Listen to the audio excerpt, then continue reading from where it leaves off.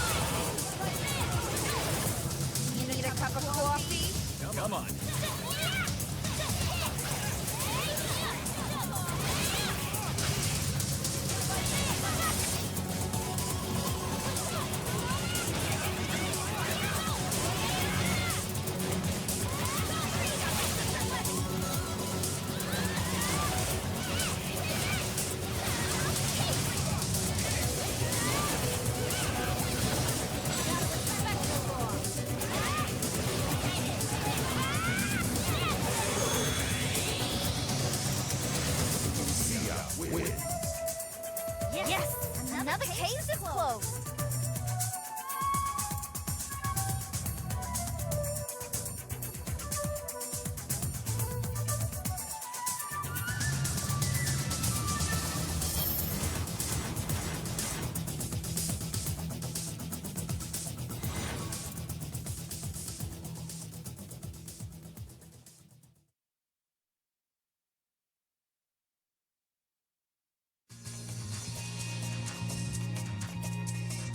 Worn out already.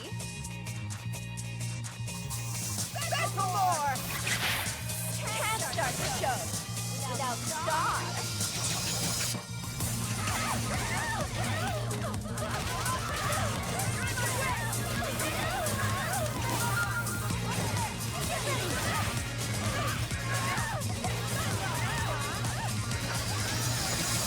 You want a second chance?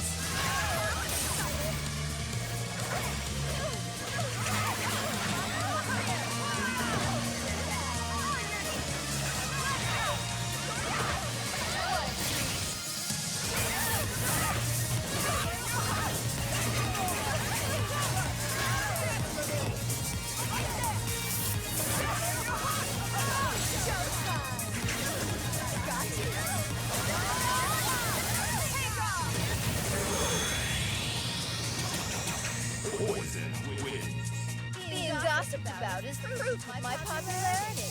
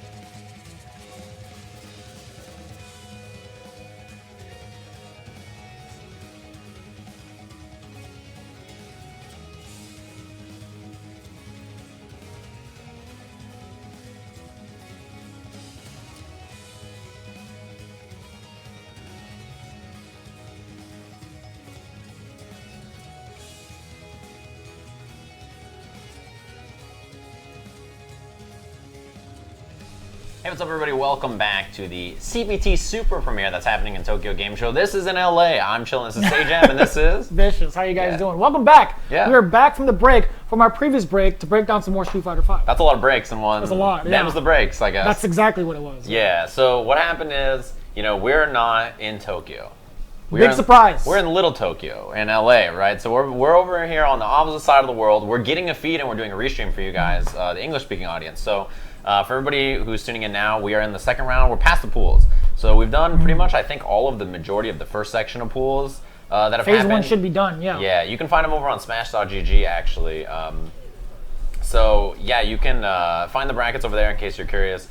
And we're just following the feed over there, right? Yeah, so that's exactly Japan is sending us feeds, and we are following along. So the feed that's going on currently, we're just receiving. So if you tune into the Japanese stream, we're watching the same thing you guys are, just with us chilling here in LA instead of being all the way over there. And we know you guys have your own favorite players that you guys want to follow. You guys have been DMing us like, hey, when is so-and-so playing?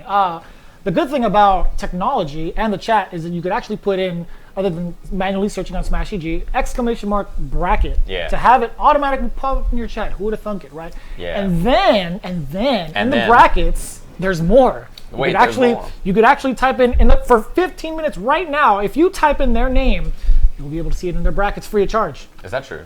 Absolutely true. I don't believe you at all. You want me to do it? I'll do it. Here, I'll do it right now. Yeah, show me. Show me. So here's what I'm gonna do. I don't believe you. I'm gonna close Twitter. I'm gonna open up the stream of our stream. Yeah. So you might hear the volume. Actually, I'm gonna minimize. There you go. Turn it all off. I don't believe you. I'm gonna do it right now. Open the in chat person. only. Chat only. It's fine. !bracket, right? Boom. It even has my name. It's like Vicious. Hey, click this bad boy, you bald monkey. Here we go. We're gonna type in the names too. After we click, we're gonna see. Oh, boom. you mean on Smash.gg? On Smash.gg. It's so. Shut up, look, dude. I thought you meant on Twitch. No, you nerd. No, I meant to where it links you, which is Smash.gg. Boom shakalaka. Why you gotta ruin our camera shot and put your look? I'm not a professional, all right? You can't just do this. Anyway, this is the restream. You just type in the player afterwards. This is the restream, obviously, from LA. I'm stuck here with Jeremy. You're stuck here. You're stuck here, stuck here. You want me to replace myself with James? It's better this way. I gotta drive a wedge between us. Hey, man, you. I would never harm that head of hair. Your face, yes, but the hair, I can't. I don't. Despicable. I gotta wedge this between. You know when you're on the bed, you're sharing a bed at a major, and you gotta put like the whatever these called, the throw pillows between people. Pillows, yeah. That's how I feel right now. I gotta throw. I'd rather sleep on the floor. I usually do. There was a time where we would travel to majors and we do it as a group because the rates would be that much more cheaper. And wow, more cheaper. That much cheaper. That much. Talk for a living, that much cheaper. Hey, look, I speak 2 languages.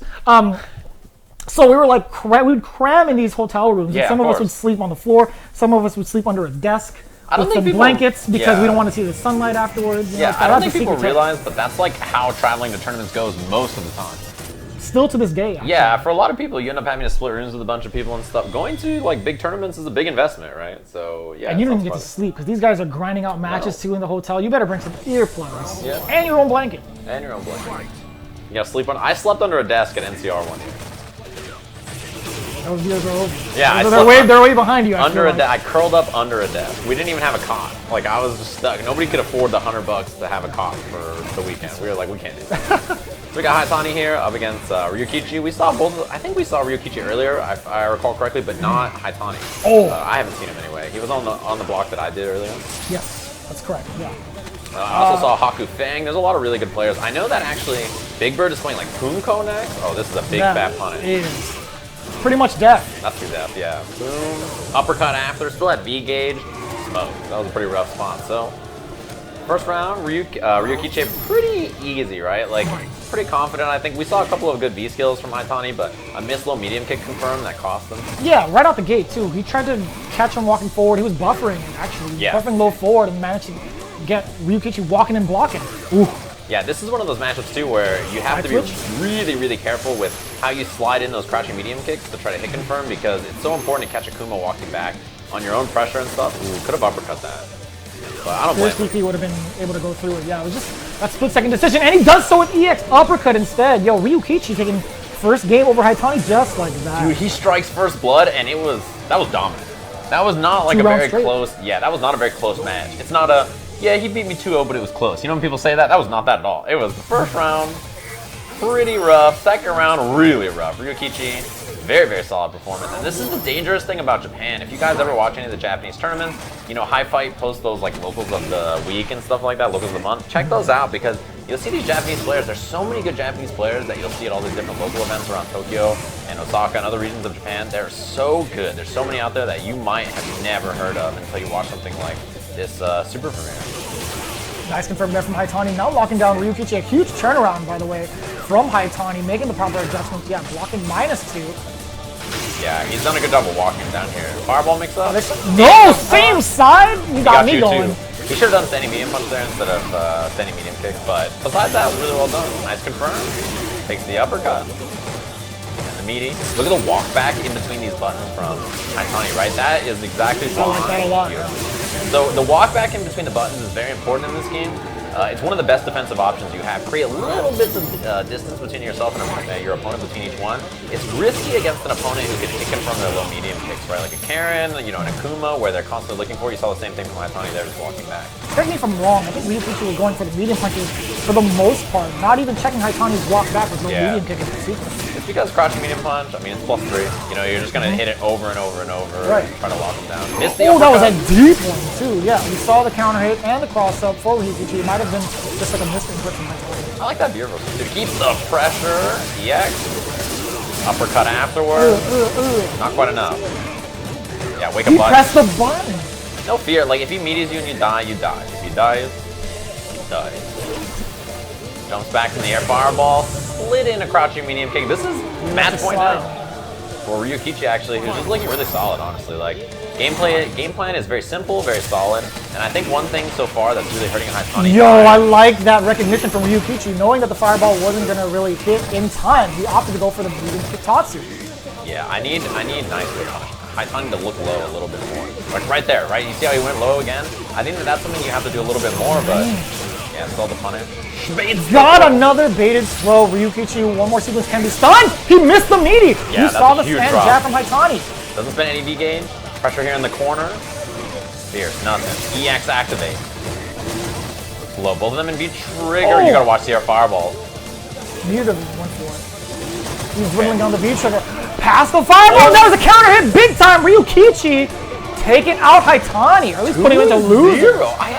I can't believe he ended up on that side, to be honest. Like, the way the Demon Flip hit was so weird because it, like, hit the palm, and the way the bodies were, it was like they looked like they were directly on top of him, so I was like, okay, he's on that side now. And he Counter switched hit on the over last wake-up. second, yeah. I wonder if Haitani tried to uppercut and he got counter hit because he missed the uppercut he got on the other side or something. That was wild. I don't know, man, but looking from like past sequences, he would wake up with like a stand jab. He Yeah. would check Ryukichi to see if he had the meaties. There was one, literally the second time he attempted it to hit a meaty, he whiffed it. Stand medium kick just completely whiffed, and Haitani took full advantage of it. I don't know if it was one of those sequences where Haitani was like, all right, I'm going to try stand jab again. Yeah. Even though I'm going to die if I get meatied, which he did, I'm going to try one more Sometimes your brain just is like, you know, you get hit by something like that, and immediate the snap decision is, oh god, wake up a jab. Like, it's one of those things where you just feel it. You're That's like, oh, fair, I gotta yeah. get out of here. And in that case, like, if it hits, you get counter hit combo. He's got V trigger, you can do Tatsu, fireball, uppercut. That's a great spot to be. But on the other hand, yeah, as you said, if you risk it all on miss that, it, you're dead. you're Yeah. dead. You're deader It's than dead. Beyond the health bar, into the Yeah. grave, yeah. It's rough, dude. Yeah, so He had all that meter, put the money in the grave. That's what it was. I'm not qualified to determine if that was bars or not, but I feel He like had plenty of bars on it. oh man, you got me. That was good. Oh. He had all Is the this meter. what it feels so like? that's the thing, right? So it's again just the risk reward on both ends, right? Live by the sword, die by the sword. Is that exact situation? This is what it feels like when you take someone else's words and you turn it into another thing. I guess so. It's like, I feel like I got segued on out of control. Wow, this next match is crazy. Hell For the U.S. audience at home, this is going to be a big one. We have Reciprocity's Punk. He's going up against Powell. Powell's a name you'll probably recognize from EVO Japan's past and other Japanese events you watched. He was remember when 2 years ago at EVO Japan, Tokido lost first round. Everybody thought it was a joke. Like Daigo losing to Shin Akuma. It was because he lost to a Cammy player named Powell. And the next year, he played him again in EVO at EVO Japan. Powell beat him again, and Powell made top 8 in that EVO Japan, as did Punk, actually. He made top 8 the last time he came to Japan. So this is a really cool match to watch. Powell still on this Cammy. This is the character he played against Tokido when he beat him for EVO Japan in 2018.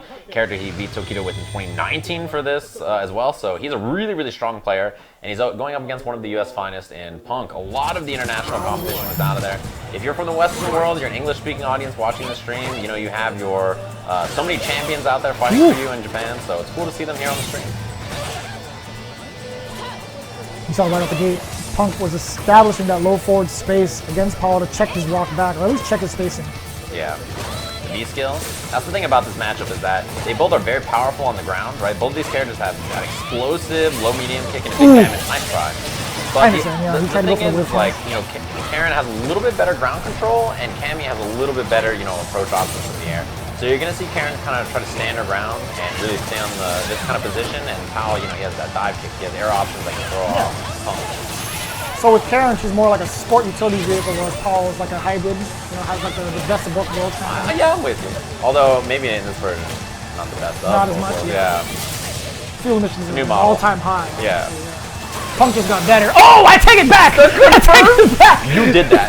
That's your fault, Jeremy. That's your fault, dude. I promise you I'm the man. But there's no bias here. Either way, there's no bias here. Great confirm from Powell. I like that. Crouch fierce and the critical R, you always have to be aware of that. He slid that bad baby in too. Clipped him. Ha! That was nice. It was in that range where you really couldn't tell if there was going to be like a button out of Punk or not. And they got the counter hit. So yeah, I feel like that first round was a lot of control from Punk. Nice whip on it. There's a lot of control from Punk, and then Powell just sealed the deal at the end. Nice. Oh, I like that awareness, yes sir. As soon as Powell went airborne, Punk tracked him down. EX percent out of there. Yes, activation with the V trigger off the sweep. Nice. Good damage too. Punk can time one counter in, no confirm. You have to have Tenko, not the kill. Oh, he still gets it. Punk stays alive in the first game, tying it up against Powell. Spent all the meter, absolutely worth it. It was because like, okay, so Punk waited. He was like, will you uppercut? And then there was that just enough delay where Powell was like, oh, he didn't meet me, I should hit her, and then it was too late. The crouching medium kick already connected. Punk hit confirmed, got the job done. And he was in V-trigger, so he just used the Rekka instead of going for like Tenko, EX Tenko, like big damage. Yeah. You see that backdash? Karin has one of the strongest backdashes in the game, just because it moves her a little distance, and then that's unfortunate. It moves her a little distance, and then she can whip punish after with Fierce or crouching medium kick. That's why her backdash is so useful, right? It's really, really solid. On top of her already, you know, amazing walk speed. How would you bet? Oh, out of there. Yes, sir. Good amount of damage, getting the corner switch as well. Yeah. Stun is racking up. Powell. Okay.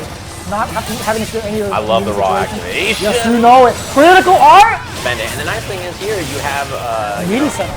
yeah, even if it doesn't kill, which it's gonna. Yeah, I was just gonna say the last little bit of this is doing a lot. Even with 925, got the job done. Double CA finish. That all 3 rounds were critical R kills for both characters. They both build so much meter so fast. Oh, look at that smile. I'm looking at the head shake there from Powell.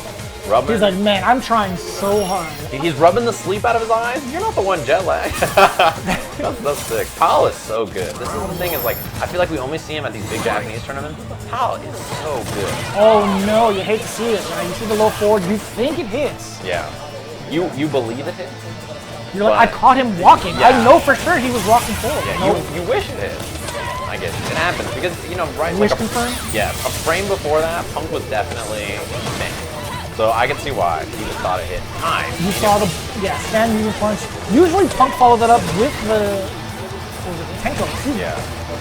Using it as a buffer tool. Now Powell on the offensive does still have V-trigger on deck. Same with Punk, as a matter of fact. Nice confirm. EX. Not enough. EX again. There you go. Punk firing like. Oh my, dude. So how he blocked the crouching medium punch and just reversal standing medium. He's like, I know you're gonna try to walk around and challenge, do something weird. I'm just gonna hit a button. Oh wow, that was crazy whip. And just out of that range, Powell walked back and just barely missed that low forward. Punk tried to shoot out. Nice. There's the buffer. Doesn't go for the side, it goes for the damage. Oh, that's unfortunate. Powell so far though, to be honest, the speed and like the way he's been playing himself so like kind of like fast. It's like he's racing off the tracks, right? It's really hard to deal with the way this guy's playing. Look at all the gray lights. Oh my goodness. Just off with a jab as well. From Powell. The V reversal from Punk, that's a big crush. Defends the bar. Counter hit? Yes, sir. That's that instance you talked about a couple games ago with Jones, where it's just like when Karin players can convert off of those small moments of getting stand short. Absolutely pivotal to get that tanko. Nice It's so difficult to do. Punk hanging in there. Powell close to the corner now. I think Powell was actually trying to bait that. Stays in the front. I think probably didn't want to give up the corner there. Nice. Firm. That's a lot of damage. And there's finally the uppercut. I love it. Powell has not shown that option too much yet. Punk's been respecting it. So then after he's gone in for a few meetings, show that option. Bring it out just to say, hey, look, I'm willing to uppercut sometimes. Good choice. He hasn't done that in a little while, and Punk's been meeting a lot. Gosh, the stutter step there from Powell as well. Crouch piercing activation, now an even bigger threat. As soon as he goes airborne, Punk responding with EX for Senha. But now no meter, so Powell can dive kick a little bit more freely. Yeah, I mean, look, there's no meter there. Oh. The damage off the back though. It surprises me every time. A nice and easy stand medium kick. Sealing the deal, getting 1-1. Yeah, honestly, I thought Powell was kind of in control. Like, that round was looking better and better for him as it was going on.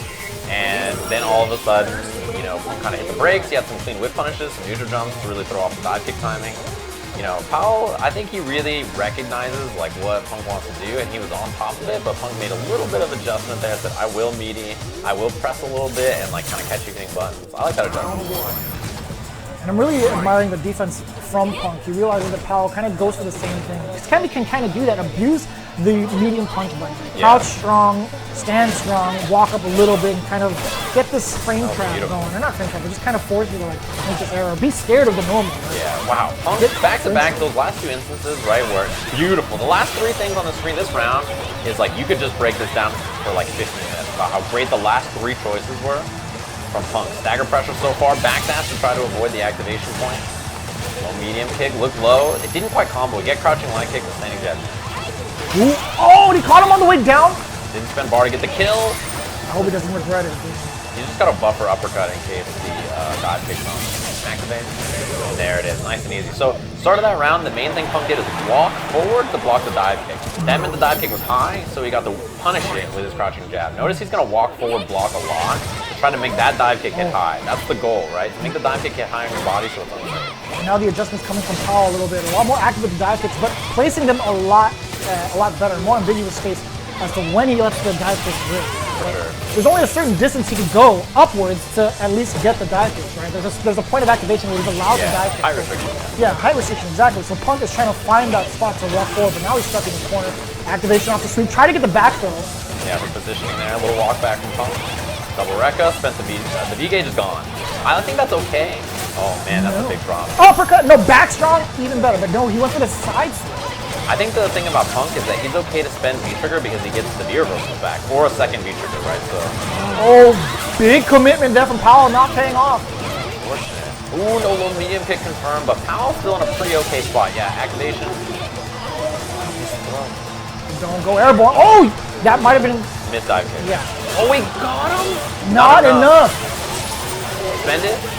Not enough for the juggle. Chip out's a big problem though. Punk can't block anything yet. Oh, he pressed the button off the activation. I thought Powell was just gonna reversal with critical art, but in that case, like, okay, so the scary thing is that's like the Wild West. It's like the who fires first, because if you do crouching medium punch activate, right, from or whatever from Powell, if you just do immediate super to try to chip him out, he can counter super if there's not blocks done. Right. So it's one of those situations where like it depends on what the activation point is and like what your options are. I thought he was just gonna get chipped, to be honest, but then yeah, Punk was just ready for it. Hit the button after, because yeah, like Punk activated, right? Yeah, and Punk that's activated. Why. Okay, so I wanted to know actually. I can't remember exactly how much life Powell had afterwards, because had Punk gone into a block string into the Rekka Ken, the full extension of it into critical art, it might have been enough for chip. Well, it was close for like Punk getting chipped too, because what I was thinking was. Punk activated, right? So in that case, like you have to worry about Powell trying to chip you. So if you just like commit to something, you can try to chip. Like it's like a weird kind of situation there where he can reversal super you to chip you, and then if you're second and you reversal super, it might hit him. But the big thing about that, actually, the whole thing that led to that moment is Punk getting V-trigger and then immediately doing low medium kick, Rekka, backstep, Rekka, backstep. He lost his V-trigger immediately, but he gained some space. And it let him build a second V-trigger, which is exactly what he used at the end, right? The activation point on the V-trigger. So, you know, it's one of those cases where even though the first V-trigger was kind of like maybe wasted by just spending it immediately, it gives him extra V-triggers or extra V-reversals, which is really nice to have. You can't go wrong with Karin's V-reversal. It's one of the best in the game. Yeah. One of the smaller niche situations that I was just thinking about. You mentioned it, where there could have been like critical art to critical art finish. Yeah. What if Cammy? So they were like mid-screen. What if Cammy went for like the roundhouse one and it just happened to go over Karin as he's recovering? I don't know, man. Like your brain has to be humongo, right? Like it has to be like the largest brain on the planet to think of something like that because it happened. I've seen it happen before. Yeah. Where they try to counter with the super, like they try to chip him out. I was like, oh, I see the activation. Or like Karin does the X uppercut and she does like the far one and it doesn't reach. Yeah. Although the problem with Cammy's critical art is that it doesn't really have that much invincibility once it gets going. You could still trade as soon as like even she's off the wall and as she's coming in. You Yeah, can still, people like, try to trade. use it as like an anti-air and just boop, and they fall out of the air. It happens all the time. Ooh, I see people setting up on the stage down there. It looks like it is Johnny versus Incho is what I see on the screen. Then after that we have NL versus Yangmian and Momochi versus Kichipa-Mu. When I was looking at the brackets, that's one of the big matches I saw coming up where, you know, Momochi had a lot of success earlier in the year, but his biggest win so far this year is EVO Japan, which as you guys probably know is not on the CPT. So it's not a huge bolster in CPT points for him. He won that tournament, but it's not on the tour. So he's kind of like, I think he's in like the low 20s. So he's in like 25 or something like that in CPT points. It's not like the best place to be if it's this deep in the season and you need some points. I forgot. I was just looking at the rankings as well. I mean, he's deep in there, but I haven't seen too much of him when it comes to like his performance in the last couple of events. And for Kichipa-Mu, like last weekend was a big chance for him to qualify. If he won Shanghai, which he was close to doing, he would have qualified. Place, yeah, he got second place to Hot Dog, who I heard is already out, by the way. No way. I heard, yeah, Hot Dog lost to a Ryu player, is what I've heard, like an old school Ryu player. Chat room I know, and then someone else. I don't know who. So this is Johnny here on the left. You guys are probably familiar, representing Shinobism / FUDOH, right? And on the other side we have Incho Nash. Man, I have people dropping a lore on Ryukichi. Used to be a kid in Street Fighter 4 days. I think his dad took him to events, and he was deemed a Street Fighter 4 prodigy. Prodigy in Street Fighter 4? Ryukichi. Dude. That was the Akuma player we saw go up against Haitani. My technical analysis of Ryukichi is he smoked Haitani. That's the breakdown Yeah, I can give that's you. what He it is. smoked Huh. Haitani. Like that guy is a beast. I don't know Both sides. Boom. Flipped it over. Well done. This guy, Ryukichi, is a monster. That's one of those players that when you watch that, there's no like, wow, who's this guy? He's not even that good and he beat Haitani. It's very clear like, this player is super good. You just look at the screen and you're like, man, this guy's a monster. Hot Dog's still in. Hot Dog's still in? Daigo lost Shin Akuma, that's what happened? Alright, here we go. Johnny, he won. Had a pretty strong start on the CPT this year, right, Johnny? Oh, yeah. Final round toppy is, I believe, what he had. Final round or NCR, I don't remember which. Maybe both, honestly. I want to say it was. When he played Brian. It was not NC. So it was final round. Man, sometimes you get thrown like 9 times in a row. Life's hard. BT2, yeah, take the extension there. So hasn't spent any V gauge yet. And it's one of the nice. Wow, had the low. One thing about Johnny in particular is that I feel like his confirms on low medium kick are maybe not as crazy as Punk's, but his use of the heavy punch is crazy. The way he abuses Karin's standing heavy punch is really like he knows the in and outs of that button so well. He's ready. That was a deep full. Yeah, it was counter hit combo into the back. He needs 6 man. These frame kills are so cool. Yeah. Crouch strong again. Wow, the dash under, but he was negative actually because of it. Look at that. See the way he used it? I'm telling you. But you know that's the bad thing about it is that it's double digits on recovery. You abuse it just out of that range. Lincho got a full-on jump in to take down the round. That is one that, wow, that didn't front. Word? I don't believe it. Dash up. Man dash in for pressure. It's in the fine print. No answer here. I'm surprised actually. Yeah, you see a lot of forward jump in this round from Johnny. And yeah, you see it again. I think he's kind of realized that on the ground things aren't looking so hot. Even though Karin's great on the ground, you're running into, you know, button fights and spoons. So one thing I'd like to see him do now is slow down. I was just gonna say slow down a little bit and look for EX Tenko to the boom.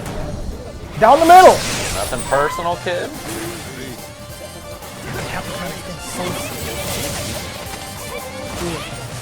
On deck, Lincho just woke up. You know, Lincho or Incho? I don't remember. Incho, I think. That was what was piped in there earlier. I don't know, it's hard to tell. But, I mean, that was a clean jump. I was talking earlier that I said I think Johnny does a lot of forward jumps. And, I mean, it worked. Like, in that case, it all worked out, right? So, I can't hate too much of that. I don't know what Incho or Lincho was going for when he went for that Sonic type on Wake Up. Yeah. Either. I don't know what he was anticipating on that. Yeah, they told us intro, but on the feed it looks like an L to us. To me, it looks like a feed. An L on the feed. That looks like an L. It looks like Lincho. That's Lincho, dude. That's my boy Lincho. We go way back. I haven't seen him since Third Strike. No, Since we were hanging out with Swiper. Swiper? Swiper. Nice anti. Who else was there, Steve? No, buddy. Don't worry about it. Fear reversal? Wow, no punish, but the walk down into the counter hit. Yeah, going for the combos that enemies discovered just builds up a little bit of gauge. He got it, yeah, off of that. Lincho. Followed in hot pursuit, the crouch counter. That's rough, yeah. Look at the corner. Corner carry on that. Good amount of damage. Forward throw, lock him down. Oh no, you're not allowed to press the button. Feels bad. After that forward throw in the corner, yeah, stand strong, low medium kick if you need to. Especially because Johnny last time threw him like 5 times in a row when he hit the corner. This time, standing medium. That was beautiful. You see the empty jump to make the anti-air Didn't with? extend his hurt box on that. Smart call from Johnny. He still charged Johnny, up. very impressive so far. No anti. That's one only like criticism I would have of the corner pressure so far is I'd love to see an EX Tenko there. That's like the one spot where I think there's a little bit of a weakness. And I think if Johnny like looks back at the set later, he's gonna be like, why did I? Well, that's unfortunate. You saw the jump up from Johnny and Lincho. Just it's a weird interaction there. Pop. V-skill reset. Oh man, it would have been so sick if he hit anything. I think he tried to EX uppercut, honestly. I think Johnny got, the forward You were not jump. kidding about the jumps. Lincho's so focused on the ground, he's like, I can't block my cabeza. That's right. He committed to another side side. Even the user or the Capcom notification was like, hey, great job. Great job. I love it. Thumbs You up. know, Nice I work. think he forward jumped 100 times. And every time it worked. Even the start of the round forward jump, where he had crouched medium punch with Nash, and she just... He jumped again. You saw Yeah. that, right? Yeah. Even if you got anti-air 3 times straight, he's like, I'm going to keep jumping. Yeah, why not? The thing is, the damage on a crouching medium punch is not that high. The risk reward is pretty good for Karin in that case. And if he just tries to back up, you lose corner positioning very quickly. You corner yourself. You're a 4-frame character in the corner against Karin. That's a rough spot to be. Then you like, okay, I'm going to backdash and throw a boom. And then she goes, whoosh, and you're just like, I'm dead. I got nothing. I wouldn't fear it either unless they had meter. Then you Yeah. get like what EX Sonic Scythe. That's still like a decent amount of damage, but it's still not a huge hindrance Not to the the end of the world. gameplay. Yeah. Yeah. There's definitely worse places to be in life. It's like, nah, all right. Like if you jump at Sagat when he's got Angry Scar and Bar, that hurts. But if you jump at Nash with no meter, it's not the worst thing I'm in the all right. world. I'm all right with that. Yeah. In the I'd say meantime, worse though. yeah, we do have NL gearing up. We talked about this earlier. UYU NL versus Yangmian. Yangmian, yeah. Really good Zeku player. And this is the thing that I'm interested in is like we're getting into the matches post pools, right? So we have a lot of really solid players. This event is just go, go, go, go, go. There is no like slowing down. They're gonna wind down all the way to the top 8 in about 3 hours. That sounds about correct. So yeah, I mean, and it's Japan, so honestly, they might finish early. Like you know how they are. They're just That's super how they. fast. That's how they hit us with a 30-minute break from out of nowhere. From Yeah. downtown, he's like, "Oh, by the way, we're ahead of schedule. Yeah. 30-minute break." What ended up happening is like I think they honestly ran the pool so fast. It was 8-man pools with 3 out. So for that reason, like the pools just flew by. I mean, those pools are gonna have like 4 matches total, right? Like it's like there's not very many matches to get through, especially with DQs and stuff. Yeah, you're So- following along, right? We're at Tokyo Game Show. A lot of these guys entered for free, right? They're Yeah. here for the expo, and obviously you They're see the there for players. Monster Hunter, like I am, right? They showed up. They're like, I'm just gonna play Monster Hunter. Got some Iceborne in my veins, you know. I know. I was how there it for is. Street Fighter. That's why I brought the Guile shirt. Did you change? I did. Yeah, I was gonna say. I feel like you were wearing a different shirt earlier. I just I got noticed. so. I mean, obviously we're in Los Angeles. It was a little warmer. A little than I warm, thought. yeah. Yeah. To be fair, I think Tokyo's hot and sticky. The humidity right there is not I good. mean, they're inside. Yeah, they're Convention. probably okay. As we have this match, Akuma Zeku, a pretty common matchup. I feel like we see this a lot this season. It's very, very common. I mean, Akuma has great air approach options and stuff, right? Like he's a character that really excels in that kind of aspect. Zeku's very solid, but you know he can definitely have some issues with a character that can really get in there. Yeah, so when we talk about old Zeku, does a great job of zoning the character out and actually has decent anti-air options with having an uppercut available. Yeah. Whereas young Zeku, very much so offense-oriented, Oh, yeah. doesn't have the options to stop someone with that airborne approach. So it's very important for, this is Yangmian's mission, Yeah. right? Get the knockdown as soon as possible, get that transformation to start your offense, right? Yeah, the interesting thing about Zeku is like, okay, so when he's old, he has grams to compete on the ground, he has the uppercut, invincibility and stuff, right? As soon as he's in young Zeku, he loses his invincible uppercut to And get the out of gram as situations. well, to space He out. loses his gram, so he loses an anti-air and he loses invincibility frames, but he gains a 3-frame button. So if you're Akuma, the way you fight this matchup, I think, is like you kind of try to bully your way in on the ground, and then once he switches to young Zeku, you can really start to take the air burst. Right, Like there's no exactly. reason for you not to start to commit to options like that, because you're like, well, I mean, you don't have really a solid anti-air. Ooh, yeah, he tried to go for the switch off the Yangmian, but just out of there. Now he managed to get young Zeku, which is kind of crazy, right? I kind of mentioned it having the transformation happening after a knockdown. He just went for Yeah. it raw, wanted to get his offense started, but now NL all over it. Yeah, this is a rough spot. Slide activate. Checking with that standing medium punch. The walk back. NL trying to give him some space, Man. right? You don't want to eat that Zeku slide. That's why you neutral jump. He's looking for the slide. Almost on V trigger. Yeah, just let's go with the rest of the bar, really, because you have to make that slide safe. Good spacing. Got out of the way of the grand. And you're almost on V skill here if you're NL. Well, now you are V trigger. Now you are, but You're that's dead. a confirmed counter hit combo. Medium, And upper. That's a lot of damage. Look, he's been dead. He's done been dead for like. Before the whole like air sequence. Yeah. Yeah, he was already gone. He lost consciousness in the air. Yeah, he was out. Out like a light. That was rough. Whoa. Slept through the flight. Yeah, dude. Honest. Don't worry about it, Steve. There's only one version of that song, dude. I know. Pressure in the corner. Heavy punch into the switch is +1, which is really good. Oh, Oh, man. no. Dizzy? Ouch. Maybe a reset here. Just takes the knockdown. Old Zeku. Meaty Meaty gram. Graham. Oh, that's Oh, actually that a could've combo. been it. Yeah, that's a combo. I think maybe just the positioning was kind of weird. He got the pushback and he couldn't get a combo off of it. You saw the counter hit off the fierce too. I guess he stepped a little bit too far out. You might, yeah, you died to one solid hit and then, Oh no! You died to a demon here, actually, which is what's scary. I think you got to watch for, okay, no more critical arc. Or no more demon, excuse me. So, V Oh trigger. no! He could have landed and punished regular. He didn't actually Slide have to activate. Don't get hit by crouching medium kick from Akuma, and you're okay here, right? This Not is even all, overhead either. yeah, you don't want to like forward heavy punch me. Oh, I'm sorry. I meant Zeku. Don't touch him. Oh yeah. But with NL, you're absolutely right. Any opening could lead to critical arc. You're absolutely right.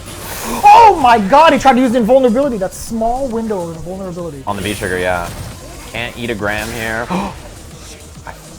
I feel like at this point he's gonna yeah, he's gonna spend the bar. Oh, the gram! Dang. He did it for the grab, Steve. He actually did? got him. EX Gram is super good in moments like that. So it's a useful pressure tool a lot of times, but when you want to trade with a multi-hit projectile like that, it's super good. You have to be early though. It's not a projectile where you can kind of like see that it's coming out and then do EX Gram. There is some startup there before it really kicks out. Yeah. So that was good awareness. Like Yangmian, he just made a read. That's all it was, right? He was like, okay, well, he's thrown a couple of fireballs. I'm willing to clash and trade. Yeah, I think uppercut would have lost. Yeah. Counter hit combo. Nice work. NL now forcing Yang to the corner with that combo. You got forward throw as well. Another one. Oh, in the front with the demon flip. Wake up, crouching medium kick. He knew he was gonna walk back. Side switch. Front throw. Heavy punch. Switch. This is a bad spot to be. Yeah, using that walk speed.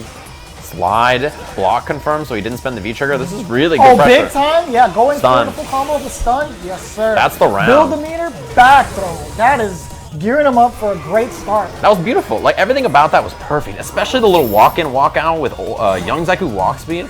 That was just really good knowledge of his character and the positioning. Oh yeah, Zeku would take that trade as well. That Gram against the fireball.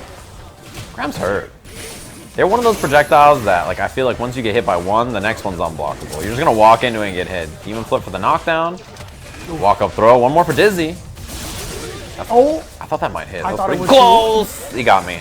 He got me too. I'll admit it, NL. You're pretty good. EX red Yes. fireball. EX DP. 1, 2, 3. Yeah, spend the bar as much as you can. Seal that round. Yeah. I think it's totally worth it. You spend a couple of meters. I think it's not a big deal. You go to the next round, feeling pretty confident. You kind of steamrolled in the corner there as NL, so this is looking okay. That jump was almost it. If it was a little bit closer, he would have got that big time jump. Counter hit combo too. That was really good awareness from NL. Oh, the same side, Did you unfortunately. see the little walk he did? I wonder if that was intentional or just like he was walking back and it worked. That was cool. Did he wait and then start walking back? I don't know. I had to look at it again. That was like an interesting thing. I felt like as soon as the elbow starts going out, you're stuck in block. Like the proximity guard. Wow, he tried to do wake up medium punch.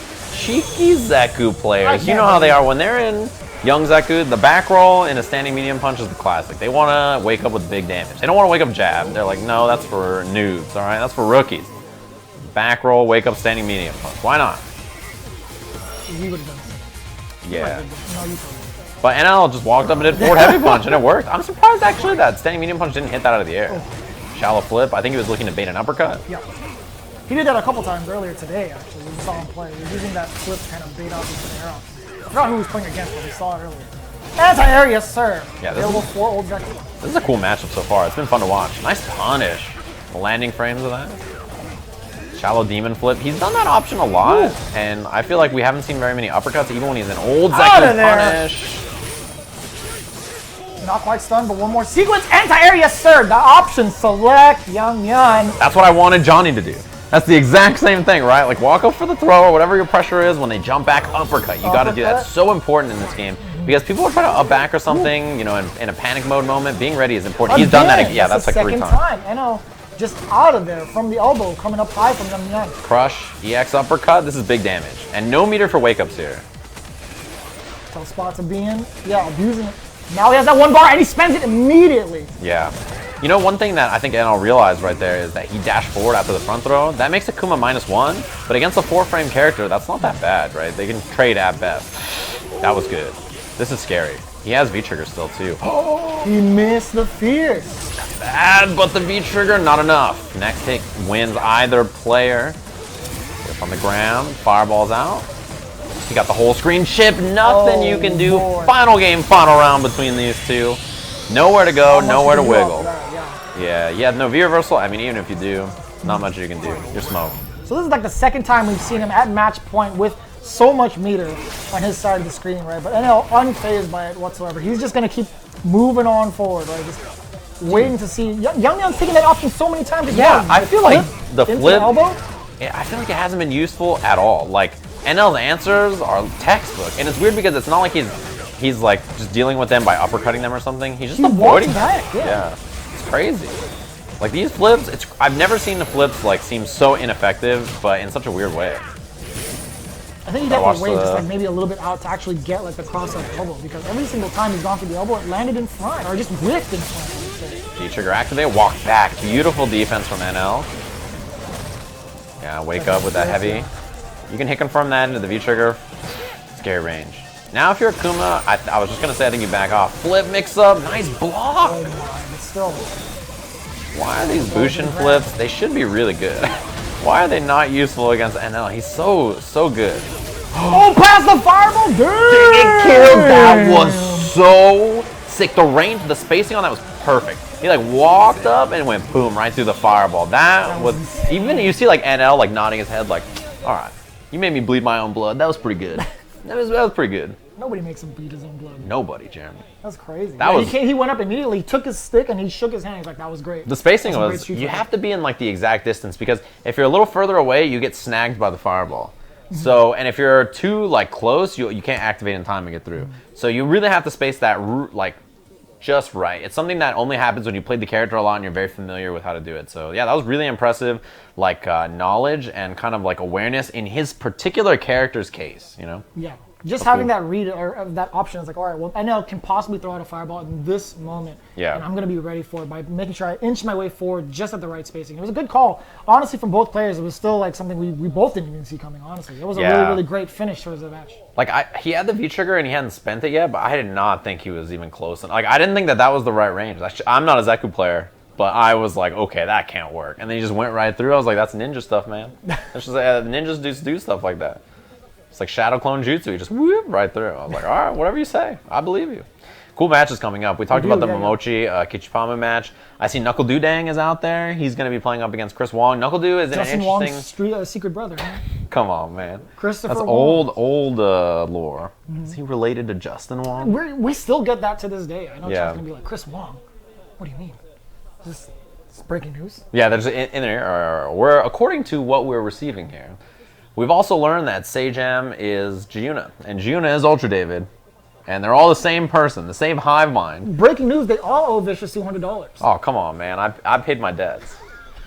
I fade into the distance. He's had no debt. All right? Fade into the distance. No, your image stays. Look, Stays, I don't owe you $200. Giuna, And I didn't. Giuna owes me $200. Well, look, Sammy Fish owed you $200. But the way it worked is like, you know, it's a chain of command. Like, you know, Giuna owed Sammy Fish $200, and then Obama owed Giuna $200, and I owed Obama $200. So really, it all came back around. It was all your fault then. I did not know that. Well, somebody owed me $200. I don't know who it was. James? James owed me $200. I knew it. So it was all James's fault.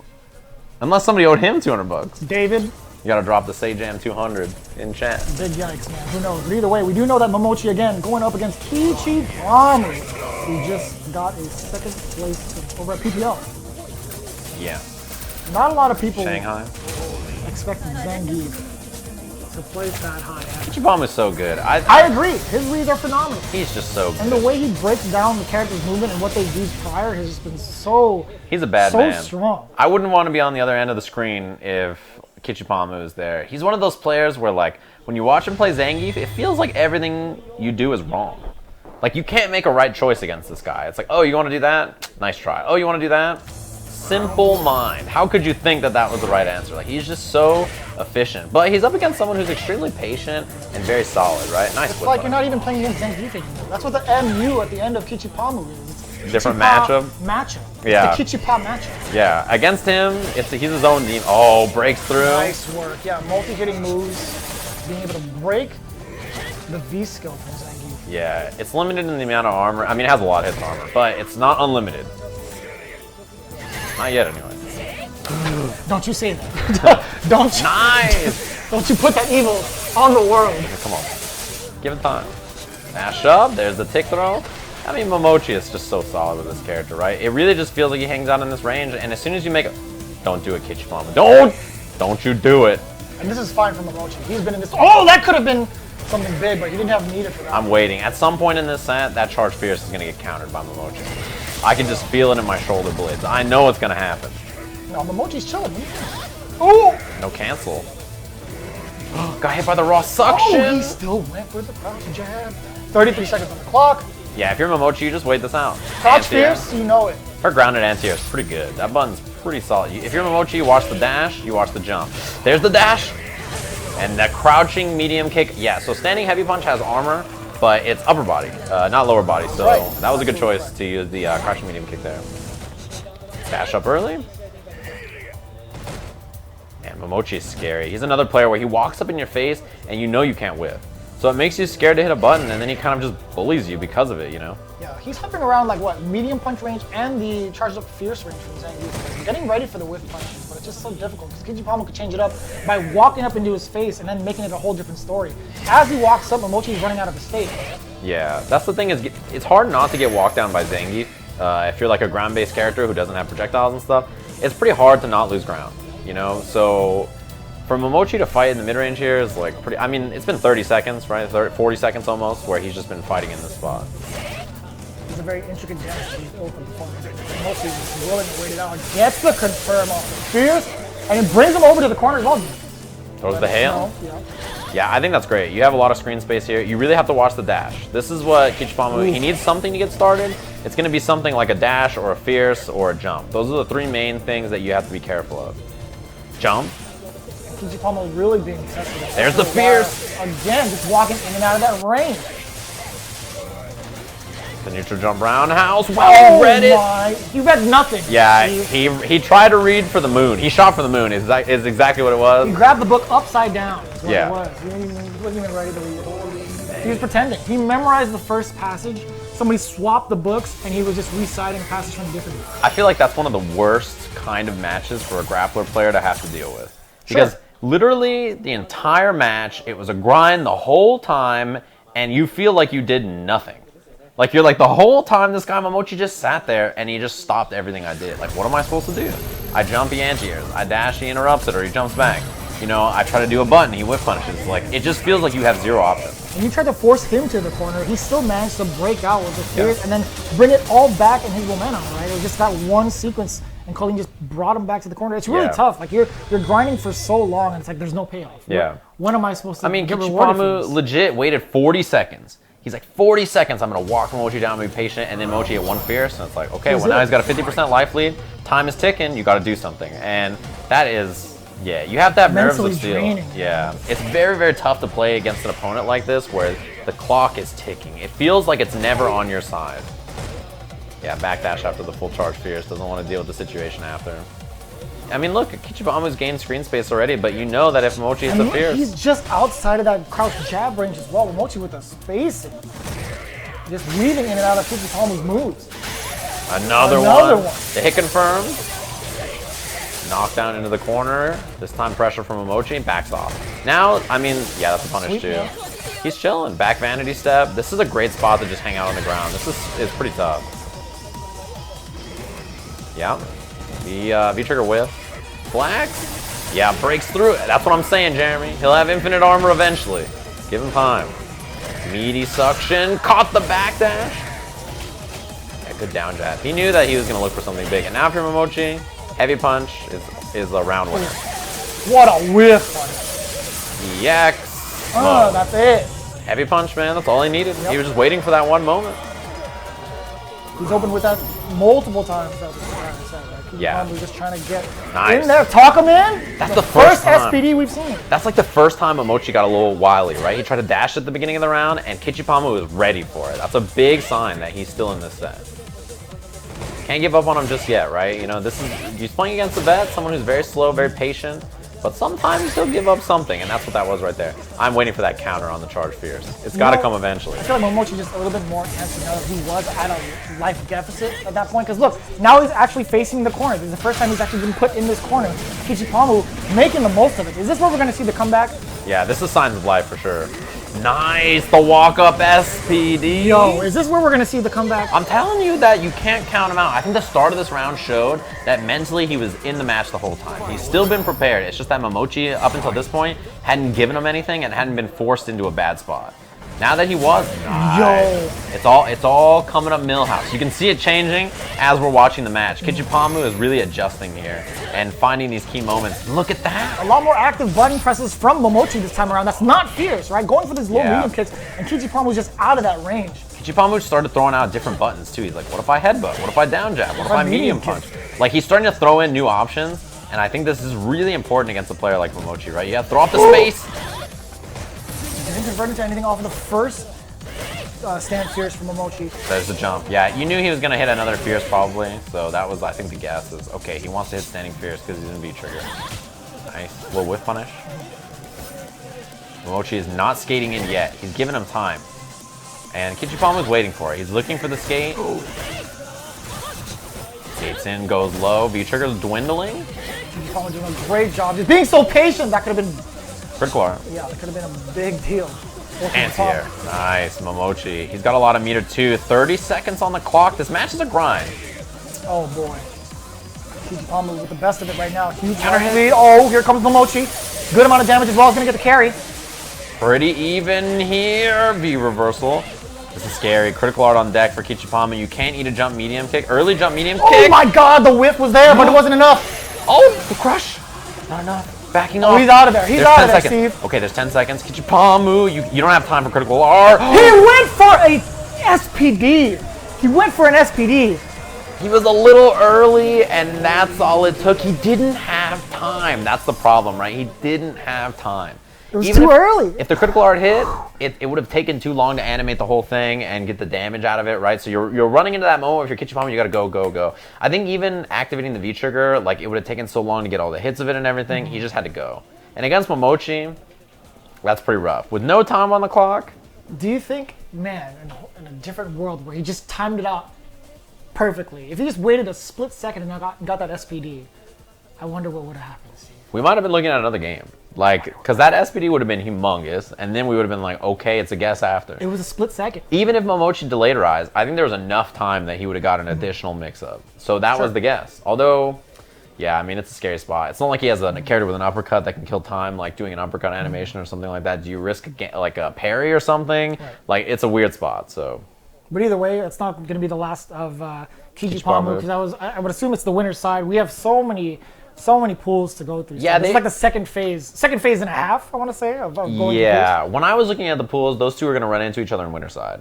So I assume that was winner's side, unless they're both losers somehow. I mean, so yeah, that was probably a winner's side match. You guys can see the brackets over on Smash.gg or hit ! Bracket in the chat and they'll show up.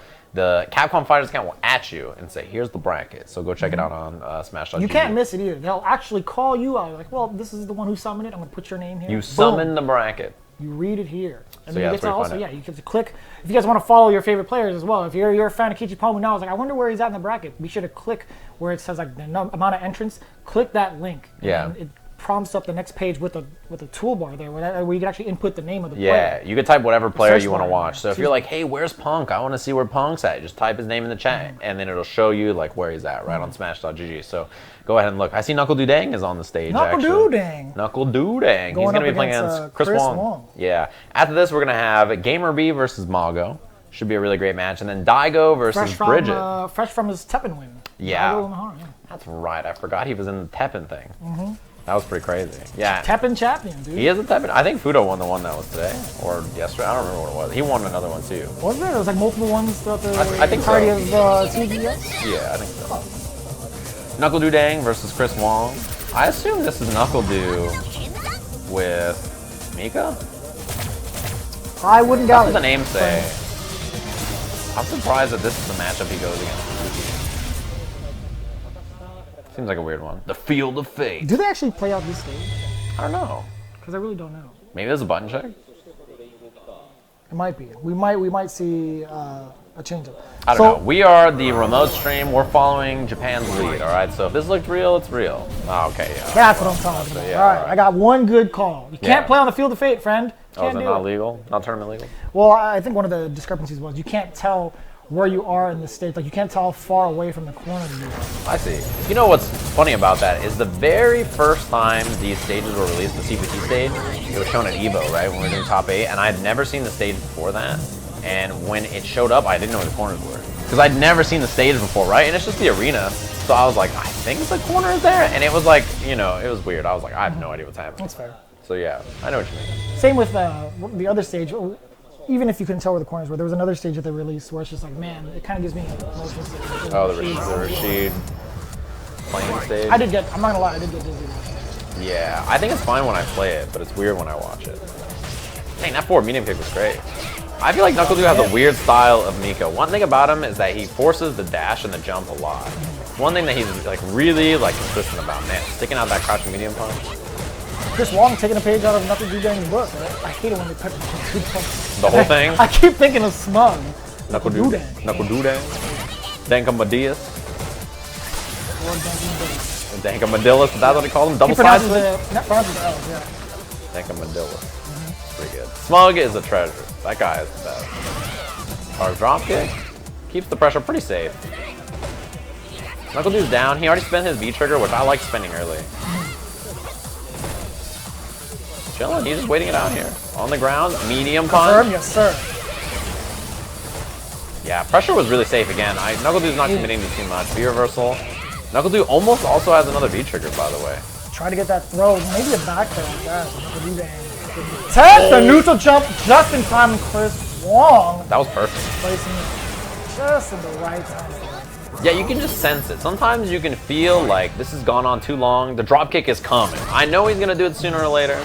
It's sooner. Wow. Ooh, all the way down, caught the tail end of that. What was that, crouch fierce? Yeah, crouching heavy punch. That was wild. Command Out of there. No, he's still chasing down. Drop kick. Lady Mika double time. From the next corner.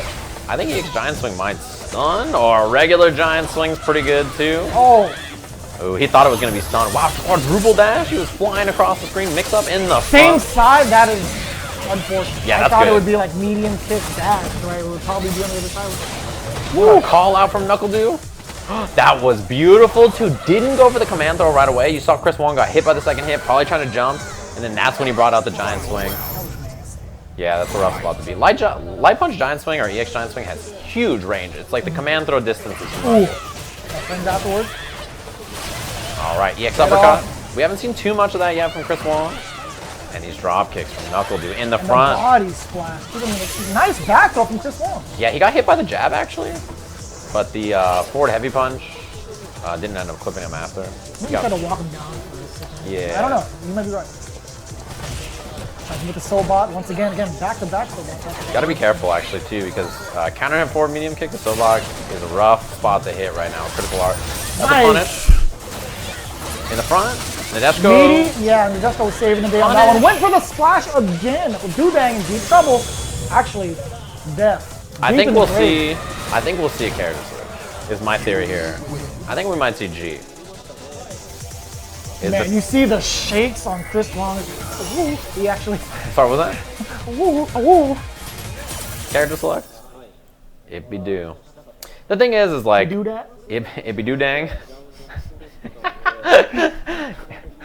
Come on, man. In this case, you know, NuckleDu has a lot of characters. If we see a button change for him too, I imagine it's because he's switching. Yeah, he probably has different commands for different characters. I got it. He is. You gotta optimize the way of the pad.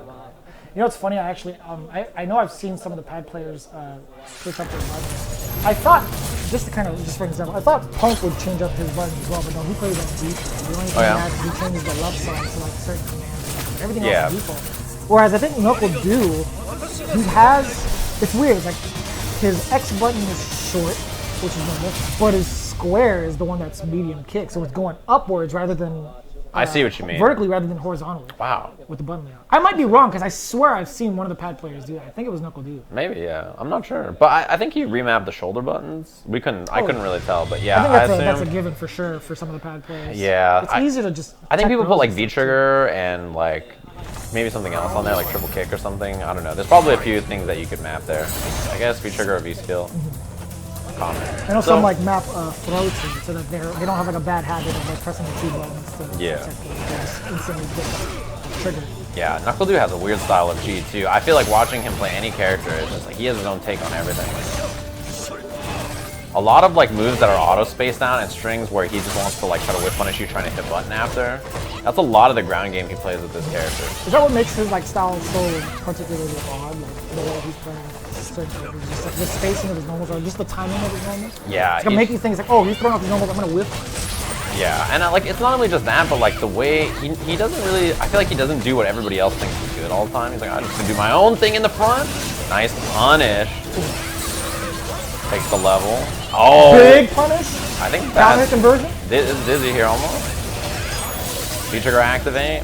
Instant overhead. Oh. Empty low. NuckleDu building some bar. What a comeback! Man, he was down. There's a pixel. He blocked one uppercut and he knew what he had to do. He had to do the NuckleDu dang and jump over empty low. Nice anti-air. Man, G's crouching heavy punch. If you are playing a character and you don't know how to uppercut, you should play G and hit crouching heavy punch. Or birdie and hit crouching medium punch. Man, those two normals, those specific normals hit so far beyond the character's stance or the hurt box as well. It's so I'm jealous. crazy. I love characters with fantastic grounded normals. Even that, like the raw dash punch, I feel like that's such a NuckleDu thing. It's like so weird the way he plays the ground game. Yeah, try to hit Fierce after that. Chris Wong not having it. Walk back, standing light kick buffer. G's lights are some of the best in the game to buffer into his dash punch or EX dash punch. They're both really good. Backdash out of the pressure. Right there, yeah. You see a crouch jab, the short wave. Try to jump in over the fireball. Wow. Medium kick. I think you try to combo off that. I think you can get crouching jab after counter hit standing medium kick. But of all the buttons to press, yeah, I don't think that was the plan. He's playing the bomb? Is this F word? Double side switch? Dang! Let's go! Alright, putting the bomb on the map. I didn't even notice he was playing the bomb. Chris Wong. Wow, I didn't know that the hot dog goes on top of the top hat. Yeah, I've never seen that before. It would be funny if the hat kind of impaled. Yeah. Hot dog. That would have been kind of fun. That'd be cool. It's like a skewer. Would it be like a kebab at that point? Kind of, yeah. Nice buffer. Again, that's the normal you talk about. That crouch jab, being able to confirm it, or at least buffer it. One of the better buffers. Good read. Yeah, I think the command throw is pretty likely there.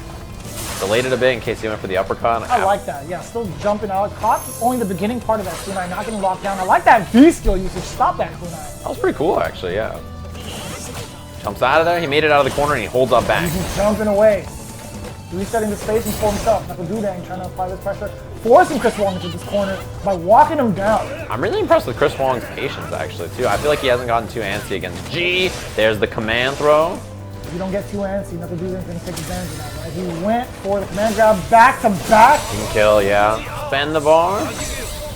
Light him up.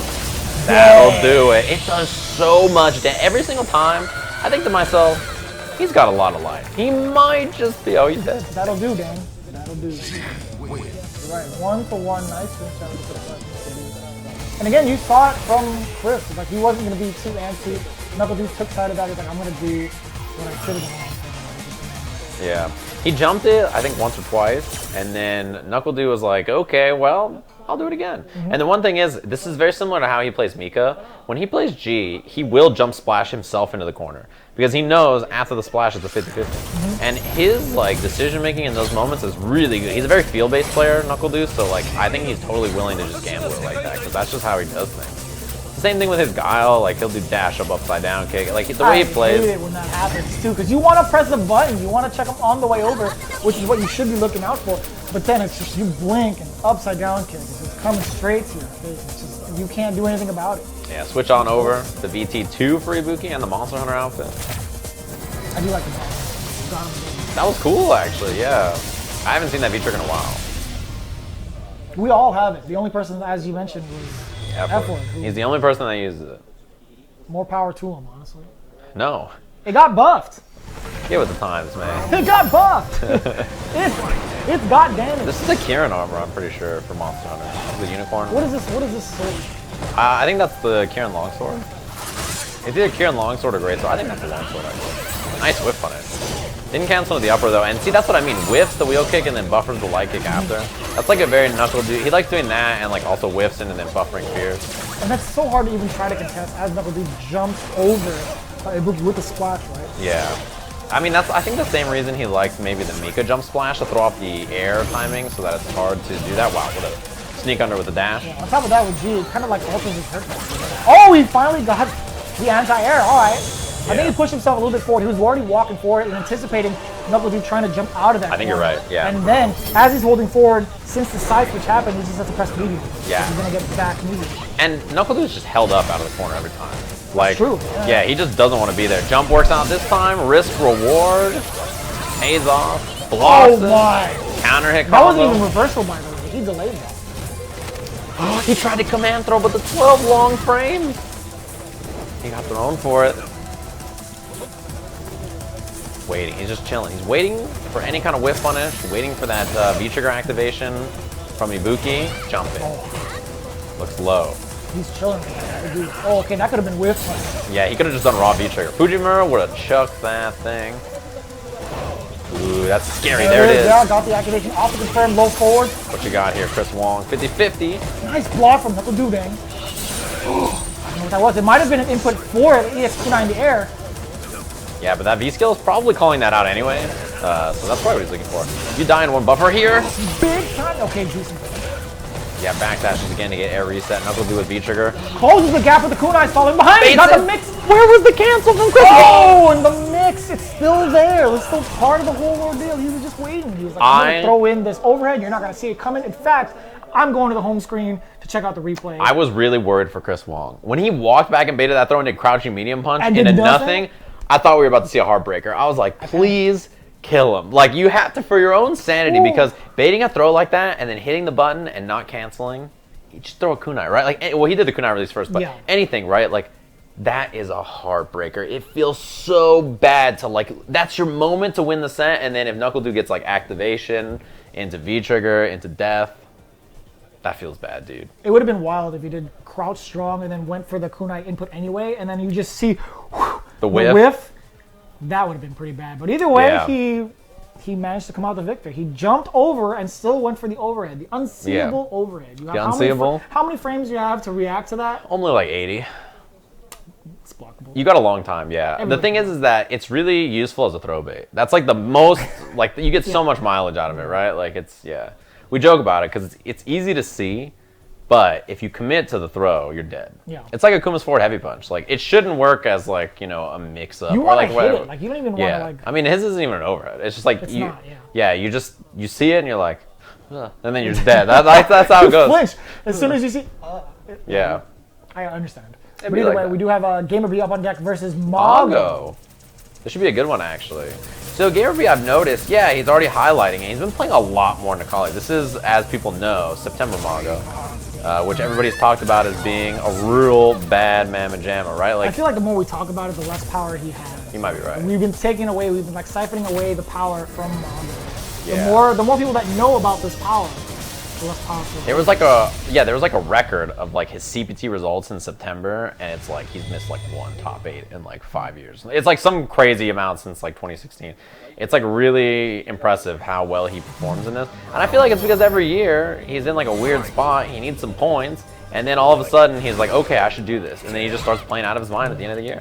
GamerBee on the other side though, lately he's been playing a lot of Necalli. I saw him playing some more at Shanghai and stuff, and I think this is a good choice because, you know, Cammy a little worse in this version. Necalli's very solid. Delayed back throw, so he loses the corner, but he was looking for an uppercut when Mago didn't have any meter. Big jump. Unfortunately, just at the wrong space to even try to punish that withstand roundhouse from Karin. It pulls her forward, so it can be kind of tough to land a jump normal right on top of it, especially when a cross-up scenario is happening because she wiggles forward. Yeah. Or you try a normal in the front because you think it'll hit and you have to hit a cross-up normal. It can happen. Ooh. Big jump. I like that from GamerBee. Really picking the spots when to jump at Mago. He committed to a normal at that very instance as well. Yeah, you see another back throw. He's respecting those uppercuts. Ooh. Mago is known to uppercut, right? Like they call it ascending to the heavens when he's missing those uppercuts. He's kind of famous for it. Nice, it reached. Not enough to kill. It's tough to be famous for something unfortunate. Yeah, it does. That's like the really EG special though, right? Like, I haven't heard that phrase before. oh, yeah, it's been a long time, but that's what I mean. It's like the same kind of thing where it's like, oh man. Or FUDOH, the second place curve. No, yeah, that's true. Nice. Mago with the confirm this time. Yeah, V skill to kind of power up. Yes, sir.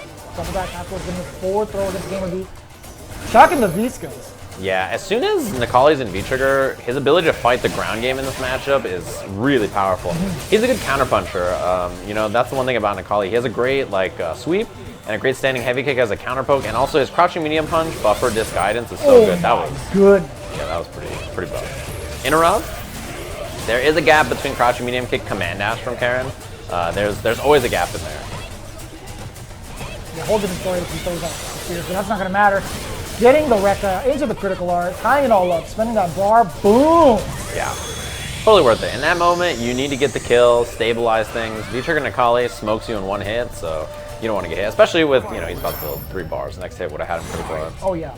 You know, Karen's the exact same way. Any sort of stray hit, low forward especially, is gonna lead to a gang of damage and some open. Yeah, it's bad times.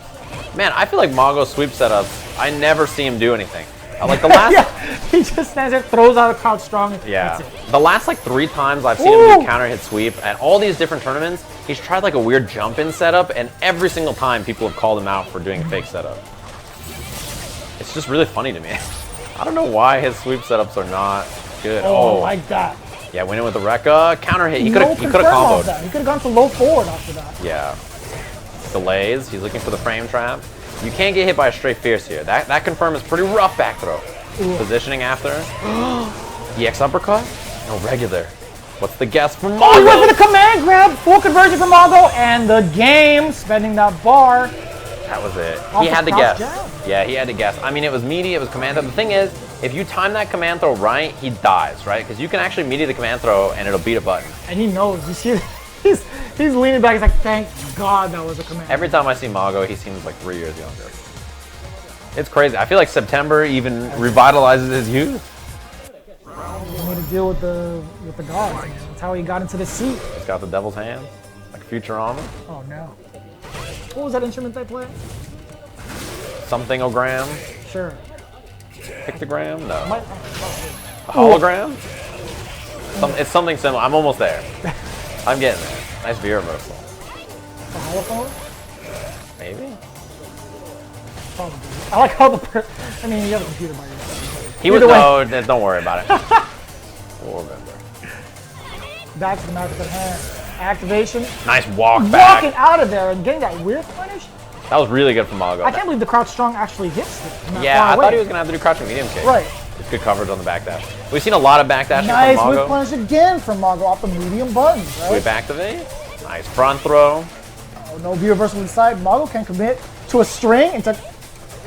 Not quite. Does Clean. it? He saves the meter. Clean. That was so well played from Mago. You could feel it. He was kind of flinching. He was waiting.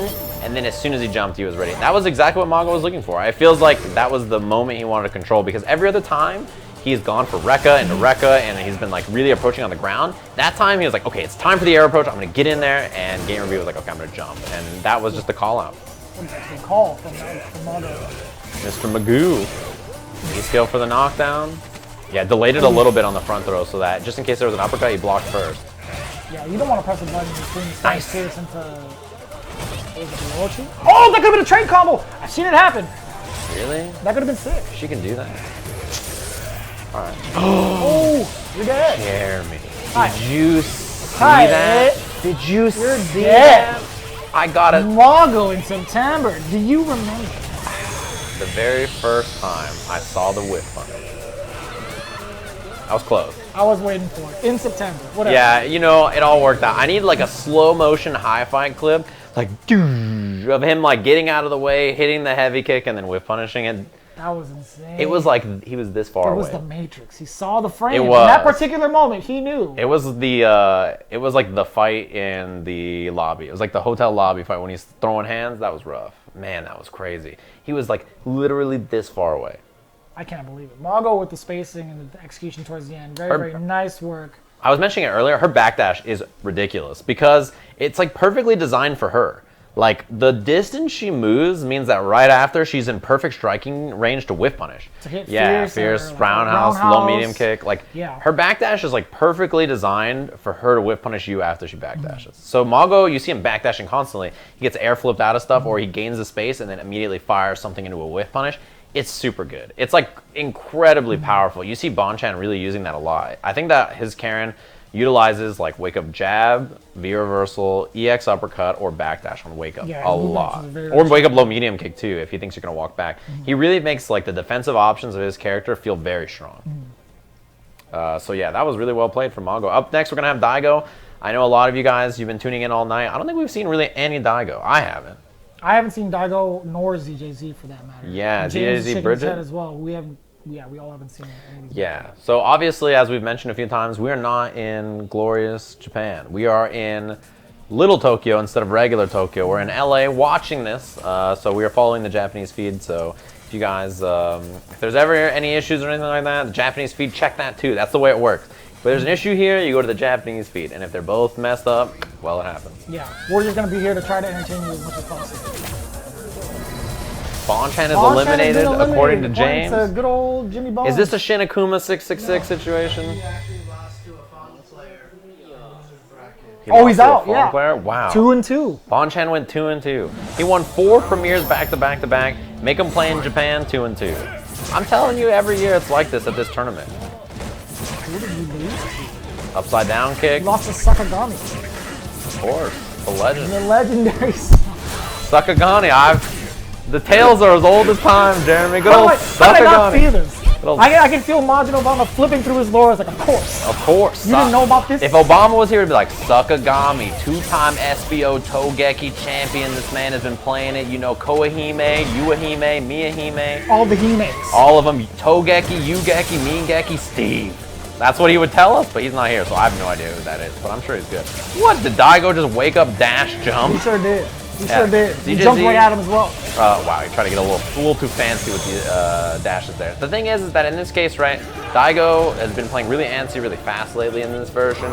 I think it's because Karin in particular is a rough fight. This is not a fight you want to fight for Guile. The ground game's tough. He has his booms get blown up by EX Tenko. Man, you don't see any sort of movement before these dashes come out. No. It's wild. It's just a blink of an eye. Daigo has said that the hitbox allows him to dash instantaneously. So for that reason, he's like, yeah, my dashes are unseeable. That's what he said. Nobody checks my dashes. My dashes are unseeable. You can't even see the frame. You literally cannot see him move. Upside down That's kick. so far away and still manages to finish it. I think the callouts here from Daigo. Daigo with upside down kick are on Karin low medium kick. Because he knows Karin players have the super fast low medium kick. They want to snap it out and whip punish. He's like, okay, you guys really like this button? I'm gonna just go for the upside down kick. Oh, see, that's what I mentioned. EX Tenko. Give it the right space. It's the goods, man. That is It just looks so beautiful. hitbox combos, baby. Oh no, you're dead. Lots of hitbox flash kick. Spend it all, yeah. Oh Spend him and kill him. my. Actually, just kill him straight up. Straight up. I can't believe that kill. That was so much damage. Pop it, let it bang. That was messed up. From the hill. And Daigo looks completely like, Unfazed. yeah, he's like, you know, my strategy, it happens. Sometimes you just eat 70% off of a crush counter, and, you know, it happens. Listen, he's been through the ranks of Tekken. That's a stressful scenario. He knows all about the stress. You know, it's funny that Bonchan lost as soon as ZJZ showed up. This is who eliminated him the last time. The very first time I saw ZJZ Menat in this game was at the Tokyo event last year, where he got double eliminated by ZJZ Menat. And then right after that, ZJZ double eliminated Problem X at Singapore, and then he qualified for Capcom Cup through the LCQ. So yeah. With Menat, again, you mentioned it earlier, but now we want to see that in fight at all. Switching over to Karin. I saw him playing some Karin. He was at Wednesday Night Fights earlier this year, and he was playing Karin there as well, I think. Not surprising. Menat's nerfed in this version. Man, Sonic Boom. That was literally it. Yeah. He ran into 4 of them in a row. He's like, I'm holding up. He walked, he dashed, he tried to do a tango through it, a regular one at that. Yeah. He was over it. I feel like when you get hit by 4 or 5 booms in a row, it doesn't matter how good you are. I think he deserved it. You jump. Like, you're gonna jump. No matter what kind of human you are, you're like, I'm jumping. Yeah, counter hit. Daigo trying to wake up buttons, I think. Probably Not because... going for the stun. And I like that because there's a lot of scaling involved. But manages to get a throw unscaled by the boom, boom. That beat an EX boom too, didn't it? I think Daigo lost meter. I think he tried to throw a Sonic Boom and got hit at the last second. Probably. He got thrown out of that. But yeah, match point for ZJZ already. This is a Oh no, lightning you are fast. right. I did see a blink from the EX. Yeah, lightning fast set so far. Uh-oh, corner position. Wow, he looked for crouching heavy punch. He wanted jet upper, he wanted that crush counter. And the overhead, yeah, whiff punishing with EX Tango doesn't get anything off. It's funny because I don't know if he was looking for a boom or if he just whiff punished with that. Low medium kick lands. Daigo backing up, trying to bait him. Look at the way he's moving. Oh my god. Meaty boom, plus frame. Out of there with the EX. Big activation. I thought he caught him midair. Gets the knockdown, good amount of damage as well. The EX flash could come out of nowhere. Stun. Not quite, Steve! Oh. And there it is! Stand short, that's gonna be enough! ZJZ lightning fast sends Daigo out of there. I got to imagine that was loser or winner side, right? Winner side in the bracket. So Daigo goes down. The game plan against Karin feels so like chaotic, right? He really doesn't want to just stay on the ground and play traditional boom and flash kick kind of game. He knows that Karin is really capable of dismantling that. So he's like, I got to play weird. I gotta like dash around, I gotta jump, I gotta look for upside down kicks in neutral. He has to do weird stuff to try to throw off that character, it feels like, right? He's like, okay, this is a really unorthodox character, or a really strong character, I gotta play an unorthodox style to try to take her out. And it's so weird how he caught ZJZ in those moments of offense where he was actually just moving around like crazy, as you just mentioned. Like, it's just, there's so many tools that Karin has that can hinder that kind of playstyle. Like any sort of chaotic movement, Karin does have the tools to stop it in its tracks. Yeah, she's very good at that, right? She's good at interrupting, stopping sonic booms. Like, she's that character that she used to be a wall. And you're just stuck. Like, what are you going to do, right? Like, you're running into Karin. She's got, like, you know, meter for EX Tenko. She's got, like, really solid ground buttons. Her anti-airs in this version are great. Like, you're like, okay, well, what am I going to do? Every single route of offense just leads to more offense, right? She knocks you down. No matter how far away, she has the command dash to close that gap and continue that pressure. It's just really tough. And that's exactly why we see some of these players converting over to Karin, right? ZJZ, as you mentioned, majority of his success was from his Menat, and now he's moved over to Karin and continuing that success over Daigo. Yeah, man, Bonchan out 2-2. That is so wild. Is there anybody else that's Sakagami. out? Good old Sakagami. Remember this name. You know Sakagami. what? I did see Sakagami tweet like a picture that I don't said I believe have to play. I swear that I said I have to play Bonchan next. I can look it up on Twitter. Sakagami had like a picture on Twitter. Maybe it was when Sakagami had already beaten Bonchan, but there's like a selfie that he posted, and it said like Bonchan next or something like that. I saw it. Dang. I seen it with my very own eyes. I feel like he already took the picture and then just waited till he won, and then he just I think like High Fight retweeted it or something like that. Word, okay. Cool. I gotta go look. Yeah. Yeah. So those are the things you can kind of expect, right? When you just want to look over some of your favorite players. I mean, there's so many people in this tournament. Anything can happen. TGS so you have Super to pay Premier. attention very, very closely. TGS Super Premier, every single time there's a super Premier event in Japan, it's going to be a bloodbath because Japan is just full to the brim of excellent players. Extremely world-class players, just ridiculously talented. So when we have an event like this, you're like, oh, my favorite player is 0-2. What? Like, what just happened? Yeah, you're like, I've never even heard of the people who beat him. There was actually somebody in the chat who was going player after player, right? He would look them up. He's like, oh, this person is actually a Grandmaster rank king, or like a just like master leveled whatever, so and so. Each one of the players that came up on stream while you and James were Grandmaster, broadcasting, Warlords. He was naming all of them and their rank. I was like, dude, these guys are all killers. There's a ton. If you look on the CFN website is actually really good for using this because you just look up their names and see where they are and what their rank is and everything. Most of the players that will have defeated someone you guys aren't familiar with today are probably like Grandmaster or Warlord. I saw somebody in the chat that was saying like, this guy is getting destroyed by this whatever Rashid player or whatever. This guy's not even that good. And like the guy that was losing, the guy that was losing was like a Warlord ranked player online. Like it was like super Grandmaster. He's super highly ranked. And some bronze guy in the chat was like, this guy sucks. I can't believe we don't recognize his name. He sucks by default. Dude, there's so many good players out in Japan. It's unbelievable. Like the first time I went to a Japan offline Street Fighter 5 session, I watched like Itabashi Zangief, right? Was that at Sky Studio or just in general? Like, it was the first time I think I was in Akihabara, or it was Akihabara or Sky Studio last year when I went. The very first thing is like, you remember that Itabashi was at top 8 of Capcom Cup? Yeah. Then I went and watched, and he sat down, and like the first match he played, some guy smoked him. And Itabashi just gets kicked off the station. And I'm like, oh yeah, dude, he was just in top 8 of Capcom Cup, and some guy I don't even recognize smokes Itabashi, and Itabashi's off the station. I see Kazunoko sit down. Kazunoko sits down, smoked. He's off the station. He's not playing anymore. I see like somebody else sit down. It was MOV. Did you see? Are you sure it was a random player that you saw on the other side of the station? Yeah, it was somebody I've never heard of, and I don't recognize them. I'm sure if I like saw their tag, I'd probably recognize them, but. This has to have happened this year, right? Yeah, is what you were saying? in the beginning of the year. You know what's funny is one of the people I saw who sat down, who was playing like super well, was Yujix Chun-Li, who ended up beating Shanghai and making it super far at EVO Japan. But I saw him playing at Akihabara Esports Square. I was like, this guy is so good. I've never heard of him. And then at EVO Japan, defeated a bunch of really strong players, was in like top 32 or top 16 of the tournament or something like that. Oh yeah, and I saw MOV sit down and get smoked by somebody, and I was like, oh man. And I say that because MOV is going to be coming up next up against Tokido. So there it is. For those asking in the chat, Tokido's playing right now. He's in. Okay, he's queuing up. Just so you know. When's Tokido? Hey, what was that commercial that you and James were talking about? I know you mentioned boxing commercial. Yeah, you haven't seen it? So I tried to look it up as soon as you mentioned it, and I couldn't find it. So it's real. Oh, okay. It's real. So the thing is that this commercial is, I don't understand it, but Tokido headbutts a dude. What? He headbutts his own, so he's like a boxing coach. Okay. And he has a player, or I guess a boxer in this case, that he's like coaching, and his boxer headbutts a guy. So Tokido gets mad, steps in the ring, and headbutts him. And then it cuts back, and his boxer's fighting again, and he points to the side. The guy looks, and he just goes boom and knocks him out. And then him and the boxer drink this thing together. That's the commercial. I can't say I understand it. I can't say that I understand it, but I can say that it's a real commercial. And also there was like promo shots with Tokido like shirtless, all buff and stuff.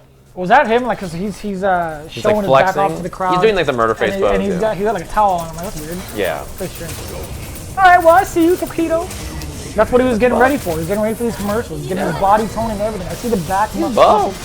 I wouldn't say that, but he does have his trap muscles getting there. I see him flexing when he does like the murder face pose. Big. I see some of the muscles under the definition. Yeah, the definition's coming in nicely. Yeah, he's getting there.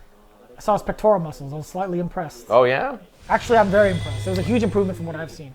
He was hitting the gym with John Ding. The two of them were like gym buddying it up somewhere, and I was like, that is a dangerous combo. Like that. All right, here it is. We have Tokido versus MOV. This is, I assume, also winner side. Same kind of bracket we saw earlier. We've been running through a lot of matches so far, a lot of really strong players. Oh yeah, non-stop here. We are the restream, so we're not on site. We are watching from LA, and we're just getting all the matches that show up and having them for you guys here, so you guys are watching at home. When was the last time we saw MOV? Like I haven't really seen a lot of their like international play too much. I haven't seen them like over here actually, over in the States. No, I saw him not that long ago. I feel like I saw him at CEO, Combo Breaker. I think he was at both of those events. CEO and Combo Breaker, yeah, and then like after Evo, or just like Evo in general, I didn't see anything else. Because there was like a lot of events outside of the US. He's not here, he's dead. Man, that did a lot of damage. Tokido, super strong. Clean that one up. Ooh. Yeah, I mean, you know, I feel like this would be a big event for Tokido to show up. I think he's the reigning champ, if I remember correctly. I think he won last year. Nice to turn him up to low medium too. Light Tatsu to get in afterwards. Ooh, no uppercut. uppercut. I thought that would be an uppercut, or at least a back here. So. Yeah. tried standing medium kick to check him when he was landing on the ground. Oh, Runs ran into the into area air X fireball. fireball. I think he's trying to red parry. No, Steve. Okay. Crush counter. No EX legs after that. He just took the pressure. That was pretty scary, but she reeled back and avoided the forward heavy punch. Those moments that really push her forward when she comes back. It's so much harder to whiff punch. Tokido wins here in one solid hit, right? He's in a great spot to just hang out. Let MOV activate. Oh, you're dead. He missed You're the dead and you're dead. punish. That's unfortunate. That scream, I felt that. That was rough. First game pretty convincing for Tokido, honestly. Man, look at him. Taking a nice sip. No eye drops in between. MLB's talking to himself. He's not happy up there. Despite the smile on his face, he's like, man, I can't believe I missed That was the that." unsynchronized nose wipe that they both just did, actually. They both did it, but Tokido was first. He beat him to the punch. Counter hit him. Leaving him outside the game is freaky, man. Don't do that. Karin? Yeah, this is, so the last time I saw MOV, he was playing a bit of Karin. He's been playing this character quite a bit, yeah. I think he's kind of not fully committed to the character. Like, I don't know where his headspace is. I mean, he's a Chun-Li player, right? He's been in Chun-Li. Yeah. Not just in this game, but just in overall. In general. The only time I didn't see him play Chun is when And he stuck to his guns. he learned Street Fighter 4 in a week for Ultra, and he decided to play Ibuki, and he was in top 8 of like 9 premier events in a row. Like, he learned his 1 week Ibuki with like no setups was just like crushing people. I was like, okay. He's just fundamentally sound as a Street Fighter. Yeah. Player. He just played so many iterations of the game that he understands the fundamentals and how it carries, like what he can carry over, to be exact, from game to game. Yeah. I just remember seeing him show up with Ibuki and being like, well, perfect, yeah, he's chilling. Oh, jump in at the start, anti-air, baits the throw, but that He's was, just out of range of it, too. But not too much damage taken anyway. it was just down jab throw, that's not too bad. Although to be fair, Chun-Li crouching medium kick and a spinning bird's like not that much damage either, I guess, right? It's not too bad. Again, you have to be ready for it as well. You know what I mean? Yeah, you have that charge. Although crouching medium kick is one of those buttons, if you hit it right when you start charging, you can have spinning bird by the end. Because you can leg cancel. Yeah, that's true. That's very true. Or do legs too. Legs would probably be one of the options to go to. Like, Either do light legs or EX legs, just trying to hit the what a whiff punish! Off of a normal, you rarely see whiff punish, that low medium kick. I think it was just in anticipation. Yeah, he was just walking up and sticking that bad boy out there. That standing medium kick is great. 5 frames, super useful button, has a lot of good cancel options for Akuma. And any of those cancel options, like Tatsu, has the damage and the corner carry behind it. Steamer flip, red fireball. Ooh, that was counter hit nothing. Oh, That's no. the round. You saw Tokido go airborne, committed to the stand short, ran into 2 fireballs. Air fireballs. Yeah, plus a 500 on hit or something like that. Those things are crazy. You have so long to land, confirm, hit a medium button. You got all the time in the world. Dash up? Boom is a cheat. Yeah. 3 scenario, MOV not flinching whatsoever. Yeah, good defense. I feel like a lot of times we see MOV reversal with that crouching leg kick, just like that, but, you know, in that case, he just blocked it out. Nice little whip punish, not too much damage. Which is fine, right? The crouch short, the EX legs, hit or block. You're not gonna get punished for being blocked. Yeah, and you move out of the corner. Still safe. You're out of there. Yeah, you're using it for movement. Oh, A little whip punish. Didn't tag on anything after. That standing heavy kick, he's looking for the crush on the fireball, but Tokido's just not throwing him. He's kind of waiting. That was great. and Wow, he that fired away combo. with medium kick. That is crazy how it's still hit. Getting close to chip, actually. This is a pretty scary spot for him. Oh, I thought that throw was gonna miss. Hit Doesn't confirm. need it. How does he confirm it into that? All in the pectoral muscles, man. That's how he does it. EX Tatsu to get all the The extra little bit of pectorals damage. send the info to the biceps, down to the forearms, down to his fingers, and he just gets it on Power. command. It's Yeah. crazy. There's so much more force in it. Oh yeah. I mean, that was Him honestly, and Logan Sama for a push-up contest. Who do you think would win? I don't know, actually. Tokido has an iron will. That's one thing I got him for. He's got think- an iron will. I think I like Tokido. Yeah, I feel, in general. Yeah. Yeah. In life. I Yeah, would say. that's what I'm about, yeah. Sako versus Momochi is our next match, by the way. We saw Momochi take out yeah. Kichipa-Mu earlier in a very close match, and Sako... That was 2 games real quick, Steve. We barely got to talk about the match. Even you barely. Kichipa-Mu? No, I'm talking about Tokido versus MOV. Oh, MOV, That yeah. mad I was like, quick. That was- Kichipa-Mu, That was the slowest crazy. match on the world, in the planet, really. Yeah, that one But was I'm really just saying, slow. like, this last match was Yeah, Tokido beat him down. woo! That was rough, yeah. That was about, like, the length of his commercial, I feel like. Probably. That was way Oh, too his boxing commercial? Yeah. Yeah, it's like a minute and a half. Yeah. That's insane. That was actually insane. I really wanted to see MOV at least show out with Karin. That would be pretty interesting to see. I want He to see didn't his progress switch. so far. Yeah, Chun-Li's okay in this season. Like, she's not a bad character. She's just fine. Like, that's I don't think she's like anything special, right? She's just kind of okay. And against a character like Akuma, it's definitely doable. I think that's a matchup that's winnable. It's just kind of rough when Tokido is just on point like that, you know? Sure. It's yeah. He looked great. Like, honestly, you can't really. There's not very many errors that he made in that match. And if there's no unforced errors in a matchup like that, it's tough. You really just have to play out of your mind. Hey, there he is, Sako, up against Momochi. Evo Japan winner right there for Momochi. And Sako's been playing a lot of characters in this version. These two had a very close set. I think that you and I commentated at NCR, where Sako first switched over to Kage, hit him with the demon. Hit him with the demon. The demon in the night. And lately, Sako's been playing a lot of Lucia, a character that is... I love it. And Yeah. I'm hoping so, because he would stream, so the first time Lucia came out, not too long ago, Sako would just stream Yes. non-stop Yes. Lucia matches, and that's where a lot of, or at least I would do some of the research. Is just like, man, his creativity with characters right out the gate is what's the word I'm looking for? It's Yeah, it's top notch. Like, I he wanted really, to do the fingertip kisses. Is what Yeah, it was. yeah.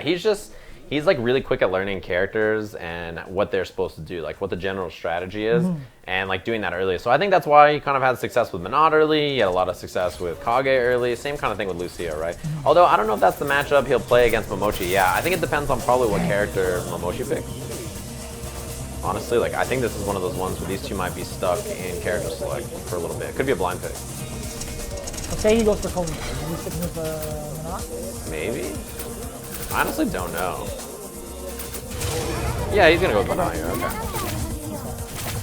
I think like if he loses, we potentially could see the switch, but I like Lucia. I think she's a pretty solid character. It just has to depend on the match. He plays Lucia in matchups where Menat is in a little bit of trouble. I think Rashid is an example of a matchup he's played a couple times. He picked it against Oil King and he picked it against someone else.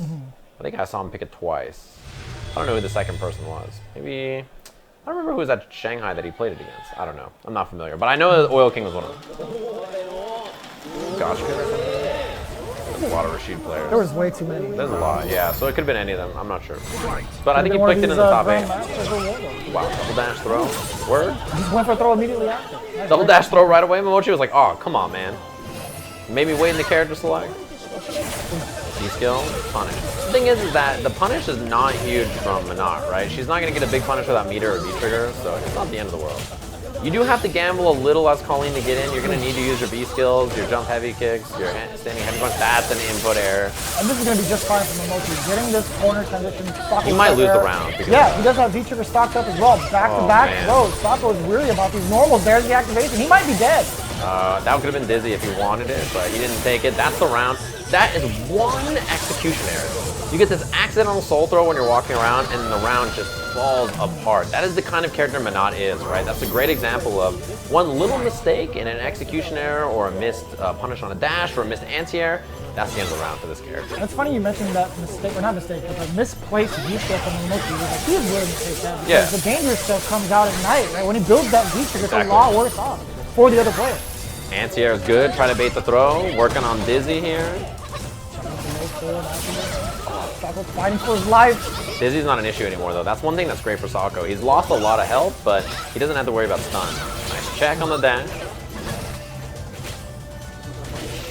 Good try. Yeah, that was a good try. He almost had the heavy punch. Activates wrong. I like that because now you see Sako hitting the down jab. He's looking for the dash in. So which means that Momochi can try to V-skill. He can try to walk up heavy punch, right? He's looking for the crush. Walk up heavy punch. He wasn't ready for it this time. He pressed it too late. There was a counter hit on the Yak. side of Sako. Kaden, Boom. boom. The second hit killed, big damage. That's the thing is, he did walk up fears, and Sako says, okay, he's trying to crush counter my jab, I can't hit jab. And right when he thought that, Momochi skates in. Like, it was like he knew the exact thought process in Sako's But he head. backed up so far away, though. You know what I'm Yeah. saying? Like, he did fierce, and he backed up a good distance, enough for Sako not going to be going back to the crouch jab game. I don't know. He hesitated as soon as he slid in. And you saw, that's why you saw the counter. Yeah. Wow, dash up no. counter. He did that twice in a row. Okay. He did dash up counter, and I think he was trying to look for the down jab check from Sako.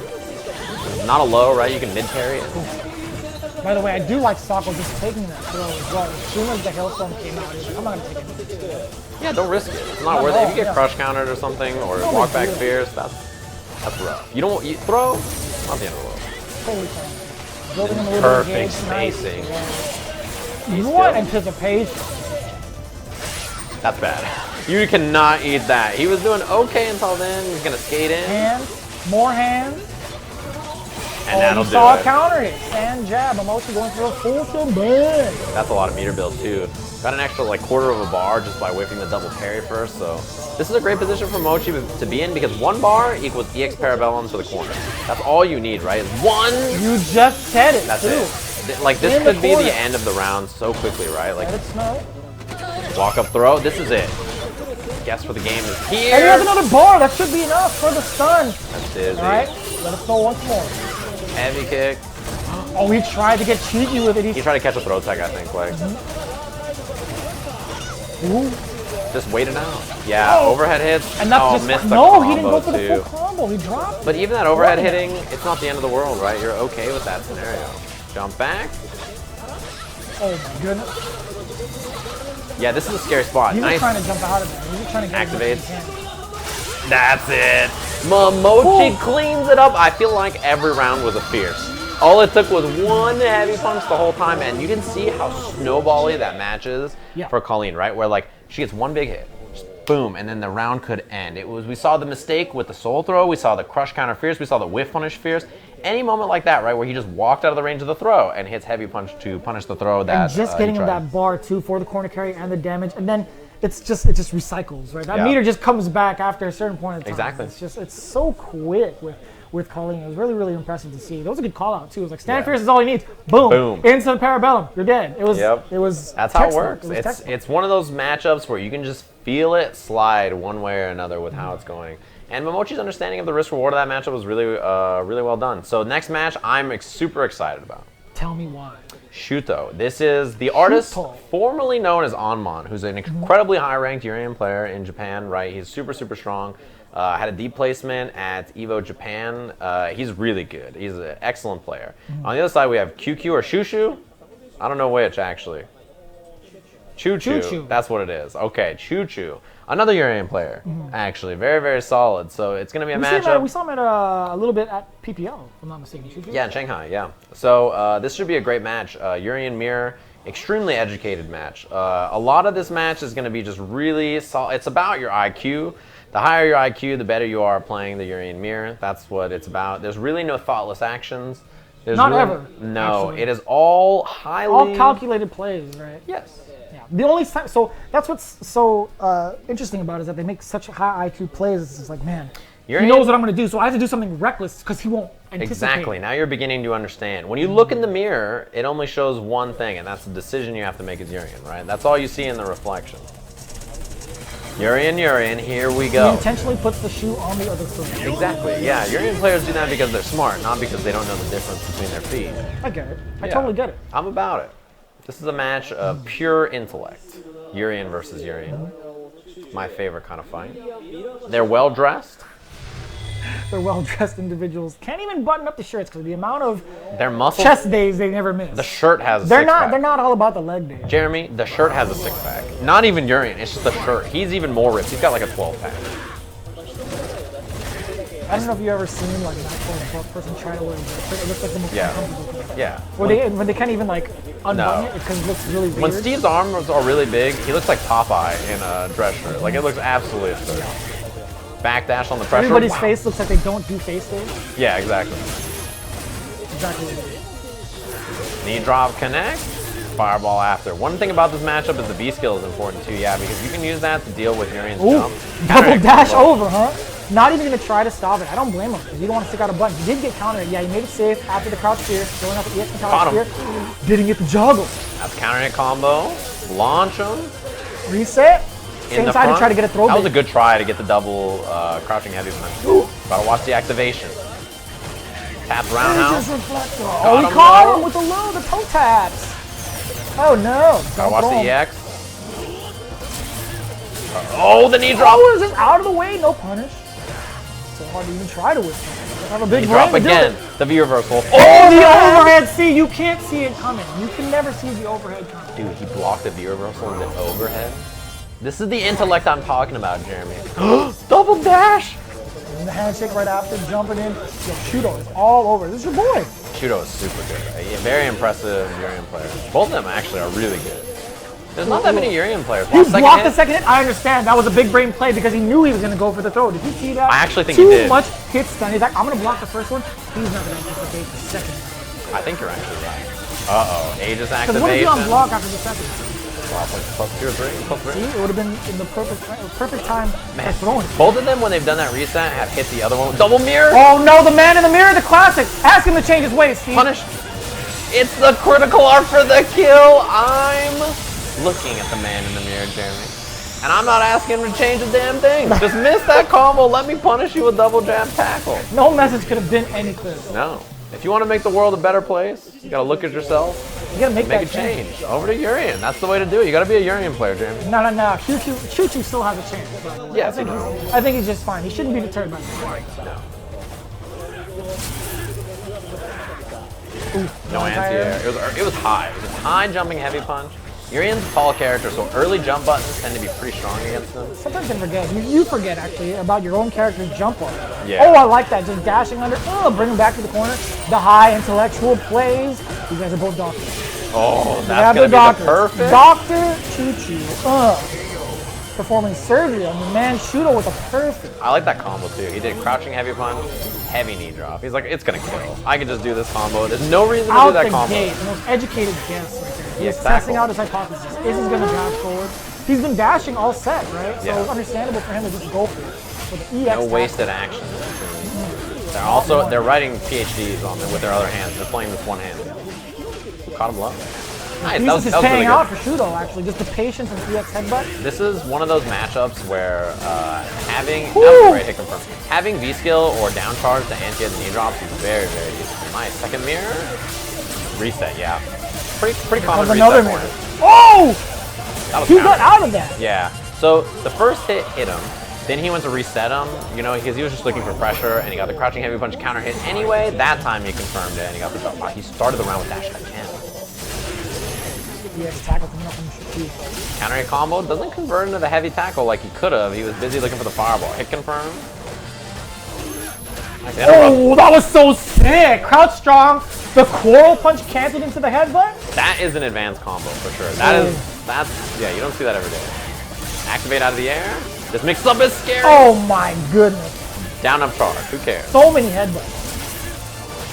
Check this man. Looking for that second mirror. Wow, he whipped 9 normally in a row. He whipped he whipped a heavy, a medium, and a light. And then Choo-Choo was like, I think it's safe to head in now. It's so back and forth between the two. You rarely get to see such an exciting mirror match. Yeah, this is a great match. It just so happens to be with you. The Urian Mirror is one of those matches that's just like really fast and hectic, right? Like Sure. it just goes so quick. So it's one of those matches where you always just see a lot of crazy stuff real quick. Crazy mirror setup, double crouching medium punch counter hit combo. He's too far to do the crouching heavy punch, so that was well done, well spaced. Good check. 4 medium punch -2. So that jab after was well He's getting spaced. a lot of mileage on these EX tackles. Yeah, shoot Out of ball. it. He's getting a little antsy, I feel like, with the dash. Activate. Oh, Ooh, look for the out of reset. there. That was a beautiful throw on the dash. So that's trigger. Overhead! I choose not to block. Bring him to this corner. Oh, trying to wake up head, but that was scary. Double knee drop. He's no defensive Oh, meter. it's totally different when it's the first mirror. Yeah. EX tackle into the initial V trigger activation. You're Totally stuck. different. That's a sandwich, man. You're just stuck. Trying to say what you want to be involved. No. Stuck there. You have to hold it. Don't press any buttons. Man. That's gross. That's unfortunate. What do you mean?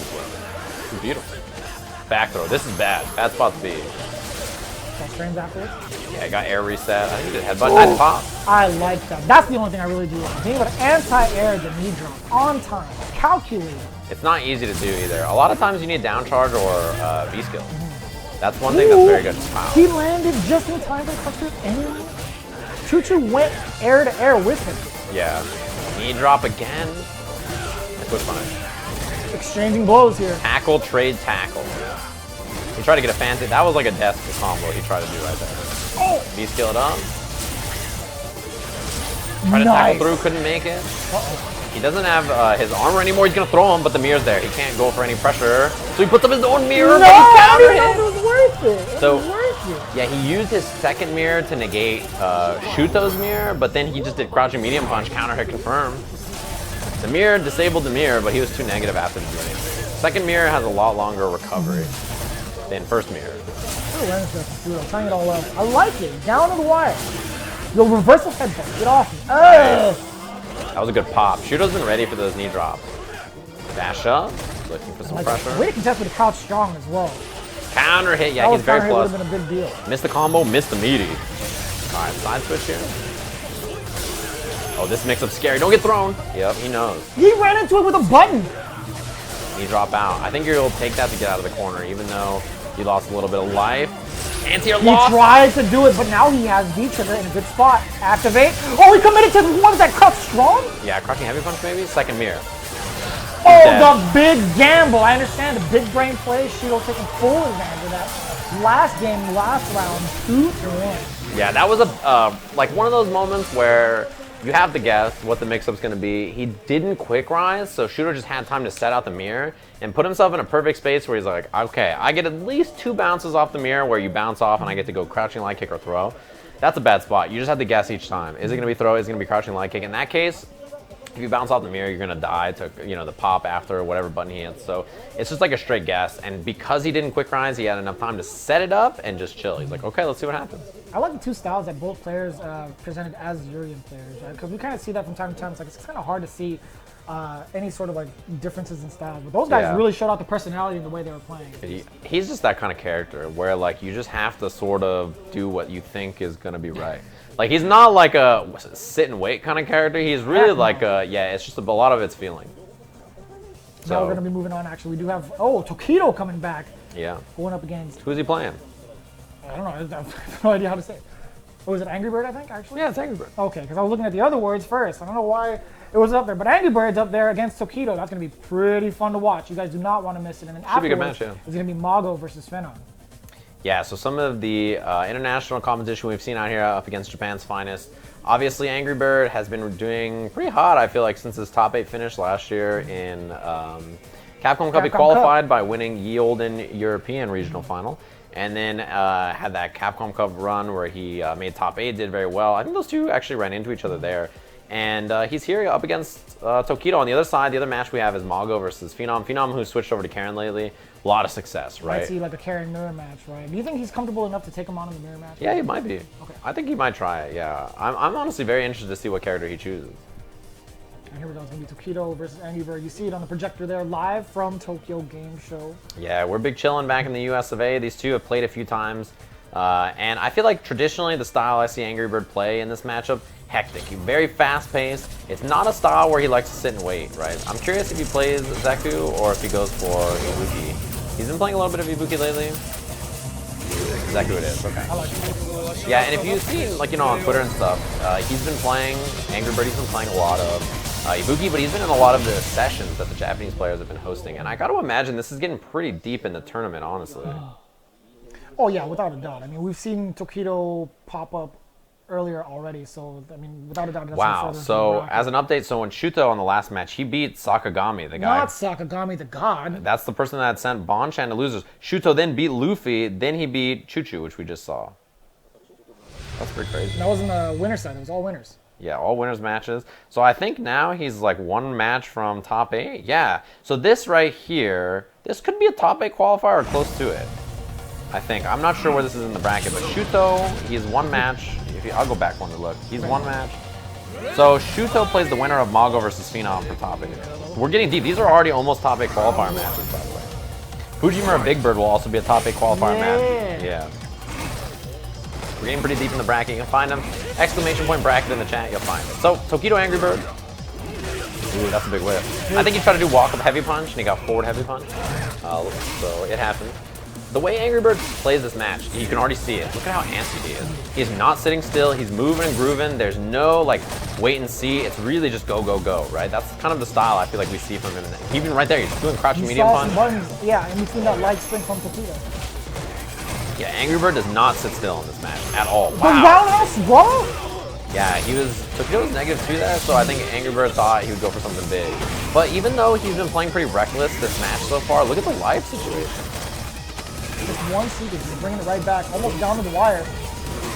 Regular Got jump. caught raw, it's not enough. I can't believe it comboed. That was so far away. Tokido with the walk up. I'm feeling like a jump back area X fireball is pretty likely. It's such a good like stop sign here. The run up. That could have been big. You saw the counter hit crouch jab. I think he tried super. I think he wanted jab short super and he got jab in a run or something like that. Even still, maybe he wanted jab run into a low. The air to air and the side switch. And then side switch again. Tokido with the damage right out the gate. Now pushing. Yeah, jump back jab. Stop that demon. But we're already in the corner. Nice. Whiff punish with the fierce side switch.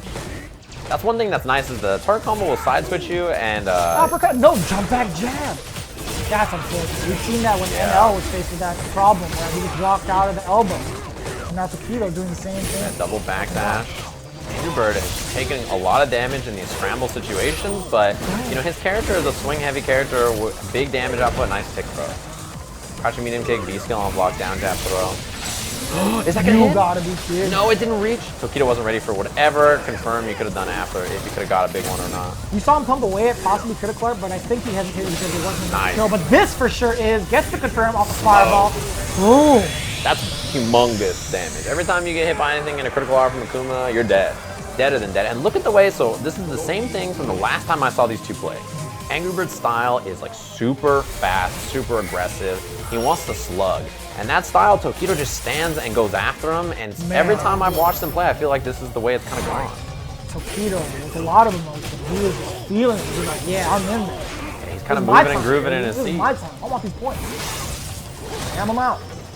Yeah, so this is the first time in this set that we've seen him really resort to old Zeku first, and then immediately switching out as soon as I say that. Yeah, 84 seconds on the clock. It's Young common. Zeku. Yeah, it's very common to see just lots of young Zeku counter hit The combo. micro stuff. Yeah. I guess you can do that regularly too, but oh, the overhead?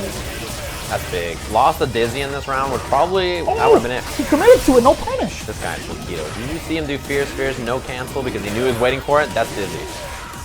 Stun on the uppercut. He's not quite at critical art just yet, but he'll build and be very, very close to the end of it. Yeah, goes for the Tatsu for the setup instead. Air fireball? Nothing you could do there really as Angry Bird. You just have to kind of wait it out. Air fireball for the shield on the way Out in. of there with the slide. He tried to use that sort of do trigger from that angle, not gonna get much out of it. Yeah, and then Tokido fights out with a crouching jab, counter hit combo. Look at this, he's on set point already. This match is flying by. I feel like it's just like the MOV match. Interrupts the shoulder. Look at that, try to jump. Jumping out. Try to jump again. There's the counter hit combo. Counter conversion, back throw, all Angry Bird right now. Ran into the EX fireball. Crouch, jab, conversion off the counter hit. Does have full critical art as well. And the stun is racking up and he gets it. This should be enough if he commits to the critical art, which I'm pretty sure he would, or unless he gets the EX gram. Boom. Double gram. Yeah, big damage on that double gram. You get to switch, and even if it doesn't kill, you're in Young Zeku, point blank, with a great mix-up situation for yourself. So that's the first round we've really seen Angry Bird kind of succeed, right? Even with his style. Wow, nice. Fierce from that close. Jump back, jab, get off. No uppercut on the jump. I think this pace is starting to kind of add up on Tokido, you know? You can really feel that, like, the speed that Angry Bird is playing is kind of, yeah, look at that, even wake up wall jump. That right there is a punish. These little errors are being forced by how fast Angry Bird's playing, right? You can really tell that, like, the speed he's throwing at him, there's little moments where mistakes happen, and this is where Angry Bird thrives, you know? I was trying to think about that last season. Jumping out of the corner and doing that wall down. Yeah, he tried a standing medium kick when he landed. But this is what I mean, right? Like, Angry Bird plays this style, and it seems like whether he's winning or whether he's losing, he doesn't care. He commits to the style. It's the way he wants to play this fight, and it's working out. Especially, I feel like the longer the set goes, the more comfortable he will be playing the style because it adds up on Tokido's brain. In the beginning, you're going to be able to react to stuff, right? But the longer the set goes, the more and more tired you're going to get, the more and more like... The more info you're giving out for your opponent, too. Yeah, you can start to adjust. Nice challenge on the dash up. Yeah, activating the trigger. Here's to kind of check Tokido as well. Nice spacing himself out for the medium kick, going for the fireball as well. Nice check with the jab as well from Angry Bird. Using that area fireball as a shield, so he can't move in. Wow, raw shoulder miss.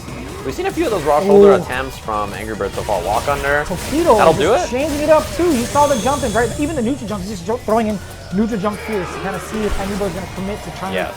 Like, he's anticipating the fireball. Yeah. He wants to move under it. So Tokido, in return, he's going to change it up with doing neutral jump fierce. Big error. Yeah, try to walk a fireball. I think the fireball was maybe even still on the screen, honestly. But sometimes you try to walk fireball, you get the uppercut input instead. It happens. Working on Dizzy. Nice check, low forward, out of the corner. That's what's important here. Wake up back. Angry Bird did not want to be there. Yeah, 3-frame challenge. 0 on block. He has been ready. Every time he sees the demon sword. Nice exchange there for Angry Bird. Absolutely worth it, spending that bar. Yeah, you want to get rid of the air fireballs and V-trigger. Uppercut? Sit him down, side switch. Yeah, it's because it hit really high. I think that was super meaty, but no combo after. V-trigger under. Yeah, I mean, but nothing. That's the scary thing about that is you got nothing. He was an old Zeku too. I feel like at that angle he still could have done like EX Gram or something. EX Or uppercut, not maybe EX to trade. uppercut, not Gram, sorry. EX uppercut. Oh, conversion! He saw him walking up and got the counter across the jab. That's like the 3rd or 4th time Tokido's jumped in and Angry Bird's done backdash, back jump, jab or something, right? Like, you don't know what he's going to do on defense, and if you're Tokido, how do you scout that when he's constantly rotating? Still committing to these demon flips. He's had an answer for demon flips every time. Almost every time. There's a V reversal. Angry Bird on these jumps has really done a great job of mixing up these options enough to throw him off. That, I cannot believe he did forward heavy punch. Looking for the wall jump. Man, he tried to wiggle between that. The cross up, side switch, bring him back in there, the damage, knock him down. Super meaty. Respect it. He still hit a button. He could have critical arm. This is getting scary though. The extra fireball, no interrupt overhead. Nice punish. Oh boy, off of that stand short, doesn't commit to the critical arc. Back throw. Now it's gonna be a dangerous situation, actually for both still, because Future is wants on the deck. activation. There's the activation. Demon flip. Oh, it actually hit! No follow-up, but it doesn't matter what your name is. He still got the best of that scramble, and he takes it over to Tokido. Angry Bird with composure. Oh my god, he did the down jab. I think he was trying to reversal jab, and he ended up just like mashing out down jab EX uppercut. He was just like such a crazy scramble situation, and okay, that is the perfect example of how the pace of the match was so all over the place that the weird scramble at the end paid off for Angry Bird, right? Like the way he's playing that is so all over the place, it's so crazy that if you're Tokido, you're constantly on the back foot, like what is he gonna do here? What is he gonna do there? What's gonna happen here? You don't know. It's like you have to just constantly be like, is he gonna, and then it's too late, he's already in the air, he's already on the ground, he's already sliding, and you're like, I don't know how to adjust my game plan for all these different things that are being thrown at me. Yeah, regardless of like his situation with his life, the amount of life he had left, right? Even if he was at a life advantage, he's like, I still can't let this guy run all over the place because it's young Zeku, right? If young Zeku gets in my face and I have to force myself to block, the gray life is going to accumulate, then he's going to get this mix-up going. It's going to be tough to even defend again because I don't want to be on the defensive end. I don't have that much screen to work with. Yeah. So for that reason, it's like, you can just tell. You can just tell that that's the game plan. And even though it didn't work in the first game, it takes a lot of fortitude to just say, I'll do it again. I'm not going to change anything for the second game. I'm going to do the exact same thing. He does it and it works. It's so funny how that works in like professional level play. Yeah. It's just like, I'm going to keep doing it. Like, yeah, you can't stop me. Yeah, can't stop me that easily, dude. I'm just going to keep doing the same thing. And it works out. So here it is, Phenom up against Mago. Mr. Magoo. Do we see, the question, right? Do we see the Karin mirror? Or are we going to see Phenom try Necalli or one of his other characters or something like that? I think he's doing a great job with the Karin transition, honestly. I wouldn't doubt him going for the mirror match. That's what it's looking like. Happening. All right, cool. Very, very good call. Phenom with the Karin choice. This character is fantastic. In this version of the game, you know, she is super, super strong, right? She had kind of an off season in Season 3 where she was a little weaker, still a very strong character, but a little weaker than she was in like Season 2 or Season 1. And this version, again, she's fantastic. Like, she really just does so many things extremely well, and she's a character that is very consistent at a high level. So for that reason, you know, it's not a bad choice. And if you're at this kind of level where Phenom and Mago are, like, making the switch seems easy, right? This was former Cammy player in Mago. He's played a few characters, actually. He's jumped around quite a bit. And then Phenom, you know, used to play, he's played Necalli and Bison and Guile. So he's played a lot of characters. This guy was looking pretty sharp, and then the next catch hit, he immediately went to Karin. He's out of there. Jump ship. Karin. I know the chat room's getting hyped. You guys love I'm some. definitely hype about this. You guys love some Karin. Oh yeah, it's about who's getting that low forward first, right? You saw Phenom kind of checking with the V skill first, then with the medium kicks afterwards. Wow, double command dash, no check Oh! from Mago. That was great, actually. Neutral jump. Did awesome. Then I like that Orochi for the damage and just breaking away from the corner. Nice work there from Mago. It still gets the Oki. This Karin is just super strong, no matter what ender she chooses. Yeah. From the Tenko, whether it's V skill, another Tenko. She's a very consistent character. Yeah. Her, like, when she hits you, she's gonna get something after. Man, a real setup after counter hit sweep. Mago, you better take notes. Thought that was gonna hit. Mago stood up for a second. That's the kill. Boom. 2-bar kill, didn't need to spend the critical armor. You see how much easier that was off the first counters? He doesn't go for anything fancy. He doesn't Nope. go for a jump. He Yep. closes the gap and makes sure he pushes to the corner. Absolutely, that's the way you have to do it. Way more threatening in the corner than off of like a move. That's the movement you never want to use. But luckily for Mago, doesn't get punished for it. In fact, he actually caught Phenom doing the wrong thing and steamrolling him now in this round. Yeah, You're full dead. bar from Mago too. Light Yeah. EX. Man, this character pumps out that damage. That's what really makes her threatening is her utility and options when she hits something like that. When a character gets a crouching medium kick, you know, like normally it's like, if it's Cammy, she does drill. But in this case, it's like, well, she can do like Tenko into whatever combo route she wants to do, right? She really has combo utility and ways to spend bar that is really, really scary. Counter hit jab for Phenom. Yeah, see the walk back before the throw? I was talking about that when I was on with James earlier. There's this range where you want to walk back before you throw somebody. One hit wins here, actually. Ooh, sweep activate. Both of them, very scary spot to be. Had to check with the crouch jab just to see if Phenom trying to go for any of the other options. No more V trigger to be had. Not much of a threat. This is like the Wild West, though, right? Firing out that crouching medium kick. Whoever hits first wins. Got Oh, him. you're dead! Nice and like easy. that. Yes, sir. Off the Tenko, not trying to do anything fancy. Doesn't want to do Orochi in critical. Yeah. Smooth sailing Mago. First blood against Phenom. Yeah, I kept it easy. I like that choice a lot. So what I was saying in the corner about the throws is you'll see players walk back to the max distance of their throw. And then they'll either throw you or take one additional step back and do crouching medium kick. This is very safe because it puts you at a range where reversal jabs won't hit you a lot of times, where like, you know, reversal buttons or something like that, you're out of range for it, you can be very safe. You can still meaty throw if you want. It's one thing that players have gotten really good at is when they have Oki recognizing where the max distance of their throw is and staying out of that range. Beautiful. Confirm there from Phenom. I like that backdash too from Mago. Didn't want to deal with the stagger pressure or the throw. He was out of there. Nice fucking stand strong. A lot of time to get into that Tenko as well. You saw considerable time from the command dash. Yes. You can see it. You got a minute there. Sweep the leg. Meaty light kick, but didn't get a combo into the crouching medium punch after. You actually can. You don't need counter hit, but it sure It's helps. meaty enough, yeah. Whoop. Oh, Nice goes for the check. overhead. You try to get the reset. EX. Not enough to dizzy. Throw break from Mago. Waits it out. He's got sweep activate. Just waiting. This is the time for Mago to walk him down, get some space, sweep activate. It's so hard to walk down Karin. Yeah, I mean, even It's as so Karin. difficult. Look at that medium kick. Stop sign, man. Medium kick or even sweep from max distance. Ooh, You flinched! Phenom flinched! That was the quick draw. That was it. Both Karens in that exact range. Who fires first, right? Are you the Walko kid? That's the question. The what? The firing off that crouching or that sending medium punch. Walko kid, you never. All right. All right. The Waco. You know what, James? You would know. You're right. Oh, that's why I didn't recognize it. Alright, so I Command took yes, dash sir. under. Nice. That was beautiful spacing. Oh, the counter hit. Yeah, Knockdown. get himself out of the corner, using Fierce into Hop, making sure he gets the damage, and mostly out of the corner. That sucks. He tried to hit a button after at the crouching medium kick, and he got interrupted for the kill. The Yeah. damage. September's very own Mago, sponsored by the whole month, getting 2-0 over Phenom. That's the It is. lore. He's September sponsored is by his September. month. Yeah, I mean, because in that case, right, crouching medium kick, he blocked it, and Phenom were trying to reversal with a button. Crouching medium kick's negative, but he just committed to the Rekka, and for that reason, he gets counter hit. Easy confirm. Mago seals the deal. Yeah, I really wonder where in the bracket that puts Mago, right? Because that was a good winner's side. He's been very, very consistent throughout this entire ordeal. I think the winner of that match plays Shudo for top 8.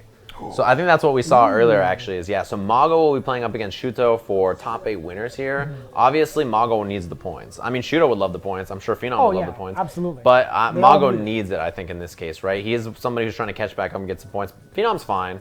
I think that he's doing just fine in CPT points, but he always takes some more, right? Seeding is a big deal, right? Obviously, even if you're in the range where you guarantee your qualifications for CPT, if your seed is lower, you have a higher chance of playing Bonchan first round. You have a higher chance of playing a few. You know, it's one of those situations where you're like, I don't really want to play him first, or I don't really want to play Punk first, or Tokido first, or whoever it is that's at the top. So getting as many points as possible essentially is trying to make it easier for you to sail on through the Capcom Cup, or in the midst of Capcom Cup, in that top 32, right? You want to make sure you don't want to face up against the best player right off the bat, according to the points. According to the points. According to the points. But in the meantime, we are going to take a quick break. Well, maybe I'm not sure. I saw Audu stand up for a second, and then they were moving around, and then who knows what happened. So we're waiting. We're following along on the Japanese stream, right? So we are the remote stream.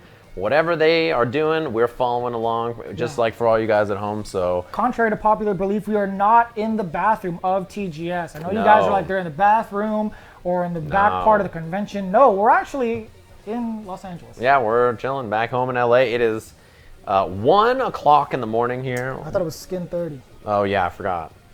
Skin 30. Well, it's 1 it out. o'clock. It's You like can a look if freckle you past want. the hair, Yeah, right? you can look. It's 1 o'clock. Oh. Yeah, so it's 1 o'clock here, 1 a.m. We're just chilling, cruising. The thing is that I normally don't. Hey, you keep it out of there. I don't normally. You should have fed him. I already knew he was going to get real rowdy. It's past midnight. You can't feed him. That's true. Yeah, you got to be careful about that You cannot stuff. feed the past Chenzor. midnight. Yeah. You cannot feed the Chenzor past midnight. Yeah, so we're chilling here in LA, obviously.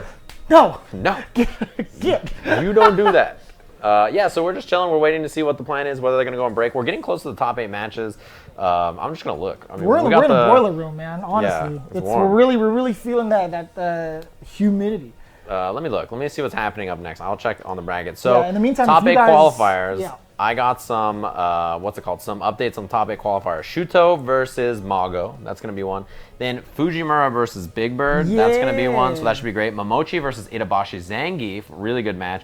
And then Angry Bird versus Gachikun. So that match, Angry Bird versus Tokido, was to see who's going to be in the top 8 qualifier spot. So that's Gachikun. Down in the losers bracket. Before that, have we seen any Gachikun on stream? I didn't get any. I don't think I've seen him yet. Yeah, James is saying no too. So we haven't even seen him on stream yet, and he's already in a top 8 qualifier spot. So losers bracket, I see Xiaohai, Tokido, Yangmian, Johnny, Unsung, Dogura, and Choo Choo. Those are all players in the loser side, but they got a while to go until we get all the way caught up, to be honest. We have a handful of players coming in from the loser side that we're still trying to break through and fill in the rest of this bracket, right? But that's what if you want to see it, exclamation point bracket, and then look for the furthest bracket over. So this is round Pool E, so the furthest block right before top 8. You can look at that and you'll see all the updated brackets. We can see it on our phone here, so you guys can check it out as well. They're updating them as they go. So now I see Xiaohai is going to play Luffy. So that's a losers bracket match. Winner of that will play the winner of Tokido's match. There's like 3 rounds left on losers, and then 1 match for winners top 8 qualifiers. So as we mentioned, those are Shuto Mago, Fujimura Big Bird, Momochi Itabashi, Angry Bird Gachikun. And it looks like we're going to take a quick break. So we'll have a quick break, then we're going to have top 8 qualifiers matches on winner side and loser side for Tokyo Game Show Super Premiere. Stay tuned, everybody. We'll catch you guys in just a little bit.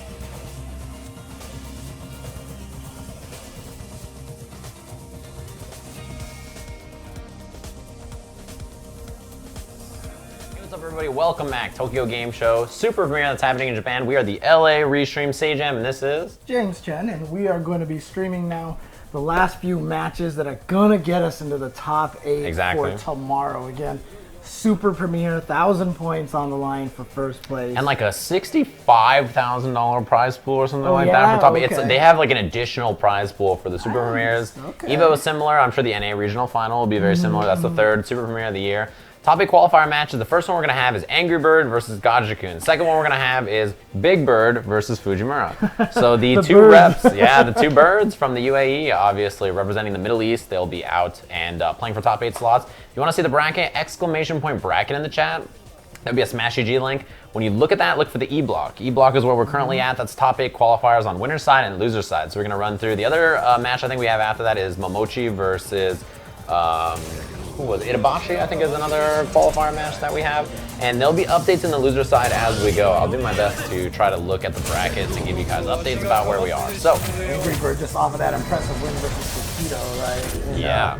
And, you know, I got to imagine he's got a lot of practice against Rashid from Big Bird. Yeah. And I mean, not only that, but like, you know, he just looks ready for everything. Like, I feel like he looks prepared. His game plan is so him, right? It's like, this is somebody who showed up with this character and was like, this character's good. Let me show you. And he just has such a great time when he plays. He's such a fun player to watch. Gachikun's wearing his skin. Yep, the costume that he made for Rashid. He is the Capcom Cup champion, still the reigning defending. And so because of that, he has his own skin on, that he's wearing that own costume. Interrupt on the run. Angry Bird already trying to get in there, just trying to be aggressive. But he's wily. Yeah, Gachikun. Turn the tables, has Angry Bird in the corner now. Yeah, Angry Bird is not a trainable player. He is not a player you can just sit there and like expect him to do what you want. He is wily, he's gonna swing, he's gonna challenge. He's a scary guy to play. Well, he tried to keep Gachikun from getting out of the corner there, but wasn't quite successful. And here we are, swapped positions now. Gachikun going in for the throw into the corner. Tried to get the EX tornado, not gonna get that out in time. Yeah, the interruption was ready. All right, walks out of the throw. This is big. In the corner. Oh, there we go. The shimmy. It is enough, yeah. Even without meter, yeah, just a heavy mixer tacked on at the end for the extra little bit of damage. Gachikun played that extremely well. I think that, you know, despite Angry Bird being wily, kind of hard to keep track of, he did a great job. Okay, knew that was going to whip and had the throw ready to go. Caught Gachikun by surprise. There we go, the heavy kick. He loves that on -2 scenarios. He's just like, you're -2, I'm going to do a heavy kick, you try to throw, that's a dizzy. Makes the throw, gets the hit, and here we go, big damage here. Not going to be quite enough to kill. Wow, wakes up and blocks. Yeah, good interrupt too, actually. It's crazy that he woke up button and then was ready to interrupt that whirlwind shot. Like, that's really good awareness from Angry Bird. Yeah. Nice buffer. Sure, he was trying to bait out the EX mixer instead, but, you know, to have that reaction even though the EX mixer didn't come out. Okay, now he can go through lots of... Oh, he's trying to hit reach, and with that, he's not going to quite do it. Not quite dizzy. Next hit will be dizzy, though. Pressure. Okay, good defense, and he's out of that corner. Here we go. Keeps the pressure going. He can try to go for the throw. He could have chipped. Oh, my God. That was insane. He had the chip available, but Gachikun just lived on a pixel that entire round and clutches out the first game.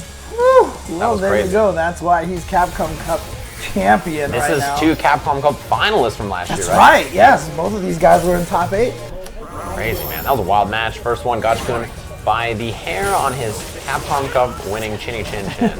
And this is still 2 out of 3, if I'm not mistaken. Yeah, 2 out of 3. This is right outside top 8, winners quarters, right? So this will qualify you for top 8, winners semis. Gachikun right now, he's at match game right now. Looking great. I think that first match is very clear. Ooh. He knows Angry Bird wiggles. He doesn't just sit there and die. He's willing to fight, and for that reason, chase him down with the air combo. Just stuff like that, man. He's ready. He's really ready for the way Angry Bird plays. There we go. Activate. So there's an opportunity for Angry Bird. He can get a hit. There it is. Oh, just went to the throw though. This is big activation point. Out of the corner, back in with a roll kick. Wake up with it, and he's got critical art to kill. Spend it every day of the week. Perfectly done. I mean, so far, like, this is very similar to the Tokido set, where Angry Bird style, all over the place. He's a high flyer. He's tough to keep down. Gachikun gets the first game. Angry Bird style, nothing changes, right? Same game plan. He just jumps back in. He's like, I can do it. Complete confidence. I mean, it reminds me a lot of one of my favorite players from long ago, of course, Combo Fiend. Another player that you could not train. He just was so crazy on the offense. Yeah, you can't slow him down. Even right there, the run. Yeah. Early on, Gachikun checked it, but that time, it's a no-go. Oh, nice. Confirm. Working on Dizzy. That's the Yeah, counter hit there you stun. go. Look at this, he just runs him over. It's all Angry Bird so far. Corner carry, double EX here. No, just the one. Just wants to save it just in case. Oh, beautiful air to air. Went for the throw, had the counter all ready to go. Oh, he tried. He went for the Eagle Spike. But the slide beat, did it not hit low enough? Did it low profile? I don't even know what happened there. I don't either, but Gachikun, he had a little head nod, like, okay, I can figure this out. And Angry Bird, the strategy is the same strategy. That's what I love. He has this feeling and flow in his play, and you can tell it's so him. There's everything about it is him. He just does what he wants to do. And this style is so, like, it's so unique, and even if you know what he wants to do, stopping it is a whole nother story. Right. Well, Gachikun's got to figure something out, because that last game right there, Gachikun got demolished 2 rounds in a row. It reminds me of this Tokido set, right? To game 1, I was like, Tokido all over him. He's got it figured out. We'll see what the adjustment is. And now it's the same kind of thing. We're looking at 1-1 here. Gachikun took a second to think about it. Oh, we got Feel the Fate, though. It's just one of those situations. Oh, yeah, they got to go pick another stage. Why? But, Can't you take this off the rotation? I don't think there's a way to change what's available in the rankings. I think there is. Yeah, you can do it in Oh, the they're rank. going to play it. They don't care. All right, they're in there. They're in there. Okay. Capcom Cup champion, who cares about the rules? He made a skin. You think he minds? Yeah. I mean, the trickiest thing about Angry Bird right now is, like you said, it's, you know, after the first game he got beat up, you know, he's just trying to shove you.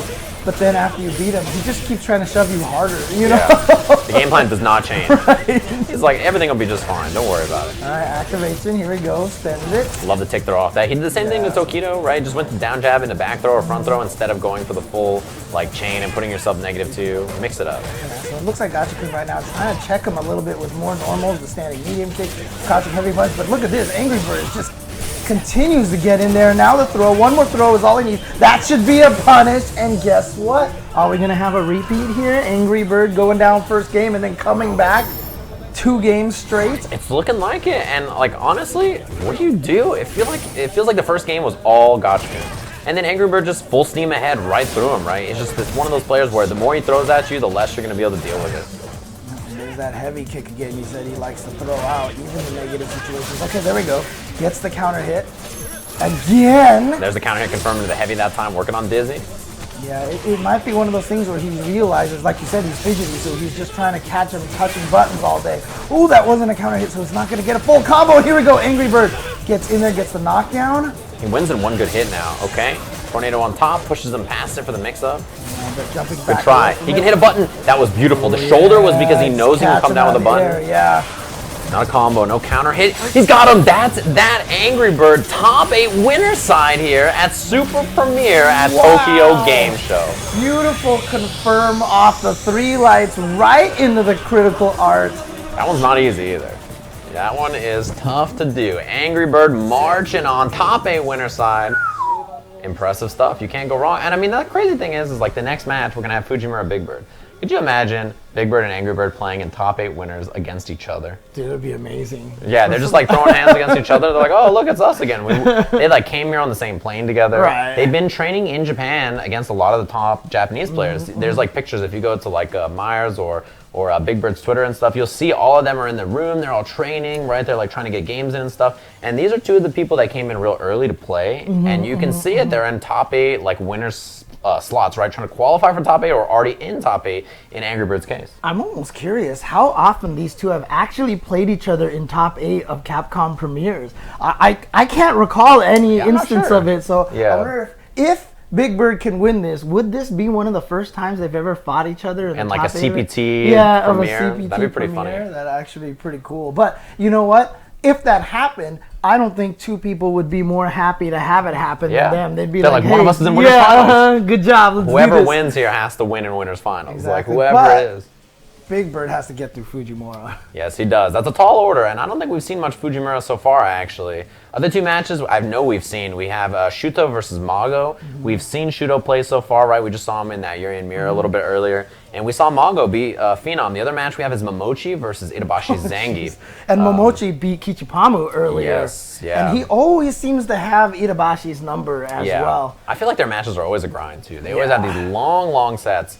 So we'll see how it goes. I'm sure the losers bracket, to be honest with you, is being run right now. Japan You know they're very timely. They like to have everything wrapped up. So I'm sure that they're like running matches as we speak. Look, when I was in Japan, one thing I noticed a lot of are a lot of people running around trying to get to places on time. So nobody's trying to be late there, especially like with a tournament like this. Almost everything so far I feel like is run fast. Yeah, you know, and which is fantastic too, because I mean, I had mentioned this earlier, but remember the CPT premiere that was at Tokyo Game Show a few years ago? Yeah. That was kind of disastrous, and everything was run really late and everything like that. So it's actually a welcome sight to see them actually running quickly. Yeah, so from what everybody told me who was there last year in Japan, like Obama mentioned it, and like I saw a few people say that last year, the TGS event was actually run very well. Well, that one was the one that Momochi took over, right? Was it? That I think that was 2 years ago. I think when Momochi ran it, I think it was not at TGS. It was like a separate event. It was Japan, Yeah. It was Japan Okay, Cup, right? okay. So that was 2 years ago, I think. was Last 2 year it was years back at TGS, Okay, and then It was 3 the year years ago. before that, yeah, it was I the think year that was the before first year of that. Street Fighter 5, maybe. Yeah. Yeah, that's probably why. And speaking of, too, Fujimura, top 8 at EVO every year except 1 year at EVO. So this guy, obviously one of the strongest players. And at this Super Premiere, he has the potential to get the top 8 again. Yeah, both of these players in the top 8 of EVO this year. Matter of fact, Big Bird got second place, as you guys will recall, lost to Bonchan, who's out of the tournament, by the way. Yeah, and Big Bird beat Fujimura, right? Fujimura got 3rd place, I think? That was Infectious got 3rd place. Oh, yeah, you're right. Nice whiff punish, man. Didn't turn it into anything, but that was really well done. Maybe they did play, though. Who knows, honestly. Oh, didn't get the combo. Yeah, did it a little too fast. Yeah, medium mixer. So, activation. He's got the V-Trigger 2. Out of the corner. Nice confirm into the safe target combo. Yeah. Oh, the explosion a little past him. Not going to get the hit. Okay. There we go, EX. Yeah, that's the extension. Because it's in V-Trigger 2, you can get forward medium punch into the V-Trigger Tornado, into V-Skill forward Eagle Spike. It's like you get that extra extension. Yeah, and it's just a sick looking combo. It looks great. His V-Trigger 2 combos are really good too, because a lot of them give you reset points that are really strong. Alright, well he's got him in the corner here. He's going to try to keep him there, but nope. EX Kunai, man. That EX Kunai from the air. I would call it best dive kick in the game right now. Yeah, super good. Oh, caught him before he could get. But somehow the Ryder missed, and well, that straight can just hit in a really weird way. Yeah, Fujimura turned it into a reset. It's not part of the plan, but it's all part of the plan. You know, he just turned it around. No meter for Fujimura. MVC2 American resets, you know. That works. Getting in there with that kunai again. Yeah, looking for the fierce afterwards. Negative on that target combo, but safe on the light, medium, light. Oh, but you know what? Big Bird tried to challenge. He knew the explosion was too far away, got caught anyway. He tried the heavy rider. Wow! It looked like he tried something super late, like maybe a late heavy mixer or something. It was that weird brain challenge, like anti-air block, and he tried to anti-air way too late. Yeah, so last round here, a lot of meter for Big Bird. Knocked down early. Fujimura with a wake-up button. He's so good at confirming which if it's block or hit and going to the proper end. Beautiful anti-air too, yeah. Wow, walk-up stagger. Oh, and then gets the counter hit into the corner here. The pressure, but great defense by Big Bird. Walk back this time to try to bait something. Yeah, caught him out of the air. So you do get that juggle with the uppercut instead of the normal rider pickup on the ground. Plus frames, the challenge. He's only +1 after crouching medium punch, so you've got to keep your frame trap tight. Nice air to air, but landed in an awkward timing. Here we go. Oh, I almost thought he was going to make it under. Under, yeah. It was looking like it. Oh, no. That could have been the activation. Yeah, I didn't activate. That's really surprising. He's usually pretty good at confirming that. Over the challenge. Here we go. The pressure in the corner. Fujimura was going to hit a button, went for the crouching strong instead. Good defense from Big Bird to that backdash so that the mix-up wasn't possible. What? Oh my god, the confirm on the... That was a counter hit. Counter hit, crouching medium kick, critical art confirmed. Yeah, you get that extra 2 frames on counter hit. So beautiful stuff from Fujimura, man. He was ready for it. He's always ready. That's that third strike Ken status right there. Just trying to fish with those crouching medium punches. Catch it. He was ready. That was like super. He knew that there was one thing he was looking for, and that was it, right? He just needed that one moment to get that counter hit. And that's the beauty, you know, that's one of the things that a lot of people don't realize. You know, when you look at your situation, you're like, I have to win. I don't have enough meter, so how am I going to win? I need that one counter hit. And that's what you're gonna fish for. Yeah, You know that's exactly what Big Bird wanted, or what Fujimura wanted, and Big Bird gets flipped. Nice throw, Ooh, baby. here we go. Big damage here. Reset, that was beautiful. He knew he was gonna get the kill if he could get this. Build the bar into the EX, that'll do it. Beautiful from Big Bird. All of that heavy kick, which puts you in the air so you could bait throws with it, and that's exactly what he used it for. All right, here we go. Big Bird trying to tie it up right now, one round away. See if he can set up that fateful match between himself and Angry Bird. Light right after for the setup. One thing that's very useful for her is she can always spend that light right and get the knockdown frames right next to you. Good defense. Big Bird, really trying to bait out those throws. And Fujimura not buying it. Trying to be very defensive in the corner there. Big Bird a little too close for that kunai, EX kunai to hit with the explosion again. Ooh, the crush. Yeah, it's a rough crush counter to eat.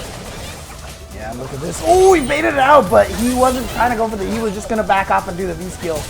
He had already decided, yeah. The crouching, crouching there really makes that whip nice. Not a counter hit though, so no combo big. But no reset kunai in the front or behind. as well. And he's got, oh, it doesn't even matter. He never even had an opportunity to feel the lack of kunai. Yep. That mix-up is rough because when you hit the crush there, he does V trigger 2, jump heavy kick, and it's either do I go left, do I go right, and he's gonna hit crouching heavy punch, which is a humongous damage starter, right? Because you get standing medium punch after, and EX, and whatever you want. So. And not only that, it's just such a nice slow move that once it hits, you have like 10 years to hit confirm what side and whatever, Yeah. so it's easy. You got a long time. Going for that V skill there, building a little bit of the gauge. Yeah, jab, medium mixer from the knockdown, and heavy on the other Oh side. no! That's fun. I had talked about how good he had been with the confirmation on that, but that time was the backwards. Here we go. Switch sides. The reversal of the kunai to get out. Yeah. Uppercut. Nice confirm off the single hit. Saw that Fujimura was going for something. Yeah, the nice thing about the mixer is you can start to do it and then just input the rest of it as it goes. What a walk under. Walk back throw. EX on wake up. Here we go. Again, trying to bait that throw, but this time Fujimura not hitting any buttons. And now look at this, just being so.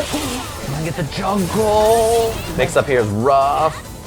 Oh, he didn't do it. Oh my God, he went for it, and he was right. That I cannot believe he did it. In that moment, I was like, what's it gonna be? I was looking at Fujimura to see the mix-up, and I saw the yellow flash, and I said, no. I couldn't believe it. And this time, meaty Big Bird. Man, he's one round here from this top 8 finish. Trying to do the same thing as Angry Bird did, lose that first game, and then come back 2 straight. The good old Middle East strategy. That's how they do it. Walk up block, plus frames here. Oh, what? James, that was the front. Oh my God. James. I have. James, that was the front. I cannot believe that snipe. Oh, and then he caught him, and he's gonna get the juggle. Not stunned. In the front. But he was able to stick to the wall, so we avoided some damage. Nice block of the cross up. Oh. He hit. He could have comboed, but he didn't go for it. Jump back off the wall. What an uppercut from Fujimura. He has V trigger. Oh, and that's gonna hit. Yes. Here we go. What's he got? One more mix up. They traded. He didn't spend the gate. Dude, they are flying everywhere. Oh, he had one kunai and it hit. He had one kunai. It was strapped to her thigh. She's got the one kunai you didn't know was coming out. Oh my God. And Final game. The kill. Final Chase round. down, but too far away to combo off of that. This is so scary. Man, that looked like Fujimura's game. That looked like Big Bird's game. Now we got this final round between them two. Ooh, dash into the cross up. And here we go. And buttons again from Fujimura. Just trying to push him out. Trying to get himself some space. And he was not able to get out of this corner right now. He is still trapped in here. Oh, the crush. Gets the juggle afterwards. Working on Dizzy here. Fujimura's got to be careful about his buttons. Ooh. V-trigger's available. It hit him at the top. And it's the stun. Did you believe that hit at the very top? That was insane. The angle on the whirlwind shot perfectly hit him after he V-skilled out of there. I've not seen that happen before. I don't know if Fujimura's seen that happen before. Big Bird is in top 8. Big Bird is going to be going up against Angry Bird. We've got both of the players from the UAE out here in Japan, and they are rocking it. That whirlwind shot was like a It was like a bullet from the movie Wanted. Like the way it curved up, like it was like the perfect curve all the way up. And like Fujimura stood up, and then the whirlwind shot was like, boom, and it hit him. Yeah, just barely clipped I him. cannot believe that. I don't think I've ever seen someone do EX whirlwind shot, forward V skill, land, and then combo. Right. That was absolutely wild. Like I couldn't believe that whole match was crazy. I have to go back and watch the entire last game between them two. I just want to see the full last game again. Oh man, but Insane. that is crazy. But good job. I mean, look, Big Bird, second place at Evo, continuing this performance, getting the top 8 here at another Super Premiere. Yeah, he's the Super Premier champion. He's just going to show up to the Currently, first yeah. one, show up to the second one. You put him in a Super Premier, it's no chance. So I'm going to look at the bracket here. Yeah, Fujimura's not out of it, by the way. No. He can still try to get in there on the loser side. He's in of the loser side. bracket. So I can Yeah. give you guys some updates. Sure. You know what, James? Even though they played back-to-back, Big Bird and Angry Bird are not even going to play in top 8 yet. They're on opposite They're sides. on opposite sides, even though they were run back-to-back. So they're not going to play right away. But Angry Bird will play the winner of the Momochi Itabashi match. And then Big Bird will play the winner of Shuto versus Mago, which is going to be the next match we see here in loser side. What is it with Mago in September, dude? Like, this It's is his the most month. ridiculous thing. I So, swear. on the loser side, I got some okay. updates. All right. Tokido 2-0 over Machibo. John Takeuchi over Yangmian, and Tokido plays the winner of Shanghai Luffy. Luffy's currently up 1-0. Okay. And then the winner of that plays Fujimura for top 8. So it's going to be either Luffy or Shanghai, right, playing Tokido, then Tokido and whoever that is playing Fujimura for top 8 losers. Right. And then some updates. John Takeuchi plays the winner of Johnny and Oil King. Dogra NL is happening, Phenom MOB is happening, and Shushu Daigo is happening. Although I heard Daigo might have been out earlier, I don't know if that's true or not, so we're getting some updates. Obviously, all this... Daigo being out is like the update the that meme. you always hear, I swear. Yeah, so this is all on Smash EG if you guys want to go look over there. Some of this might be updated, some of it might not be. If anybody has any updates anywhere, I'll take a peek. Oh, but here we go. It is going to be Shuto versus September Mago. And, man, he's just been playing so well these last 2 events. And Mago, of course, trying to make it back-to-back top 8s in premieres now. Of course, this is a super premiere. Going with that Karin. And Shuto, of course. I mean, we started the day with a lot of Japanese Urian players, and Shuto right now is the one that is still standing out of all the Japanese Urians. Here we go. Oh, the ambiguous crossup, but he didn't believe. He didn't believe it was going to hit, so he went for the throw anyway, and Shuto was able to protect that, try to go for the side switch, and then put himself into the corner, but has a decent life lead here. Yeah, I mean, looking for that staggered pressure, finds the button, and this is a bad spot to be. You never want to be in this kind of position where 4-frame character cornered by Karin, but so far, Shuto's played this matchup really well. He's had an impressive day. He's a super high-ranked Urian. Ooh, nice. If you're familiar with, wow, he finished it. Oh, wow. And Mago, just to even block, I mean, he wasn't even crouching. He had a button. He just, he got was doing counter something, yeah. It's because, 4 medium punch is -2, right? So in that case, if you try to challenge with a button, you get hit by the target combo overhead. But yeah, I mean, this is one of those moments, right, where like, for Shuto, he used to go by Onmon. He's a really strong Urian player, and this would be a really big top 8 for him to qualify in. Yeah, this would be one of those situations again where, one of the players that, obviously, like Pepadai, like a bunch of other guys, are very clearly strong. It's just people don't know him as well as a lot of the ones that travel more. Super great performance at Evo Japan as well. He's a really strong Urian player. Slow. He was on the Rage League, I think, as well in Japan. Got it. He's really solid. And so, as Mago, you guys know, is having a great month as always. Throw? Yeah, got it. Now he's got to block the rest. Yeah, second mirror. So he just takes it for the V skill. Not a big deal, I think, if you're Mago to let this go. Yeah. Urian gets V skill and he escapes the corner, but you don't get hit by 80. That's great. Ooh, that's going to be able to finish the round right there. Yep. Firm off of the crouching medium kick, the Karin special. That's a great example of how to fight a Urian player who's popping V-trigger, right? Like, just back up, let it happen. That was sick. Yeah, erases the fireball and hits Urian at the same time. Ooh, okay, that was a little bit tricky there, but... Yeah, the headbutt got over the crouching medium kick. You really only use that to beat lows or throws. Real setup?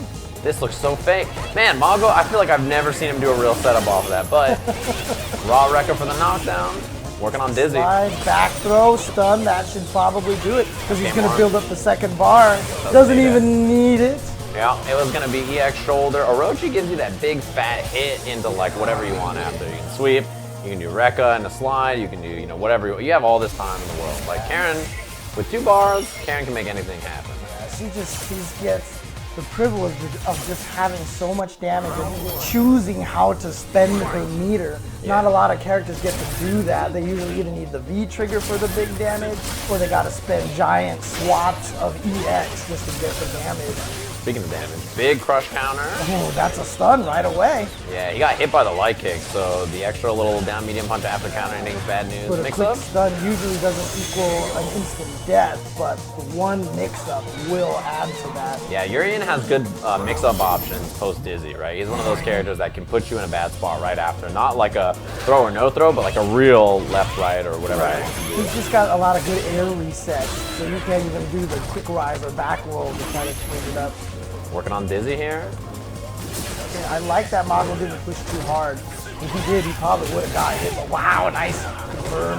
Yeah, one of the buffs they gave Urien in this version. Mix up. Yeah, saw that it was behind. Ooh, Overhead. he was hoping that was going to stun, probably. I think that EX tackle was to chase it back dash, but Mago didn't commit. It was a good read. Yeah, Oh, good damage. Close to the end. The back throw is going to do it. And 2 games in a row, Shuto with the first round. Let's see if Mago can repeat the last game and get the 2 last rounds, though. clean buffer on the stand line kick into the EX tackle. It's one of the, you know, with Urien, safe buffers that you can do that'll combo, give you a knockdown. It's very useful. Anti-air. Ooh, he hasn't believed there's been a few of these standing medium punch that have hit Mago, maybe jumping or trying to get away. Yeah, I think he's probably looking specifically for the counter hit, maybe, and so he wasn't paying attention. Because he did it a while ago. He maximized it with the couch heavy punch. Wow, that hit behind her? It sure does.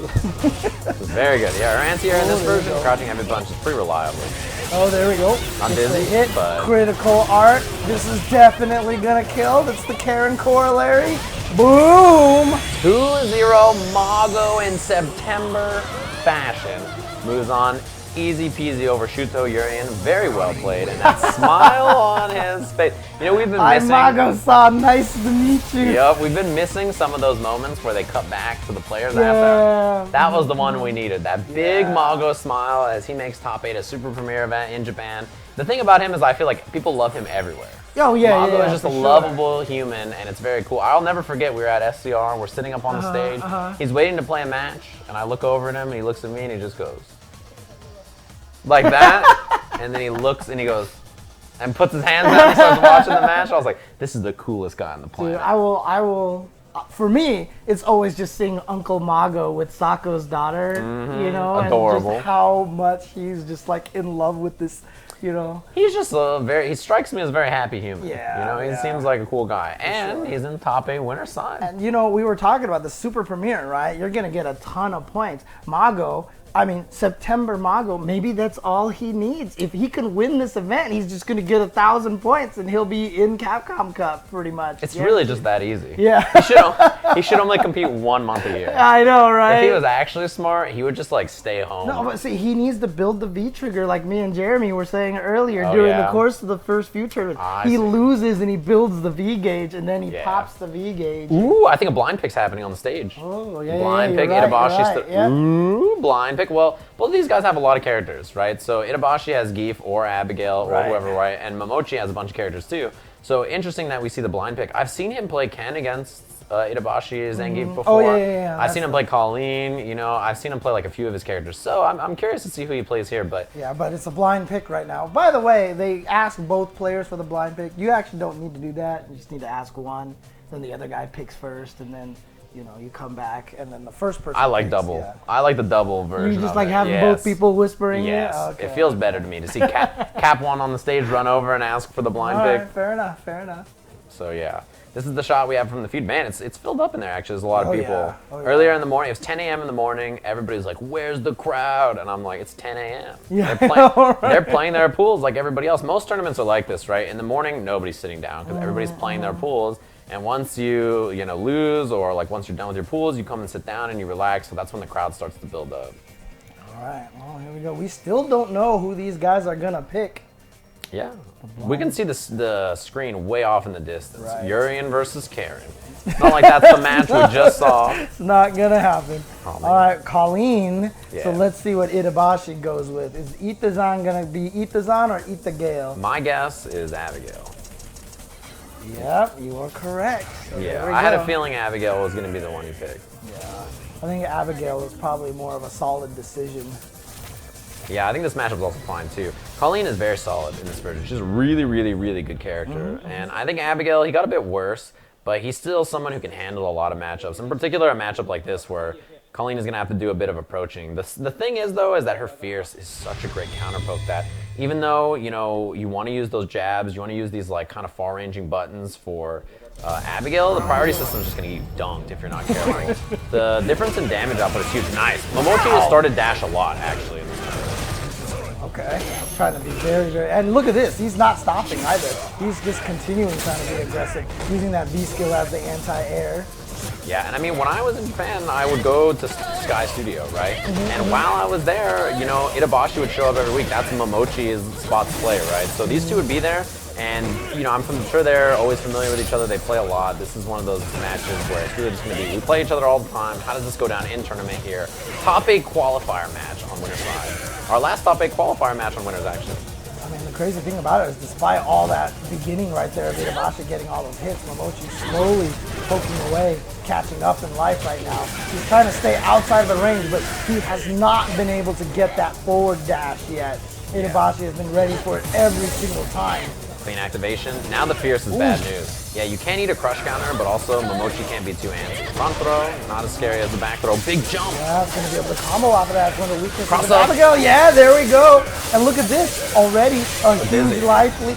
He's dead, yeah. Stun? Yeah. That was enough to stun. She does a lot of stun. The thing about Colleen is that no matter what, she's like gonna stun you. That's the character, right? Like it's always been her sort of thing. These big stun moments where she just turns around really quickly. Yeah, and just like that. I mean, like I said, Ikazan was so strong. Spent that whole round doing such a great job keeping Momochi out. Activate V-trigger, ice skate in there one time, get the pick throw, and that was it. Yeah. The jump after, clean them up, wake up jump. That's a pretty good option for big bodies like Abigail. They're kind of hard to anti-air as they land.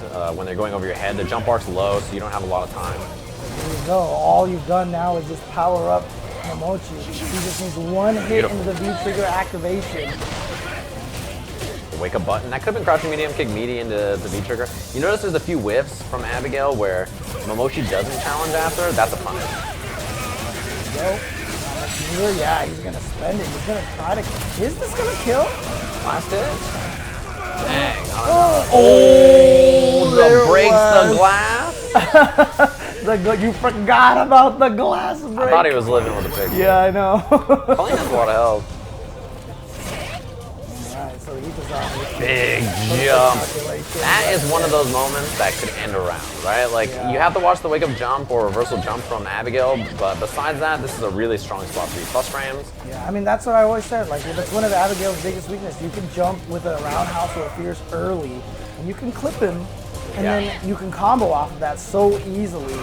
Yeah, it depends on the height because he's kind of tall. Sometimes you get a little too high, but it depends on the jump button. Her jumping heavy kick is absurd. It's a super great jump button.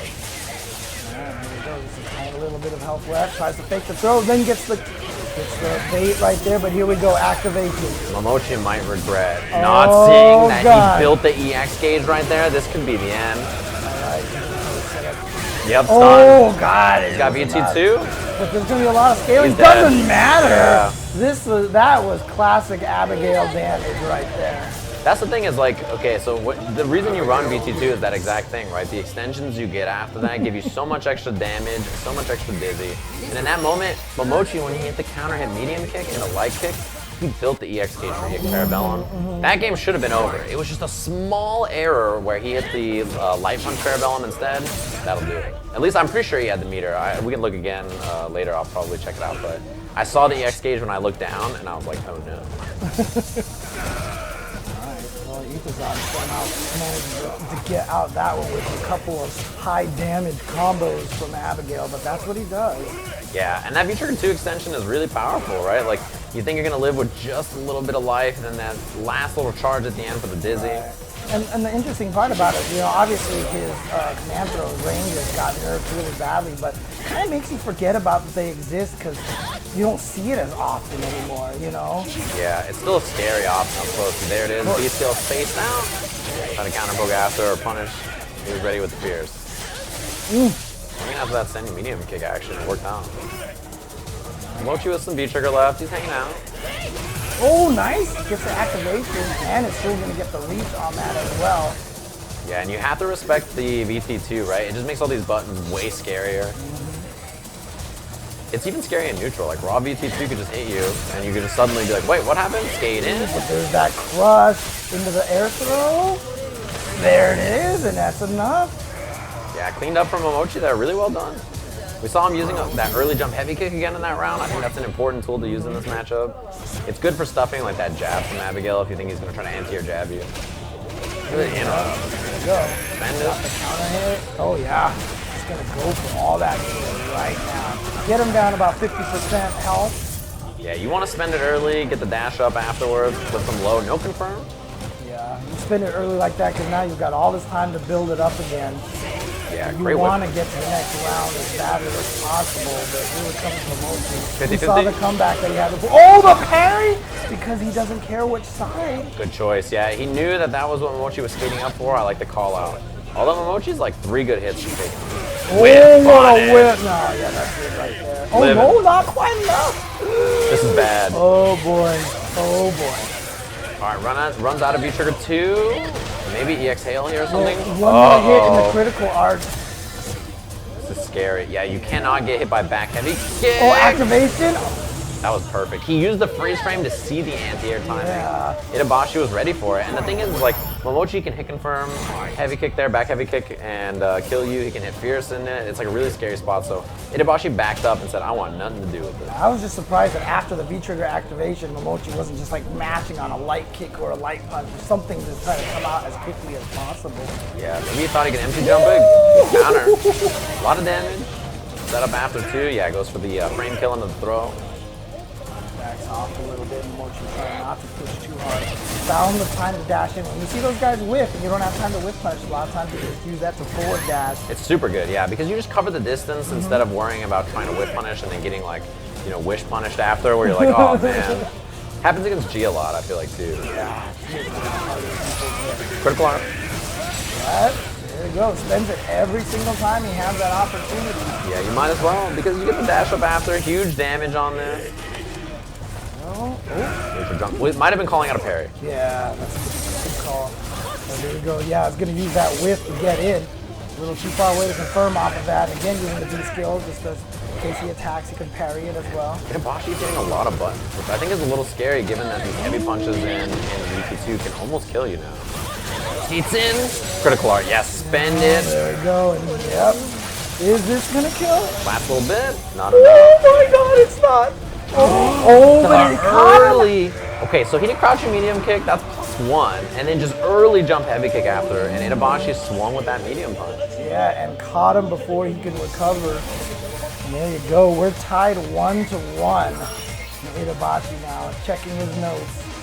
How do I beat Momochi? He's checking right now. I bet you his notes, this guy's a real dweeb. He thinks he's so cool. He is cool. Don't tell him I said that. Yeah, I mean, looking through, he almost always is looking at his phone for notes, or maybe he has somebody that he's texting about advice, or something like that, right? There's almost always Itabashi looking at notes and stuff like that between them. I always joke, you know, that when they do it and they open the phone, they're just looking at a picture of themselves that just says, you can do it. You got this. The power is you, you know. It's just like the wallpaper is Abigail. He's like, you got this. I believe in you. Oh, wait a sec. Oh. Zangief? Yeah. He went a little too far, hit Laura, and was like, doot, doot, doot, doot. Oh, man. They are both dressed for this winter weather. I really hope they end up, you know, in a cold stage here. 'Cause if they end up on the beach, this is going to be the most awkward fight ever, right? Yeah, it's fine. I'm sure they're used to it. Zangief just dresses like this it's a ceremonial garb. Ah, okay, fair enough. Interesting choice going with Zangief instead. Yeah, he's locked in now. Okay. It's just Momochi thinking now. Maybe he had a randomizer on his phone. Right? Yeah, Yeah, trying to decide. The thing about playing Zangief here is that you do have stuff like the headbutt and the medium punch to interrupt, and I think you have a better chance of dealing with early jump heavy. Whoa. I mean, I know some Kolin players that hate fighting Zangief. They just don't like this matchup because they feel like, obviously, with the carries and stuff like that aren't going to work, and he can keep you in the command throw loop mix-up. The thing is, though, we saw Momochi beat Kichipa-Mu earlier. Right, Obviously, exactly. a different Geef, but I think this matchup's fine if the Kolin player is like Momochi, who can play this super slow style. Right, exactly. So I don't think that this is going to be a problem for Momochi at all. Ow! Okay, into the EX. He spends the meter for the damage and for the mix-up.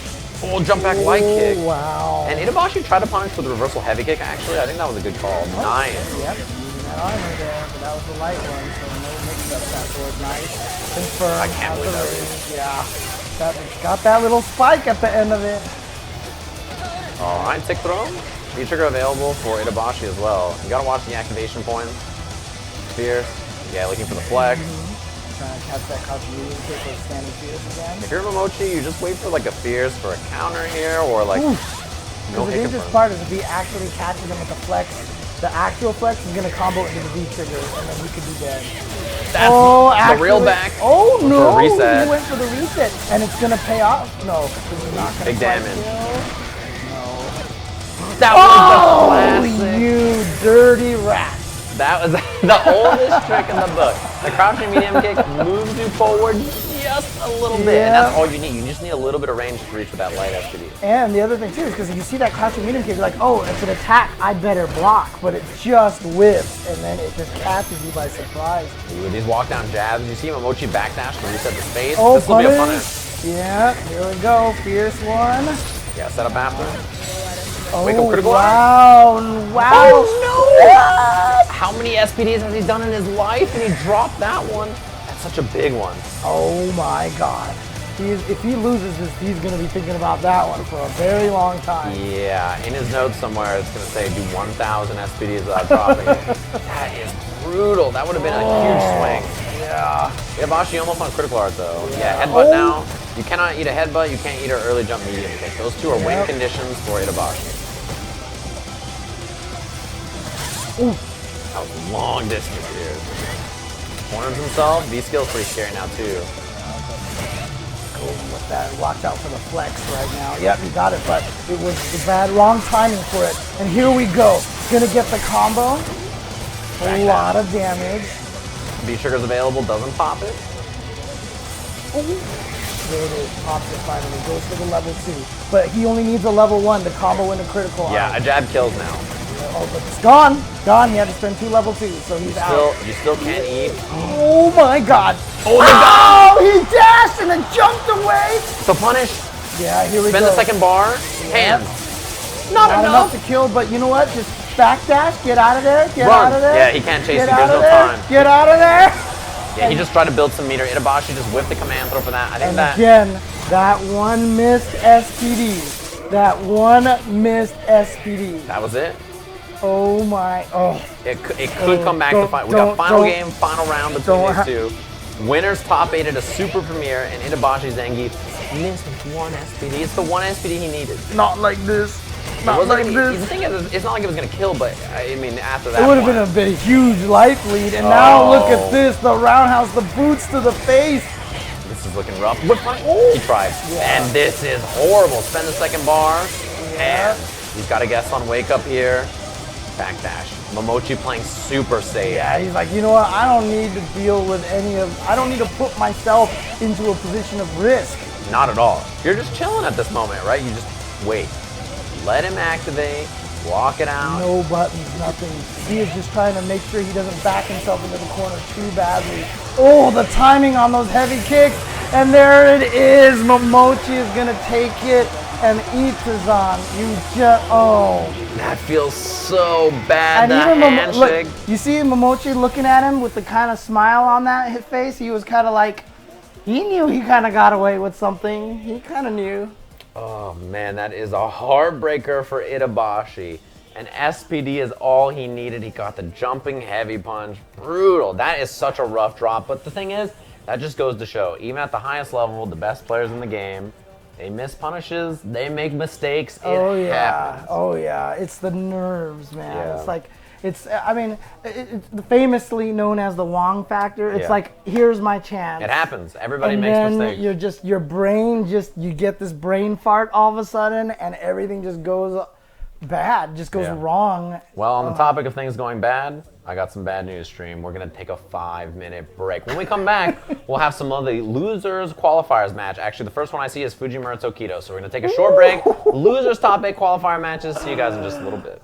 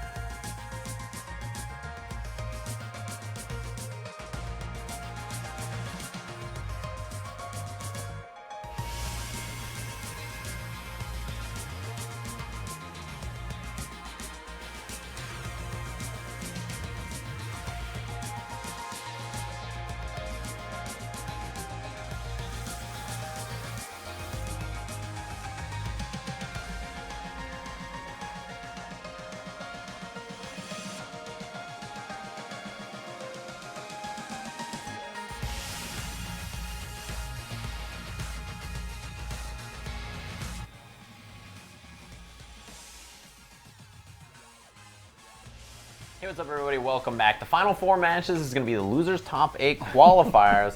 9 hours, and they went from 1,000 players down to 8, and this is the last little bit. That's right. We've got 4 more matches, so basically we got to find out between Fujimura and Tokido, Gachikun and Punk.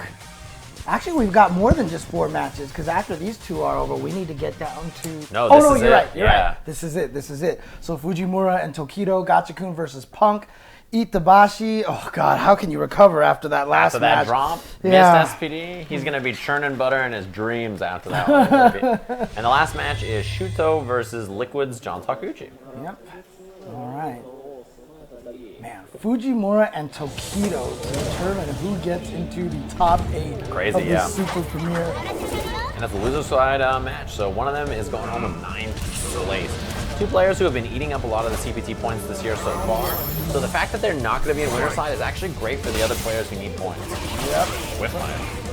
I mean, but either of these players could make it in the loser side and then just make it to the left. I mean, when Tokido won Evo, then he started on the loser side of that. Yeah, and I mean, Fujimura is the same kind of way, right? Like, I feel like him carving through a loser's bracket, not unusual.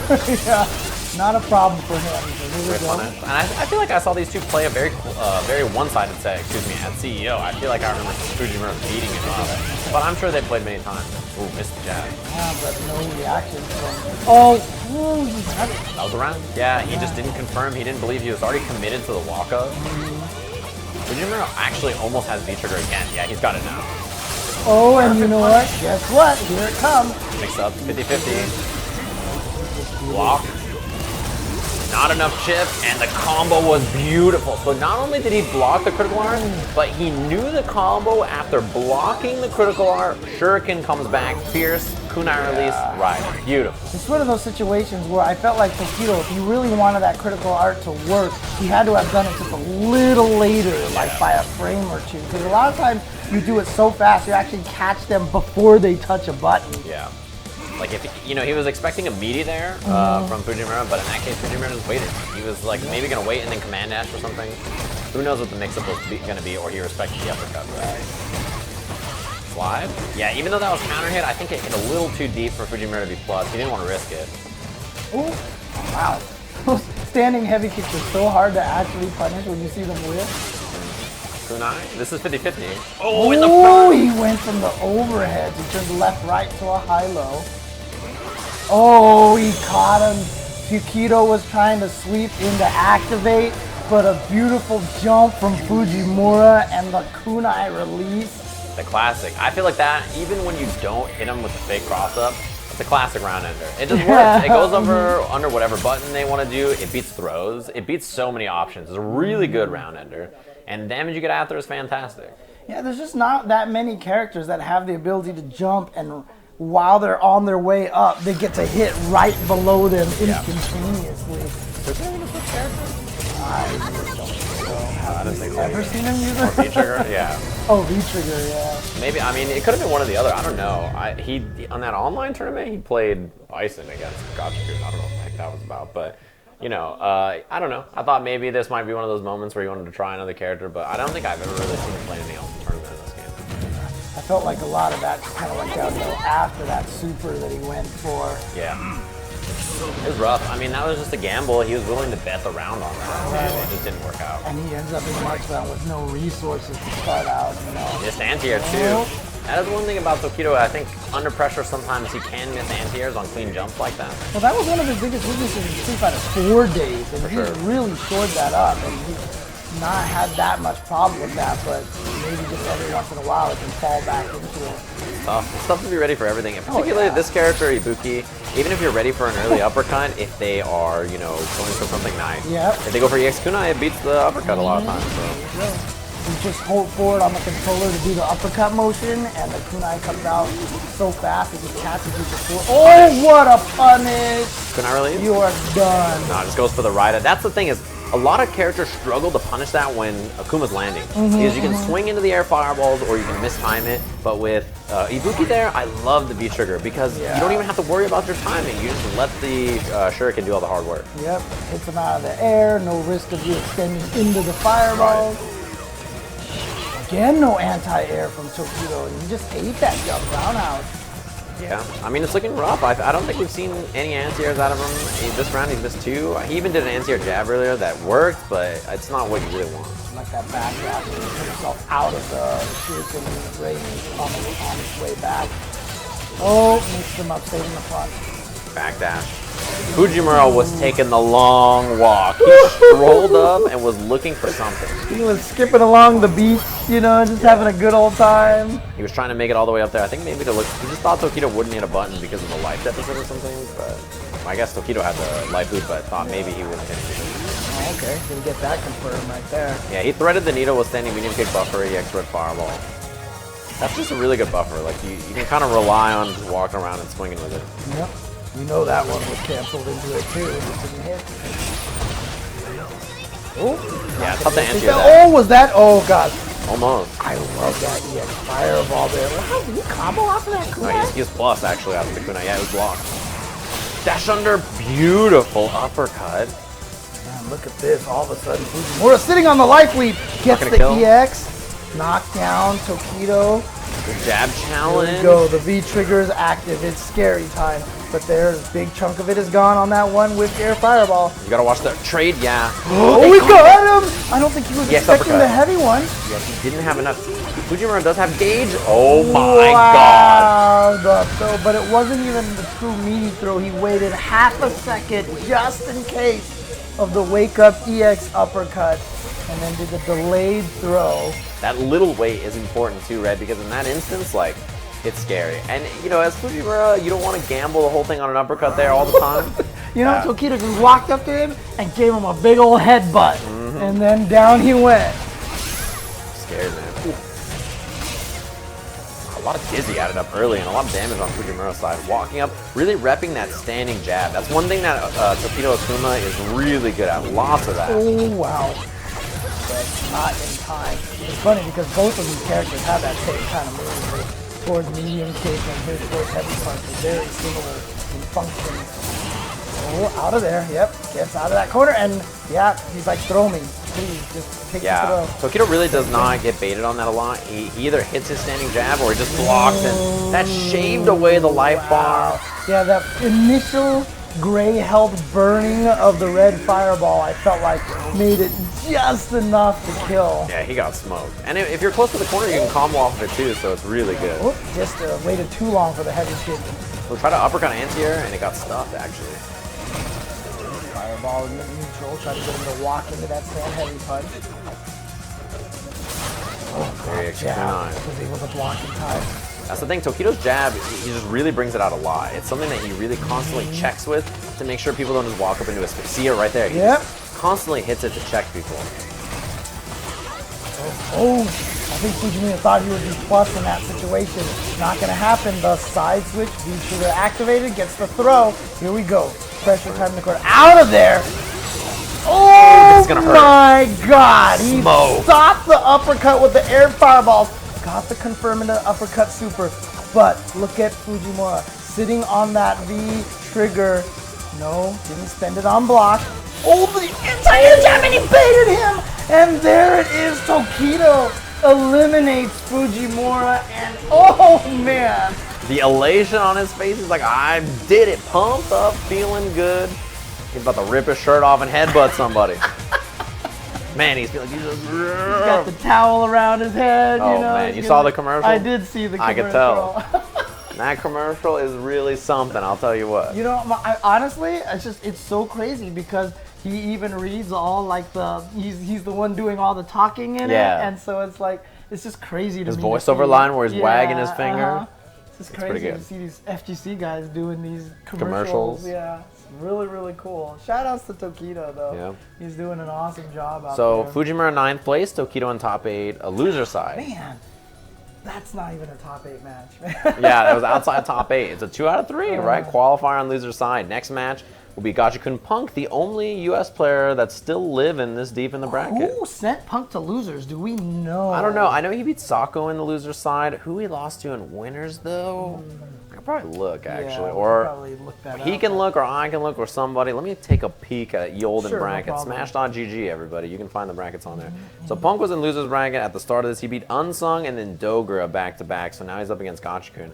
I'll go back and look at his bracket to see who he lost to. Johnny? He lost to Johnny. Oh, he lost 2-1. to Johnny Tack. Okay, Johnny Tack. No, Johnny, Karin player Johnny. Oh, that Johnny. Oh, Yeah. okay, got it. Yeah, John Takuchi, though, is still in this match. He's going to be he's playing on the up loser against side over there. Shuto. That's another losers qualifier And match. the other one is Itabashi and Phenom. Yeah. Phenom, the last, pure European player, although they've claimed, Big Bird in England. They have. They've claimed the Middle East. I think it's because Middle East is counted for like the European region, Yeah. right? So the Europeans are like, it counts. We'll take them. That's fair. If we get to claim Problem X though. He's born in Brooklyn. Yeah, exactly. We've claimed Problem X, so they can claim the birds. That's how it works. All right. So Reciprocity's Punk up against Red Bull Gachikun, obviously. Whew, man. There is a Red Bull athlete in Big Bird in top 8. So Gachikun trying to make it in there since Bonchan, their brother in arms, out of the tournament. 2-2, I think. Something like that. He got smoked. He had a rough one. So yeah, these are the last qualifier matches in case you guys are curious. If you missed anything at home, if you're just tuning in now, this is what you're watching. On winner side, we already had all of our qualifier matches happen. You can check the bracket, exclamation point bracket. Take a look at the E block, I believe it is, that we're currently in for pools. And you guys can see who's all in on the winner side. We'll discuss it probably at the very end. Bonchan, I'm just gonna, my head canon right now is that he's like, you know what? I want a lot of money from Evo, from all these other events. I have all these points. Let some other people get some points, I would not think that way. There is $65,000 on the line. He was playing Nash against somebody really? earlier in the tournament. There's a huge prize pool here. Yeah. There's a big fat stack of cash at the end of the rainbow. I'd be chasing it just like everybody else who's trying to qualify for top 8.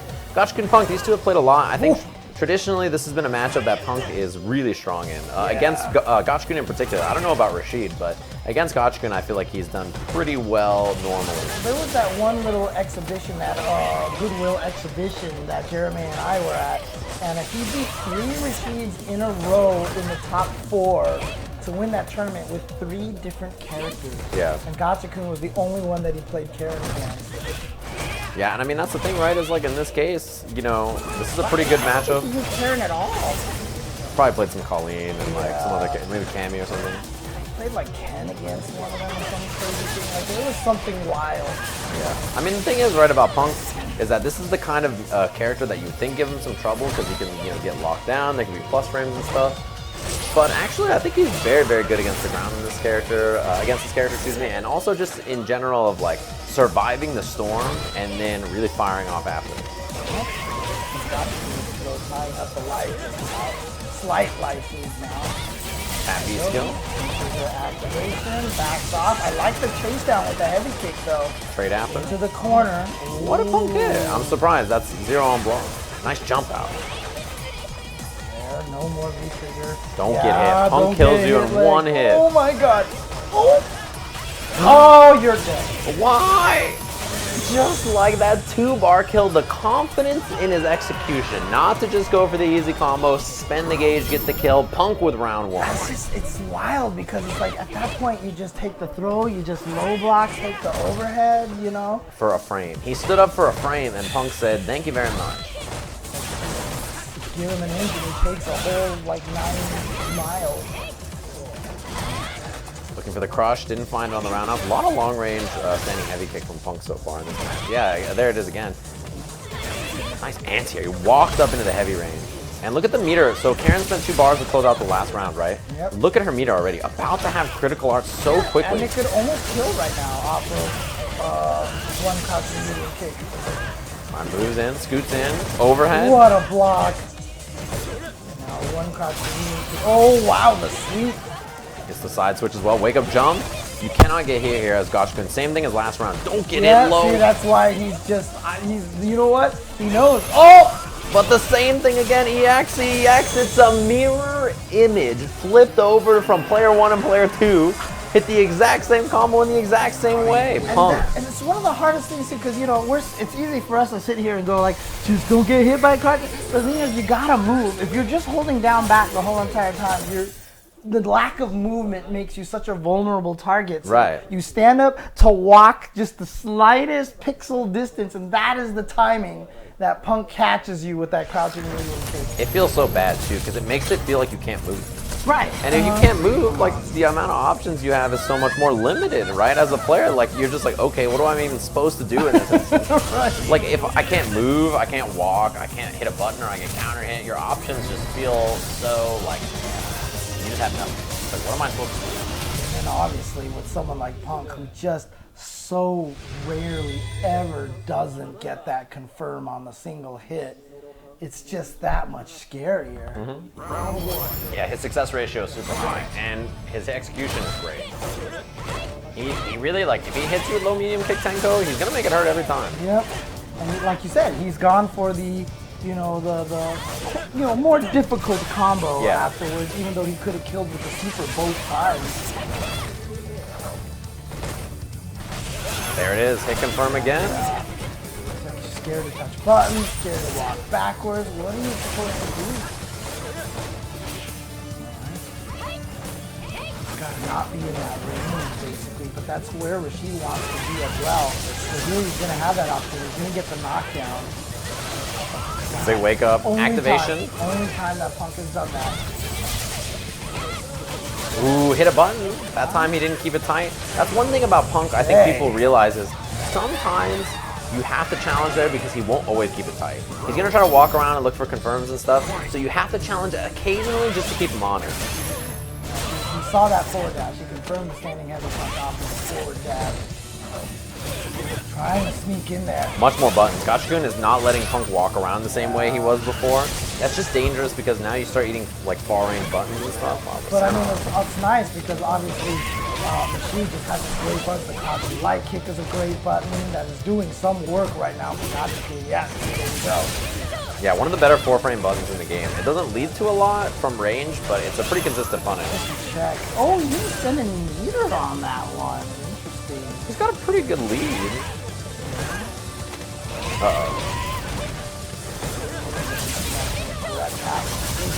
Got clipped. Take a ton of damage. I think he tried to jump at the last second. Yeah, here we go. Gachikun goes for the throw. Nice tech. Oh, the V reversal. Oh, baited him. Baited him. Beautiful. There's a little walk in and walk out, and Punk had just throw tech, and he had just spent a V reversal. So he tried to sweep right before that. He didn't have sweep in a V trigger, and then he got kind of stuck. And honestly, that game was really Gachikun just realizing I should challenge a bit more. I shouldn't just sit here and die. I need to do something. Otherwise, Punk's just gonna run me over. Yeah, and towards that end too, you know, Punk. The only reason why he flinched is because that throw was gonna kill as well. So. That throw wasn't going to kill. He was definitely going to take that. Oh, here we go. Gachikun gets the hit. Back throw. Tries to put him towards the corner. The challenge after. Medium kick. Beautiful. Oh, base throw. Yeah, that's the setup that Bonchan uses a lot. And I saw him tweeting that he was copying some of Bonchan's setups. And that was something he was looking at. I wonder if that's one of them. That's the kill. Clean round from Punk. Smothered, really kept his frame traps tight, didn't let Gachikun wiggle as much. And that combo with that Tenko into just the raw Orochi like that, it's not easy. Ooh, he had the hit confirm, but yeah, a little too far. He would have had to do EX Tenko, I think. Or just let the command dash rock just for a little bit longer. But it's just the muscle memory on that. It's just, you know, do it quickly. Beautiful, man. It's ridiculous. Perfect anti-air, too. Oh, God. That was scary. Yeah, there is a perfect check. You can see when you block the tornado. Gotta count the hits. Got the counter hit, but you have to get the combo towards nice anti-air. Alright, out of the corner. Oh, here we go. Yeah, corner carry. Gonna take the side switch. Missed. So he loses some damage in that situation. Oh, nice. Same thing. That's the exact way he closed out the last round on the last game, but this is a scary spot for Punk now. Oh my God. Yeah, anti-air is so good. Walk back, look low, raw Rekka. Anti-air, oh, he tried to He Tenko. tried, but it missed. It missed. But you, oh, wow. No confirm on That was really far. Yeah, he probably figured he was going to miss. Is he going to be able to reach? No, he didn't go for the standing medium punch just in case. Or the crouching medium kick. He hit a button after, he's -2 and that. I really think the end of that round, that miss kind of made Punk freeze. You can tell on defense he was getting a little crazy and he was like, okay, I need to close this out. And Gachikun just did a great job of cleaning that up. Like I said, that crouching light kick right now for Gachikun is just doing so. Wow, He threw the crouching heavy punch. Yeah, he like leaned himself into throwing. Wow, that was crazy. On it, you can interrupt before the tornado shows up. That was really wild. Down jab and a heavy Yujinkaku. That's pretty crazy. Neutral jump into the crouching medium kick. Ooh, Try to interrupt. trade. But you know, that's a good trade because Gachikun's not going to be able to combo that. What a throw tech. The offensive reversal again, just get the knockdown. Miss. Oh no, that's a punish. That's not what Gachikun wanted either, actually, though. Anything but EX Mixer. You want like EX Eagle Spike? Nice chase down. But again, a rare misconfirm from Punk. big. Nice, the range on that standing heavy punch is so He good. tried to jump. Eagle Spike. Kill. That's It's enough. Gachikun is gonna send Punk all the way back to the United States, and oh, look at the elation on Gachikun. He could definitely use some of these points to secure a stronger slot. Well, actually, he's gonna be in it. No Auto matter qualified, what. He's yeah. auto-qualified. He just What am wants I seeding. talking about? Yeah. Seeding is like the big deal for him because he's in like the 20, I would guess 3 to 26 range or something Yeah. like that. He's pretty far down in terms of points. But he actually is auto qualified because he's the Capcom Cup champion, so obviously. he can That's kinda- just the reason that's a big win is not just the points, it's that Punk has been a problem for him. That's one of the people that he has really struggled to beat. On the reverse end, actually, Punk has beaten him a lot, but also he ran into Sako at this event and beat Sako. That's somebody that Punk personally has been struggling to beat in a lot of tournaments, which I think is interesting. So, cool match between those two. And at the very end, I think the adjustments Gachikun made in the second game, into the third game, really kind of showed up where Punk, like, he was on the ropes against Gachikun, and that's not a place we normally see him. Right. And he really struggled when there was 2 times the whirlwind shot interruptions. He tried to jump out, and he just got clipped grounded into a full combo. That's like the worst position against Rashid. And it's just like you said too, because remember when we were commentating the first game, we were like, God, just don't get by here, crouching mini. Yeah. There was a lot of times where Gachikun froze, and he just walked and got hit. Yeah. So like you said, he just started challenging a lot more. It's like, I'm gonna hit crouching light kick a little bit more often. I'm just gonna keep myself mobile and always doing something, so it's hard for Punk to get into that range to be scary enough to catch him walking backwards, to catch him out of a button. Yeah. It was really well done. I think he did a good job of like adjusting in that, and that's clearly like an adjustment he had to make for Punk. He's like, I've been losing to this guy so much. What do I need to do to beat him? Like, what's the best method to do this? Like, he really had a good understanding of his opponent there, and that's probably through losses over and over and over. You know? Well, there's only 2 matches left, and you see one of them coming up here. Itazan, can he recover from that dropped SPD versus Momochi? But he is going to be going up against Phenom. Yeah. So it is going to be Karin, most likely. He could play Necalli also. This is another match. Can work against Zangief, yes. Yeah, this is another match that I've seen a lot historically. I think there was some point where the record between them was pretty close. They played first round at Capcom Cup last year, I think, or 2 years ago, one of the two. They played a few times, actually, these two. And yeah, I think this is a match that historically, from when I asked Phenom about it, he felt like it's pretty 50-50, so we'll see how it goes. This is loser side. Switching over to Necalli, I like this choice because you can use the Seismo very well against Geef. And his uppercut is a great choice. It has a good hitbox to deal with Zangief. You can light uppercut if they're above you for the splash. I was just about to say the exact same thing with Seismo. It's really about how can Itazan deal with the Seismo. He can absorb it, he can try to knee over it. One of the nice things is that, of course, in Season 4, he takes less gray light from absorbing that. But look at this, Necalli is just going in already. The thing is about this is that you are trading V-Gauge for V-Gauge, and I think in that case, Necalli's pretty okay with that, right? Like, if Zangief's flexing so he can build V-Trigger, that's fine. You can see, like, Zangief already has V-Trigger. Goes for the mini suction. Oh, fake the second meter. You usually see them spin twice like that. Baits it. That's Here the kill. we go, big damage. He's done. Yep. Running bear grab. Meter, SPD for another giant chunk of meter. There you go. Yeah, clean that one big gamble. Phenom is known for that, right? That's one thing that people really categorize him as having really good jumps and uppercuts. Oh my, What? he just spun. That was that butter churning again. Oh, where are you going? Stay down. Okay, one more mix up for the stun. We read it. He actually did. If he did air EX SPD, yeah, he probably EX got would it. have reached. Because EX has the craziest hitbox. Yeah, he had the gauge, he just didn't spend it. Maybe he tried. Maybe another execution error. Ooh, that was a big up or call out on the command throw. Oh, there we go into the stun. Man, I mean, if that was supposed to be, He missed it. And there's a miss again. Uppercut for the kill. there we go. And again, Itazan had that win. Had he just done the EX, that would have worked. Yeah, that's unfortunate. I think he also did it kind of early call out with the regular SPD instead of going for the air EX SPD. And even just doing the one where you just wait there to see them jump and then just chase after them. Oh my, he did EX, it missed, and he said, yeah, times 2. Caught him with the forward dash. Nice. Again, where are you going? He did the EX dash. Yeah, I think it's because Phenom didn't hit a button, so his hurt box didn't get extended. Oh, he's gonna get the jump in, yes, and the good lariat. Oh, Activate, yeah, you get plus frames. right. Yeah, I mean, this is like a moment where Phenom's looking for a buffer. Big dash up, he gets pressure. I mean, you have to guess, even as Zangief in this moment, you have to guess on defense. Yep. Oh Yep. boy, he tried to flex. Again, no. Backs off, yeah, he's playing it slow. EX command throw will probably Oh, the kill. armor. Okay, he's gonna have to go with the level 2. Yeah, Necalli command throw, EX command throw will kill. He's zoning with the seismos a little bit. You gotta watch the buffer. Standing medium punch buffer from. Oh, he got the armor. Oh, he fell. Oh, The call out. It's He's not alive. enough to kill. Oh my god, he did it again, and Phenom with no uppercut the whole time. That sequence, I just feel like was such a kind of like in Phenom's brain, it was kind of a scramble. He Yeah. was like, wait, what? Wait, what? Yeah. And I think that's what Itazan took advantage of. He didn't give Phenom a chance to gather his thoughts. And that's why there was no EX uppercut coming out there. Yeah, it feels like everything just kind of swung in such a crazy direction so fast.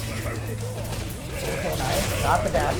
Yeah, The counter hit combo. again. Yeah, throws the flex too. These are good reads for Phenom. That's Counter. gonna be a stun right there, but he's not gonna be able to kill off. You go for a reset here? Nope. Jab uppercut. Yeah, this is a good spot to sit if you're Phenom. All right, that's rough. You get the knockdown. Now here we go. He's got the V trigger one. Activate. Yep. Again. No. Ooh, he went for the headbutt with the EX uppercut to his side. Phenom said enough is enough with Yeah. you and your little shenanigans. Yeah, because that's a straight guess between walk-up media or walk-up SPD. Like, you just don't know what it's going to be. And last time you got clipped for it, this time Phenom was willing to spend the gauge and risk it. We're fine. Yep. Yeah. He'll take it. Yeah. Seismos build up that V-gauge for Necalli. You can see it in the bottom right. That's what you want. You really want to just hang out and build V-gauge as much as you can in matchups like this. You just want to get into, Super Necalli as quickly as possible. Yeah, that V-trigger is so useful. No uppercut answer. Oh, no. he tried to touch a button. So we got crushed. And that's going to give Phenom the heavy. Oh, again, where are you going? And guess what? You're going to roll right into my arm. Almost stunned. The crouching light kick is going to do it. Oh. And Inabashi built a ton of meter there too with the SPD, with the counter, and gets the SPD at the end. Man, that is rough. So, set point now for Inabashi Zangief, top 8 losers, dash up. He wanted it. Yeah, check after. He doesn't go for the SPD. I think he was willing to just give it a shot. He's like, I don't want to risk anything big. If he punishes my SPD early, it could snowball out of control. Yeah, -2 on that EX stomp. Again, catching him low. Yeah, he just waited out that flex. That was a good choice for Phenom. Lariat trade. Actually kind of good to give Zangief a little bit more frames to walk up and get the pressure. Oh my god, he just roundhoused him. That's the meaty. Yeah. Vertical art. That's off that level 1 section. Suction Is phantom. this going to kill? Yes. No, No, James, no! Big jump. I believed. Command throw, of course, EX. EX uppercut. Doesn't spend it, no. no. Mix up here. Regular. Oh my god, Phenom is still in there. Itazan, that super didn't kill. I was so certain because his super does more than just It does a grip. the 320-ish, that most supers do, and I was like, that is clearly less than. I feel like it would have killed if you didn't say it. Yeah, you're right. I'm so certain. From across the ocean, I've commentated cursed it. You're right. You're right. That is my bad, Itazan. Yeah, clips the lariat. Yeah, And nowhere to go. Lariat there. Wake up jab into the backdash. Doesn't want to be any part of that situation. Yep. That jab uppercut. That's what you're talking about. Yeah, it's good for that angle. It's fast too. Punish with the ground pound. Nice! Pops over this time, but slight SPD, so no pressure. Oh my god, he walked. How did he block that? I feel like he's a robot. He legit walked through everything and then blocked at the last frame possible. And then punish the stomp that time. I need a slow motion of that real quick. Like, that was so good. like I said, one of the scariest things to do in footsies is to walk forward. Yeah. It's one of the toughest things to do. That was sick. He walked mad far. He's got a lot of great health. So he's letting it build back. Come on, man. Don't do that. I don't like that. Oh man. That was so scary. All right, raw activation. I like I it. like full screen activation so you can jump and punish it. Anti-air, and now you gotta deal with the meat. Oh, almost too early. Got him on the recovery. That was a punish, yeah. Yeah. It's because the hop knee goes over the sides, Mo, and normally at that range, his punishes aren't going to be huge, but the V-trigger suction is massive. Yeah, exactly. He didn't even need any of the follow-ups afterwards. That was enough by itself to kill. We tried to get on the wow. Bad spot to be, uppercut or not, that's the guess. Ooh, try to look for roundhouse. I think he was looking for a jump back. Yeah. Jab SPD. That's big. That Dash that up. was the fierce one, I think. No, jab into SPD. Oh, yeah. Okay. Go, uppercut. Here we go. This is where Phenom has gotten his play right there. Right here, in the corner. He's been able to get some good stuff going over here. Yeah. Oh, man. Not quite dizzy, though. Oh, but he gets the meaty again. Yeah, meaty because it's like kicking a medium kick combo without counter hit. Itabashi was holding up, probably thinking it was a regular throw or a command throw, didn't want anything to do with it. Final game, final round again. Oh, man. Is that 3 straight matches? And like I said, this would be a crucial win for him if he can take this after that. Really. Oh! No, then the meter is gone. That's this huge. This is not looking good. Yeah, that's a lot of resources going to punish. Light SPD that time. Get a little as close as he can. Nice reaction with the anti-air. The throw against the absorbing the V-skill. Yeah, because he knew that in that moment he was going to let go of it. That was a good read, the punish! That should do it. Phenom is going to go forward and Itazan is out of the tournament. Huge, especially when you think back to that moment where he had the punish against Momochi. He had it. He was on the winner's side, on the verge of qualifying for winner's top 8, and that one mistake sends him home in 9th place. Phenom, another player out of Europe, in that top 8 slot. Wow, man. Oh, Itazan is. I mean, he smiles all the time. He's smiling right now, but that is not. That's rough. We know that smile. That hurts. We know that smile. You just Everybody's walking away been there. like, That hurts. The final match of the night, though, is coming up. We have Shuto versus John Takeuchi. This is a great match. John carved through on the loser side. He had a pretty wild, long losers bracket run. I saw him. He had to play a bunch of different players, and he made it. He lived through all of that, so he's going to be up here. This is a former EVO Japan finalist, Capcom Cup.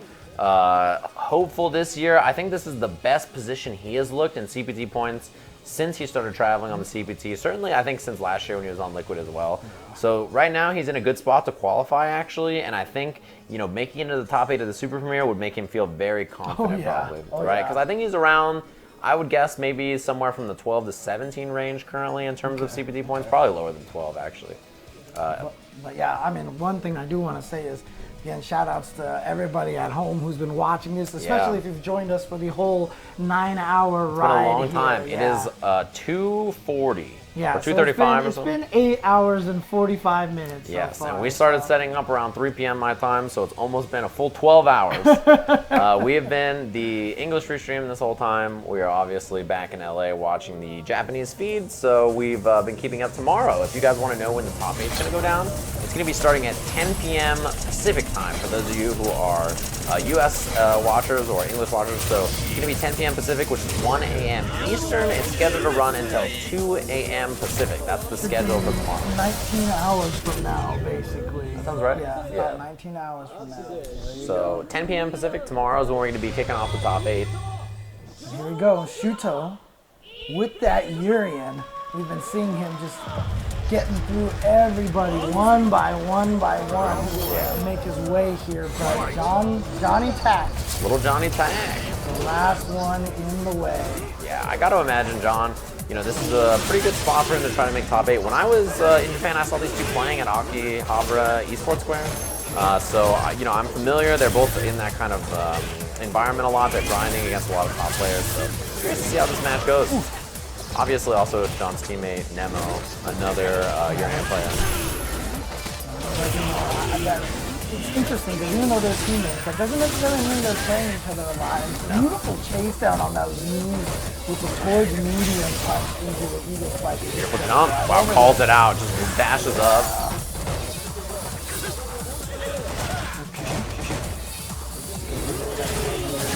Oh, the EX headbutt into the setup. Great block on the overhead, but then gets baited. He went with a fancy combo. He could have just done. Too close, I should say. He could have just done EX up fireball and the EX tackle to kill. That's all he needed to do. Didn't have to get fancy.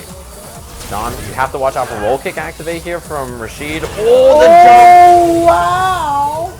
That is not something you see a lot. Just someone raw jumping over Rashid Tornado and getting that Ryu fireball punish. But that is what Shudo got right there. Yes, -2. Wow, no roll kick through that. It's like twice we've seen that close range fireball. Oh, the range on that caught the tip of his punch. Yeah, and he actually stuffed the headbutt there. Front throw again, working on Dizzy. Oh, I thought it was going to go for the fuzzy, but no. This was persistent on the ground. Medium, there you go. Perfectly done. One round, 2 out of 3 for the final top 8 spot.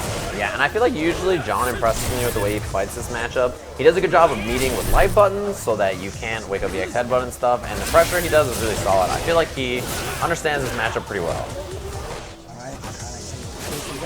Ooh, the headbutt caught him. And now Shuto is trying to stay aggressive here. Got the counter hit confirmed. Not stunned yet, but there it is. And guess what?